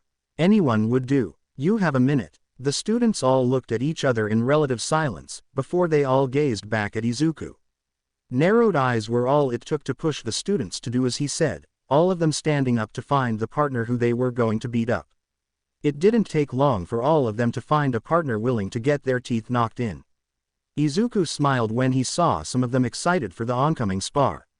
It would be funny if they found out that what he had in mind was not just the regular spar, but full-on no-holds-barred fighting. He wondered how some of the students would react if they lost a finger or two. Definitely horrified, of course, but it would be curious to see it in person. You all paired up. Good. Now fight. The students pretty much had gobsmacked faces, and frankly, that was just no good. Are you all deaf? I said fight. Or do you want me to kick all of your asses again? Sir. A raised hand caught his attention. It came from a bespectacled teen with engines in his calves. You didn't mention the rules yet. There are no rules. Go all out. First one knocked out loses. Izuku shrugged and the students were back to gaping their mouths at him. What are you all waiting for? Just go at it. Those that remain standing will be given points, and those that fall will earn nothing. Note that this will affect your performance rating in your grades. And just as fast as Izuku laid down the ultimatum, chaos began. He didn't know who started it, nor did he care, but it was enough to get the others raring to go. And if they managed to get into a free-for-all because of friendly fire, then even better. Are no fair fights in the real world. Half an hour later, the students still standing collapsed to the ground, heaving sighs of relief as they tried to catch their breaths. All around them, the fallen bodies of their classmates laid unmoving, bruised and beaten but otherwise stable. Recovery Girl has her work cut out for her, but hey, they wanted Izuku to teach combat, and teach he will. He just had other ways to teach them, and what better way to do it than real-life experience? After all, fighting in a controlled environment rather than risking their lives out in the field where a single mistake could cost you your very life is much more preferable. Midoriya, Aizawa called out to him from behind. Looking back, he saw the teacher still bundled in his yellow sleeping bag slowly inching himself forward. It took a few moments before he was finally right at the tip of his foot and the yellow sleeping bag stood up, the two of them coming face to face. Quite an intense first lesson. Much better to get the shit beaten out of you here than out there. Izuku still hadn't dropped the Katsuki impression. Somehow, someway, it was relaxing in a sense. Did people actually relieve stress by swearing so much? Also, I wouldn't have done this if it weren't for the fact that Recovery Girl was on duty here. I pity you for what you will be experiencing with the old lady. Aizawa stretched an arm out from his sleeping bag and landed it on Izuku's shoulder. He retracted it seconds later. Anyway, as much as I believe you have good intentions, how you're going at it may hinder the students in the long run. Really? Izuku didn't believe that. Looking back at the collapsed students, some of those still conscious enough glared at him like he was the bane of all things holy. He was sure that those unconscious shared the same sentiments. Other than a few broken bones and bruised egos, I don't see the reason. Aizawa sighed, but other than that, left Izuku to his own devices. The greenhead tilted his head at the act, before he shrugged and let the man walk. He turned back to the students still able to stand and yelled from the top of his lungs. All of you still standing, head over to Recovery Girl's office. Also, bring those that are currently indisposed. Can't haul themselves to get healed when knocked out, can they? A few grumbles were uttered underneath their breaths but otherwise followed his instructions. After that, when you're all healed up, you can head home. And they did just that without much of a fuss. Izuku watched them go without a sound. All in all, today was a productive day. Sure, it got cut short because most of the students weren't physically fit to continue, but that was something they could rectify in the coming days. He was also sure some of them hated him with a passion now that he'd done them dirty. They'll survive. Tomorrow is another day. Had fun. Melina greeted Izuku the moment he returned to his house. A smile graced his lips as he saw the spectral woman sitting on a couch, fully engrossed with the television playing an anime of all things. Yep, I assume you did too. Melina tilted her head, but he couldn't mistake the slight upturn of her lips. Such a curious thing. Melina leaned forward, hand cupped under her chin as she observed the anime progress in its story. A machine made with circuits and various tiny bolts. How'd your people make this? That, I have no idea. Izuku shrugged and sat right next to Melina, the spectral girl unperturbed by his closeness. Something about connections and signals. I'm not too knowledgeable on the subject. Indeed. Melina sighed and bowed her head, her eyes still refusing to part from the screen displaying the climax of said anime. The brother and sister caught in their degeneracy, right at the front door no less. Why is this scene familiar? What? Izuku blinked. That scene. The one with the incest. Familiar. Melina, is there something you should tell me? Melina blinked her only open eye at Izuku before an imaginary lightbulb went off atop her head. Oh, right, I forgot that you aren't privy to the details of our land. She cupped her chin once more, a hum leaving her throat. Strange that the greater will would whisk you from your own land. A soul, embodying the body of a tarnished. Wait, what do you mean by that? Izuku was briefly stunned at the revelation. I thought you had already known. Melina blinked, eyes finally away from the screen depicting incestuous relations. I didn't. Izuku stood up from the couch, eyes trembling. You mean to say this isn't even my real body? Yes. Melina tilted her head. To be tarnished is to be descended from Lord Godfrey, a truth adhered by even the lowest of omens. This isn't my real body. Izuku slumped to the couch, eyes unfocused. About 11 months. And I just learned this now. He looked at his hand. Am I even Izuku? Calm, my companion. Your memories aren't false. Your experiences and reactions aren't false. Melina cupped Izuku's cheek with a gentle hum. For what is a person without his memories? A man without his hardships. You are Izuku Midoriya, never forget that. Izuku toned down his breathing, the warm hand of the spectral girl clasping against his. Eyes closed, he breathed deeply, his chest expanding as air filled his lungs. Letting it all out, he felt his heartbeat slow, the panic from earlier ceasing to exist. Yeah, thanks Melina. Izuku let go of the girl's hand, before he turned to face her. You know, it wouldn't hurt to let me know about something important next time. As if something as insignificant as this is enough to stop your momentous rise as the Elden Lord. Melina snorted. Actually snorted. It seemed that she realized that and was quick to school her expression. Apologies. That was unbecoming of me. Actually, you look better without stressing yourself on how you behave. Izuku grinned as he leaned down on his hand propped up by his knee. Talking is relieving, isn't it? Indeed. Melina nodded solemnly. Perhaps I should endeavor to interact with you more. Please. It's kind of lonely in the lands between without someone to talk to. Izuku smiled. Back in the lands between, the only time she would talk to him was either when he would need to turn his gathered runes into strength, or when she dumped him with information regarding Marika. The only time she talked to him willingly was about Bach.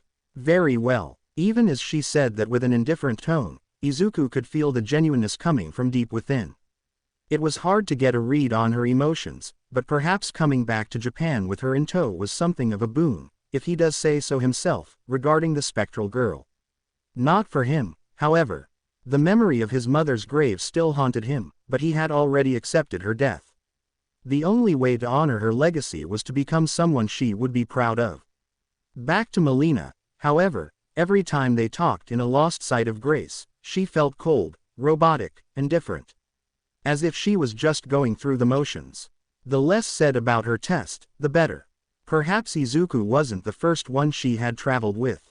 Maybe he was but one of many faces she had accompanied in her long, spectral life as she tried to head to the foot of the Erd Tree. To the Lindell royal capital. If so, no wonder she was detached. How many tarnished have she seen never to return? How many times did her heart break? How many times did she give her trust, only to be given nothing in return? An existence such as that would be hell for Izuku. It was a miracle that Melina could have continued without going stark mad. Maybe Torrent made sure she didn't go off the deep end. Izuku felt his spectral steed neigh in his incorporeal form. Yes, it did seem that Torrent pulled out all the stops to ensure that Melina didn't go mad. He'd have to give his trusty steed even more raisins as a treat. By the way, how are you enjoying Japan? Izuku grabbed the remote to change the channel, just as the credits of the anime rolled. Still curious about some of the other things my people had created. Very. Melina's eye sparkled, a gold pupil gleaming underneath the hanging lights. How do these cars work? How about these airplanes? Well, At least Melina was enjoying the sights. Izuku wondered what would happen when they finally reached the royal capital. Would she still follow him? Or would they go their own separate way? A question for the future Izuku. Right now, he had to satiate the curiosity of his self-appointed finger maiden. Chiyo wanted to throttle their new assistant teacher.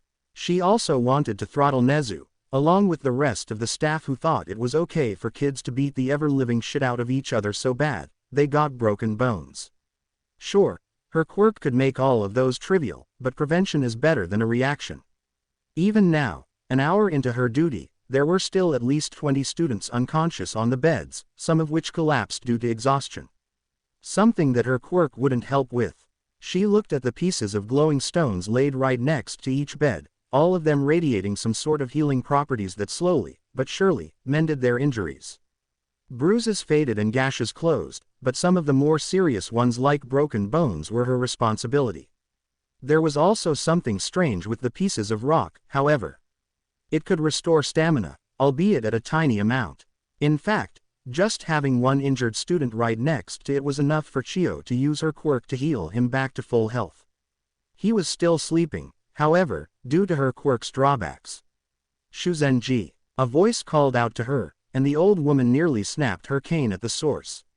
Nezu, tell me why I shouldn't beat the ever-living shit out of you with my cane. Chiyo growled as she tapped the ground rather harshly with her cane. I may be old, but these bones are enough to kick your sorry little ass. Ah, no need for that, Shuzenji, old friend.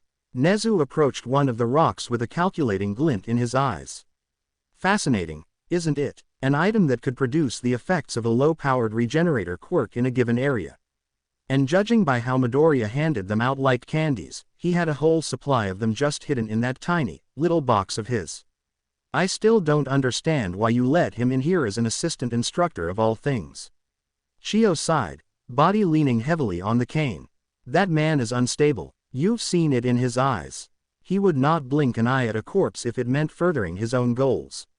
Yes, I can perfectly see that. Nezu waved her off and Chiyo was once again annoyed at the rat. Damn that quirk of his, always making a mess of things. How far had he planned this out then? Years, a decade. There was no telling with the rat she saved from the hands of those horrible animal abusers decades ago.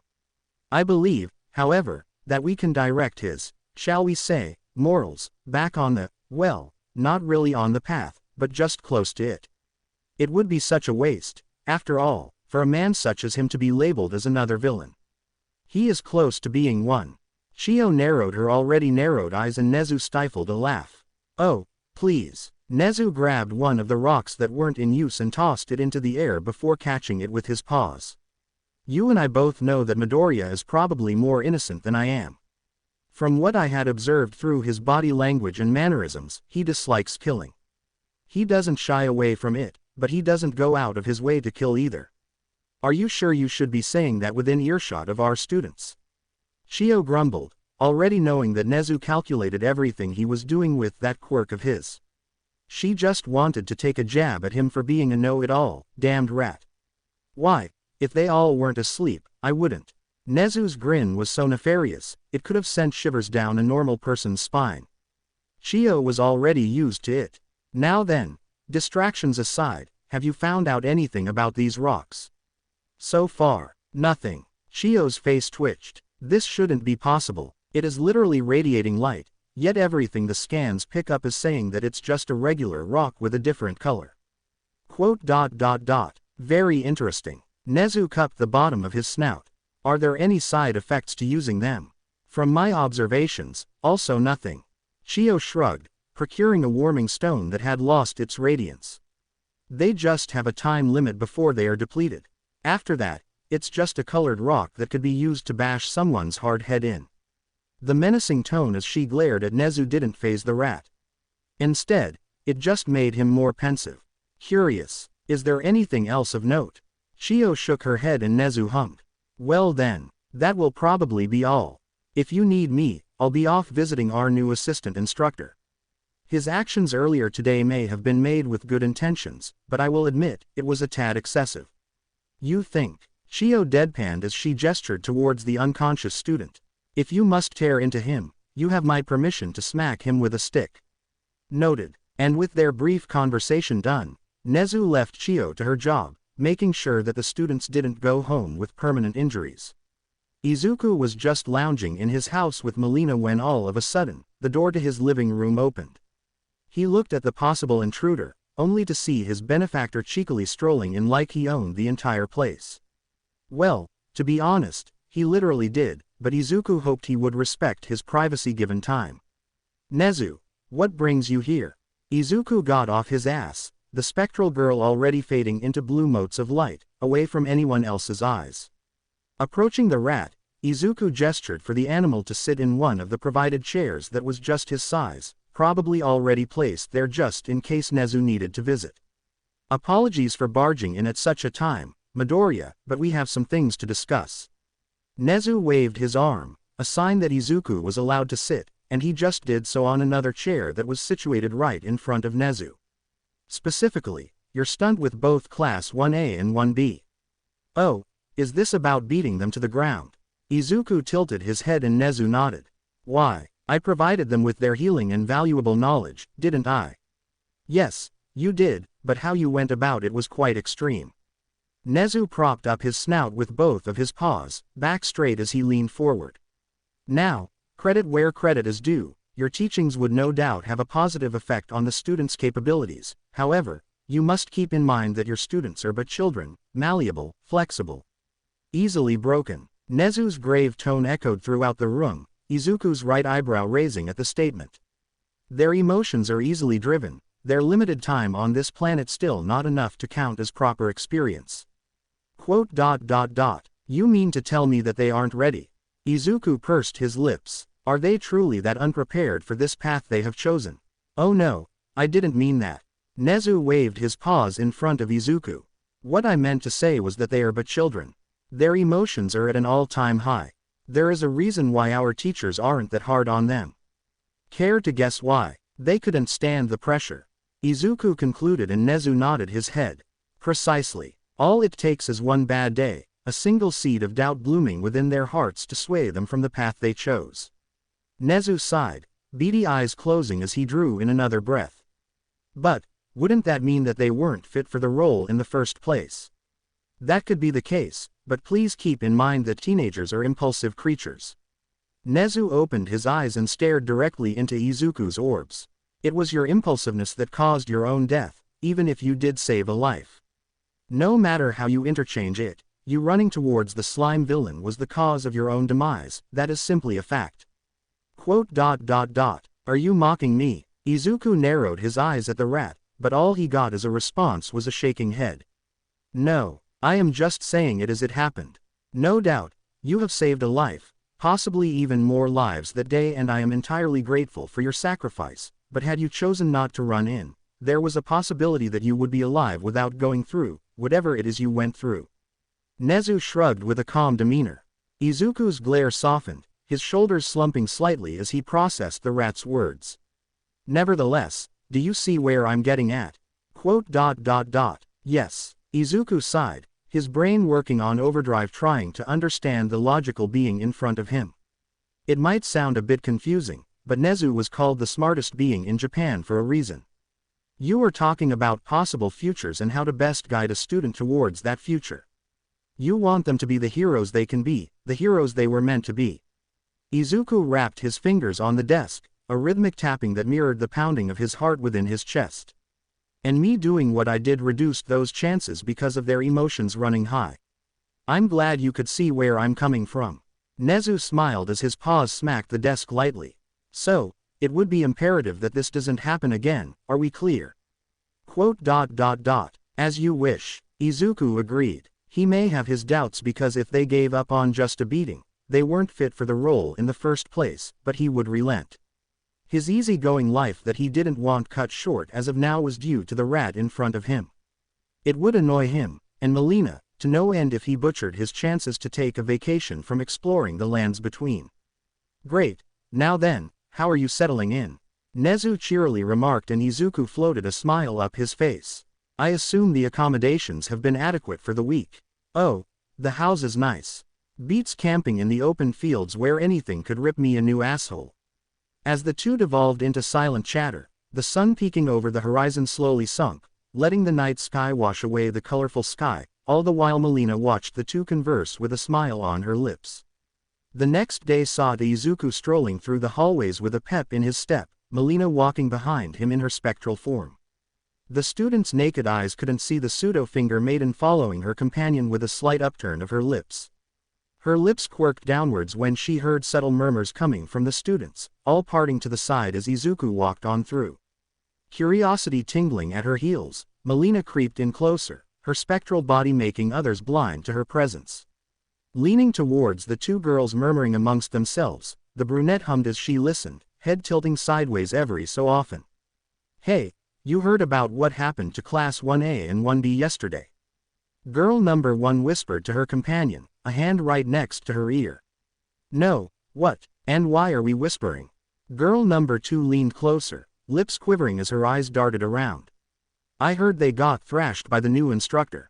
Girl number 1 squeaked like a tiny animal, legs trembling slightly. "Erg, just imagine if we got into the hero course in this year."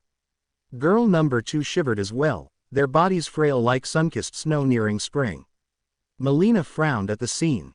They dreamed of becoming heroes like those under Izuku's current tutelage. Such a sight raises concerns within Melina's bosom.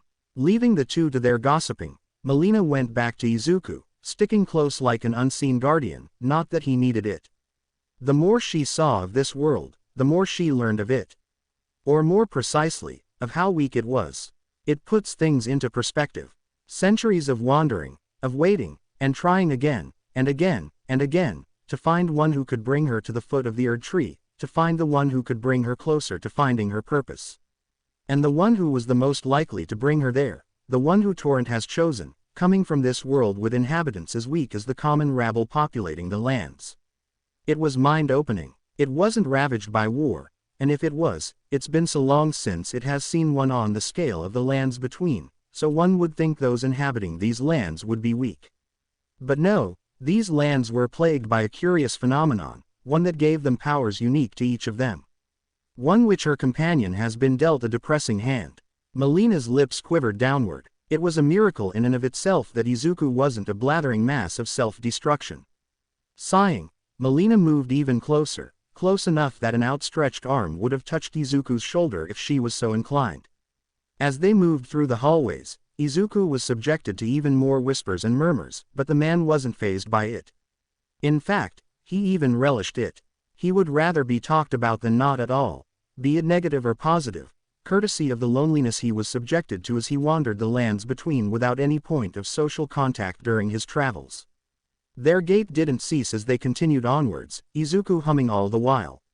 In his arms he carried a stack of papers, something the sentient rat had given him before he left the house yesterday. Truth be told, Melina was wary of the rat, not for his threat level, but for his cunning. Izuku may have the strength of runes and the great rune he had taken from Godric, the scum that he was, but he couldn't help but be gullible at times. Take for example that gatekeeper guarding the gates to Stormvale Castle. Every time Izuku died, the blasted being kept on stealing his runes, and her companion didn't suspect a single thing. And the blind maiden, every time Izuku talked to her, Melina could feel shivers crawling down her spine. Damn 3 fingers. Perhaps she should warn her companion about the dangers of the menace. Actually, why didn't she tell him? Her hand cupped her chin, eyes closed as she went deep in thought. Did she just forget that the 3 fingers were a factor? It has been centuries after all, however, their influence could be felt even to this day. But then again, only a few Tarnished that had once been her companion had managed to even see the village in the Weeping Peninsula. It might have crossed her mind, something that she should rectify immediately. Melina perked up when Izuku stopped in front of a room, free hand gripping on the doorknob. With a simple twist, the door opened and inside he went, Melina following shortly after. "Yo, Midoriya, just in time, come in." The enthusiastic blonde with a speaker, at least Melina thinks that's what it's called, on his neck greeted her companion with a large smile. He was also throwing some kind of hand signal, middle and ring finger closed, and index finger and pinky open. She tried mimicking the gesture, a bit awkwardly she might add. What did it mean? Based on the context, It looked to be some kind of greeting. Something to ask her companion later in the night, in the house while watching that magic picture box, a television they called it, with refreshments if preferable. Oi, Nimari, Midoriya's here, the blonde called to someone further in the room, dark purple hair peeking out from one of the corners. Melina pursed her lips when she saw her approaching her companion like a harlot, her hips swaying from side to side, no doubt hypnotizing to the average mortal, but her companion was anything but. So, why'd you call me here? I thought my schedule was for later in the afternoon. Case in point, her companion was unfazed. A smug smirk floated up Melina's face. No one would be seducing her companion, and not some two-bit floozy that dressed like a woman of the night. Nothing really, just a little chat. Nimari sauntered forward, a sultry smirk on her face. Also, Vlad King wanted to talk to you. I sure do. Vlad King sat on a nearby couch, his imposing figure barely diminished. His arms were crossed, and if Melina were correct, the man was sporting a baleful glare towards her companion. He stood up with a menacing growl and stomped towards her companion. Is this about yesterday? Izuku blinked, head tilted slightly to the side as he regarded the man with a tube connecting his back and left glove. Because if it is, Nezu already told me to tone it down, even if I think they could benefit from learning the hard way like I did. Her companion's words trailed off at the end, causing no small amount of confusion from both the blonde and harlot. Vlad King, as ridiculous a title as it was, became incensed instead. He looked ready to pummel her companion into next week, and even if she didn't like it, she would not help Izuku even if it meant him dying. She'd already watched him get torn to pieces and get back up after a day or two of mulling about, and that's not even including the time wasted as his body reformed in one of the lost sites of grace. What's another death to the list? As long as he remained that stalwart man she knew he was, then she would follow him, providing him with the path to grow stronger. Now, listen here, you little shit. Vlad King stomped forward, and credit where credit was due, both the harlot and blonde moved to intercept the threat. He ignored them, fully knowing that his physique made him stronger than the two combined. My students were hospitalized after the stunt you pulled yesterday. If it wasn't for your damned healing rocks, they wouldn't be able to attend class today. I don't see the problem. Aren't they already healed? Once again, her companion's words made Melina palm her face. She knew he meant well, and frankly, his mentality is something of an acquired trait, but that didn't apply to the people living in this world. They were too used to peace, and Izuku was anything but a peaceful man after his experiences in the lands between. He was forcing his mentality onto the younger generation in hopes of making them unbreakable like he is. Not that it wasn't a bad thing. The problem is, again, this world is too peaceful, a stark contrast to her home world where death could find you at around the corner. If that wasn't enough, a regular person would just revive sometime in the near future, where they would die again helplessly. It was no wonder why most of her companions' encounters with some of the more humanoid entities ended with bloodshed. They were so far gone after cycles of death and resurrection that their minds had already crumbled. As such, what her companion was doing was detrimental. She'd really needed to talk with Izuku later. If he continued down this path, who knows what those under his tutelage may come to pass. Vlad King. Look, I know Midoriya here is a bastard for pulling that off. The blonde glanced at said person, only for her companion to shrug at the insult. But violence isn't the answer. You're a hero. What would your students say if you beat up one of your own colleagues? Vlad King. Just drop it. Melina's attention was caught by a giant yellow caterpillar sleeping on the couch. No wait, it wasn't a caterpillar, it was a man in a sleeping bag. Curious item, that. I can understand where you're coming from, but if you want Nezu hounding you for why you harmed his project, that's on you. Vlad King looked like he wanted to refute what the caterpillar man said, only for him to glare one more time at her companion and relent. Tensions lowered and the room descended into relevant silence. That is until Izuku broke it with a smile on his face. So, with that all said and done, can I go now? I still have to prepare for later session. Her companion was given a nod from the harlot and without further ado, left the room.